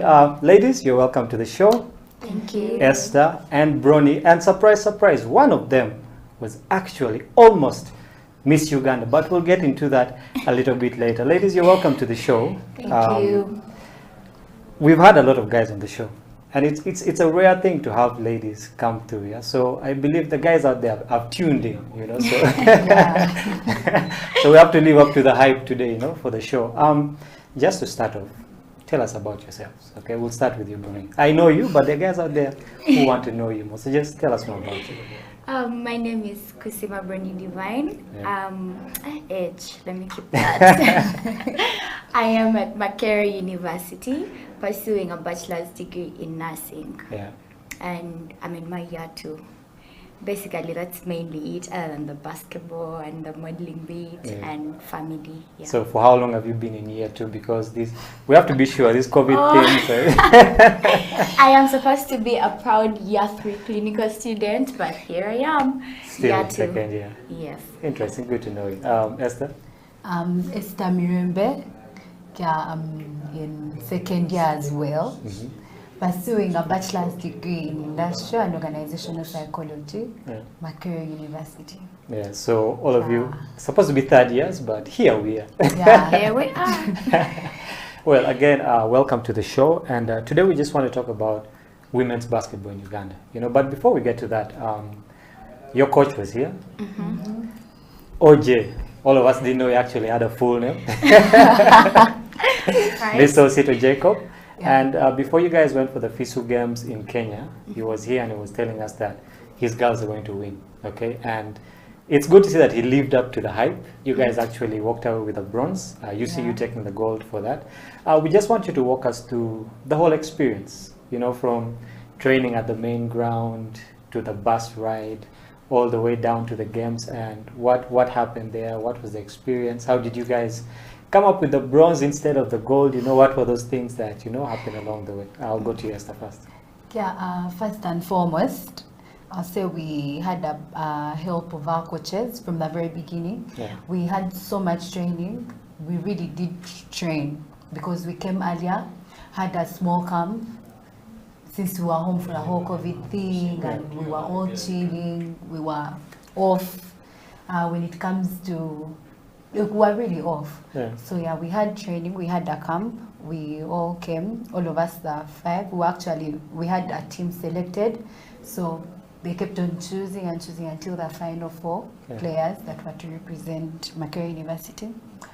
And yeah, it was to the whole thing of the traveling and all that. The university made it easy for us. They facilitated everything, actually. Yeah, we recommend them for that. It was a good ride. Even the boys' team, they also had the same experience. We had different coaches coming down to help us.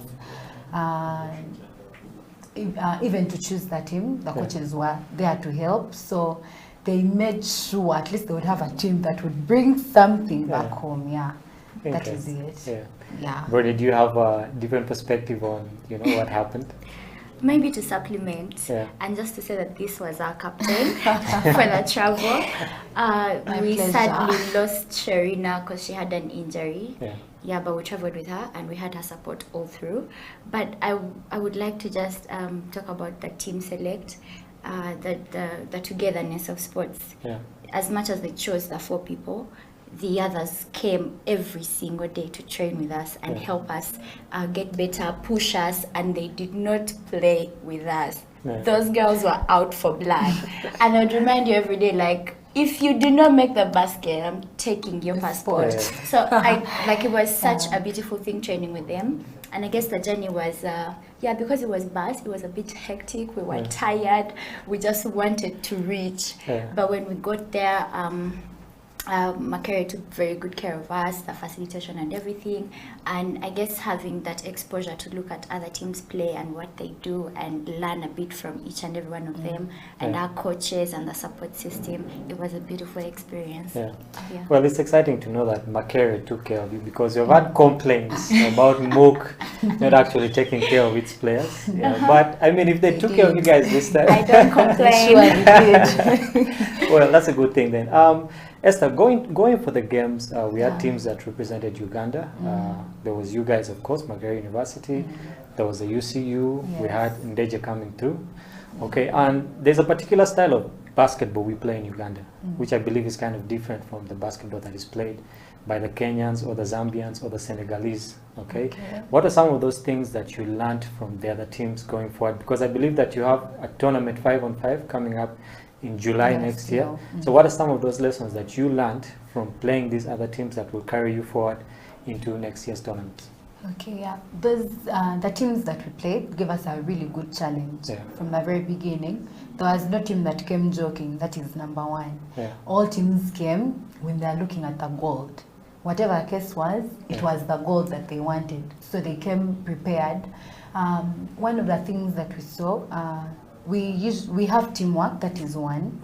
But at a point with 3-on-3, it kept on being, there was no shot clock for those games, but somehow the games were running so fast and they were using the easiest way of making the baskets.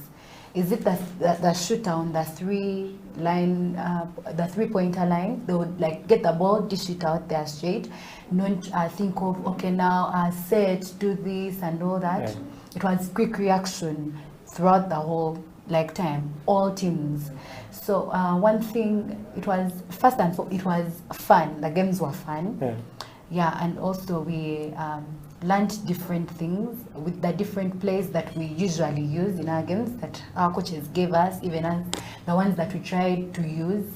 We realized a few of those that they were using, tried to play it out. Because of the quick reaction, gives you it gives you game reading. So your game reading gets faster because now they get the ball and it is straight to the shooter and it's a 2-made already. So you have to get your head into the game. You have to be on your toes all the time because for that anything is happening at that time. No time to doze or think or anything. So those are some of the things that we realized because we kept on, after every game, we kept on sitting and talking and feeling like, okay, what are we doing for this game? You've seen what has happened in the previous game. This and this and this happened. So what are we doing? Because this other team that is coming up, they play like this or they have this kind of thing. What are we doing for it? So you're going in that game already knowing what some of the things you're going to do so that you fail their plays that they want to do on you. So basically, those are some of the things. So it's a good scouting report, basically, for what's coming up. So we know. We know. To Bronny, you guys walked away with the bronze. Okay, I know you would have loved to walk away with the gold. Okay, it would have been actually historic for Makere University. What are some of those things that you guys as a team failed to do? Okay, that didn't enable you to get to where you wanted to? Okay, so I'm going to start with the challenges that we start with here. All right. Number one, we're students, so we don't have enough training time. Most of these people were playing have been training for months. They had training camps. When we talk to the other teams, they tell you I've been training for this for like 6 months. Some of us hadn't played ball for like a year. And we're trying to pull each other, come, let's play. Because there isn't like a built system that's catering for sports athletes and athletes in Makerere. So that was a problem. So we had very little training time. We literally had like 3 weeks of very, very strict training. Then after that, when we reach the other side, 5-on-5, you have a whole 10 minutes. You can even use the whole first quarter to warm up. You're in your zone. But 3-on-3, the moment you're on, like it's business from second one to the last second. So I guess given that most of us had not played 3-on-3 a lot, it was taking time for us to adjust at the beginning. Or maybe we'd get lazy in the middle of the game, and yet those 10 minutes are supposed to be strong throughout. You do not stop. And then 3-on-3 needs a lot of shooting, but for us, we had a driver, we had the big man, right? And that's it. And our shooter. Our shooter got issues, and it was her bad day. But I thought Esther was the shooter. Yes. Things happen. Our shooter got 2 bad days, which was understandable. So imagine we don't have another shooter to rely on. When I noticed UCU, everyone can shoot, everyone can drive, and everyone can post at some point. But for us, we had one person that's going to drive, one person that's going to post, and one person that's going to shoot.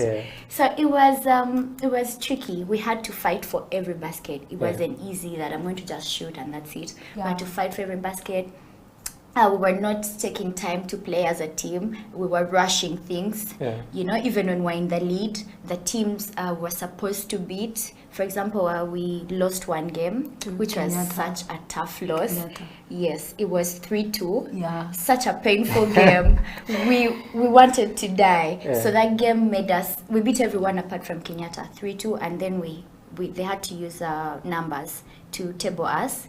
And Rwanda had beat Stellenbosch by a very big range. It was 18-3. Then us, we were lazy in that game because it was a sure win. So there were very little and small ranges. So it turns out that we ended up being second, which made us play UCU and not Zambia. So not Zambia. It was Senegal. So those are all things that we're not looking at, because coach told us, had you guys beaten Stellenbosch, the small games are also important. So those small things that mattered. Interesting. You talked about having a bad day as a shooter. So I believe that for every game you go for, every tournament or every training session that you go for, there is a certain kind of preparation that you have to put in. Okay, so you as a shooter, entrusted to shoot for the team, going in and having a bad day. How do you bounce back?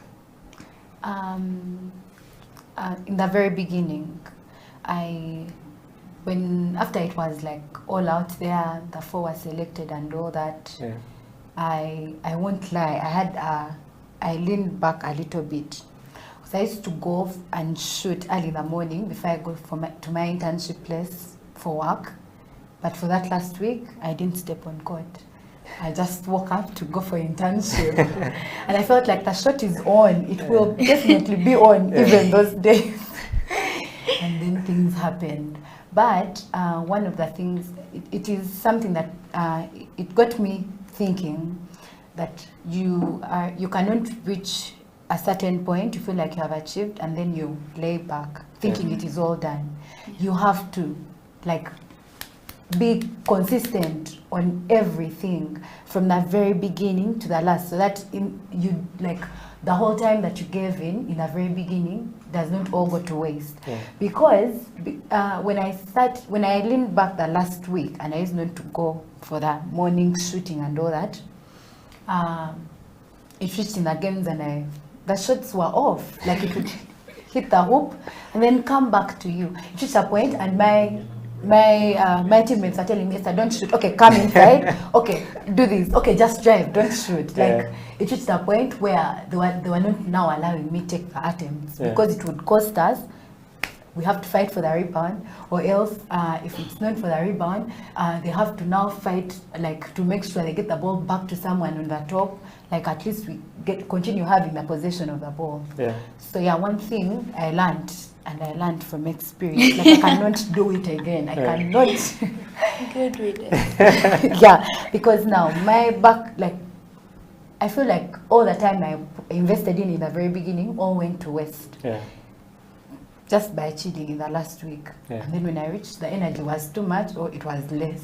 Yeah. So yeah, you just don't give up. You continue until it is the time for a game, so that you're still on form.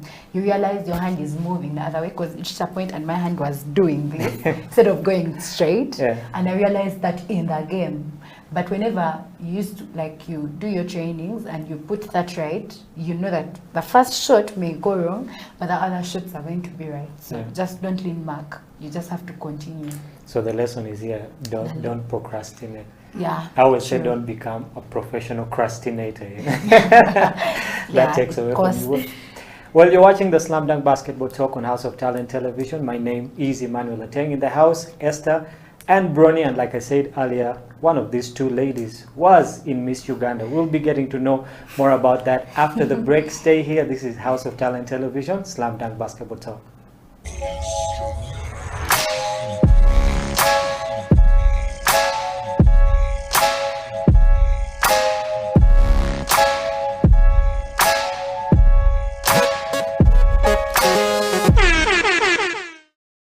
Believe in your skill and your potential to be a good player, because I know there were times when I didn't think I could do it and I wanted to give up, but then my dad, you know, he was there, he pushed me, he would wake me up for training in the morning. When the last day before I had, you know, shots weren't dropping. You know, you just need to have, and you need to have that self-drive, but you also need to have support. So seek for support from your parents. Don't be shy to bring up the idea of, you know, can I go for training today, or maybe can I get a basketball and be dribbling, because you need to be able to not make excuses for yourself. That's a thing that a lot of people subconsciously do. They're like, well, I don't have a court at home, so I can't do anything. But you can get a basketball and learn to dribble, you know. Then when you actually are able to access a court, you'll have a starting point, you know. And also to, you know, just if you love something, give it your all. Because I know there was a time when I played basketball, but I didn't love it. So I was just, you know, going with the flow, not really, I didn't have any sense of direction, I didn't have any goal. But when I started setting goals for myself and actively trying to reach them, that's when I actually started seeing results, like with the national team. I set that as a goal, and you know, it paid off when I got to play, and also the Kenya camp. Because the second I came back from Cairo, you know, I was sleeping one morning, I had slept, would come back, it was the second day I'd been back. I hear a knock at my door, it's my dad. Get up, coach is coming in 30 minutes, be ready. You know, you have to be able to do that for yourself, or have someone who's willing to do that for you. And you know, just look for opportunities to play. I know there's like a lot of people who can't, you know, it's not as simple as just waking up, you know, getting a driver to take you somewhere. But you know, look around, maybe your area there's like a place you can go for pickup, maybe you can borrow someone's ball, you know, just if you want it enough, you'll be able to put in the work. Yeah.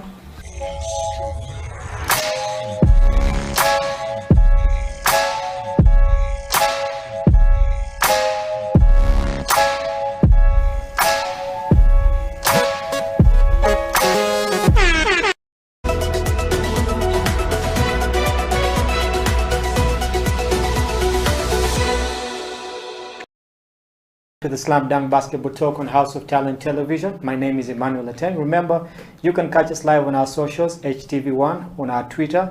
You can go to our website, houseoftalentuganda.com.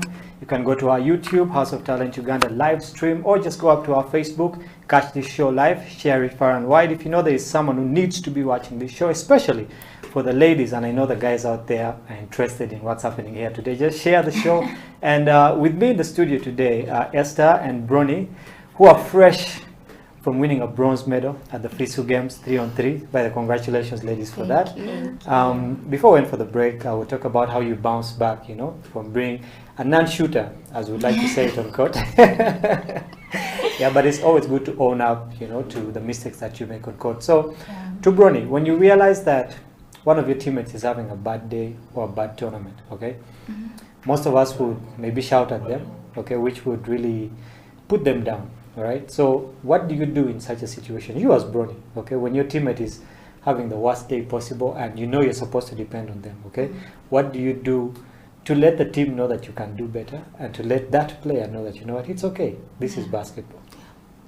Number one, for those that have played with me, Yeah. you'd know I am not the kind of person that's going to have an emotional breakdown on court. I am never going to shout at someone or anything. So it's something I've always trained myself to do, because personally I do not like to be shouted at. Yeah. The moment you shout at me, I am gone. So I would, when she was having a bad day, I would always encourage her. 3-on-3 involves a very simple, what are they called?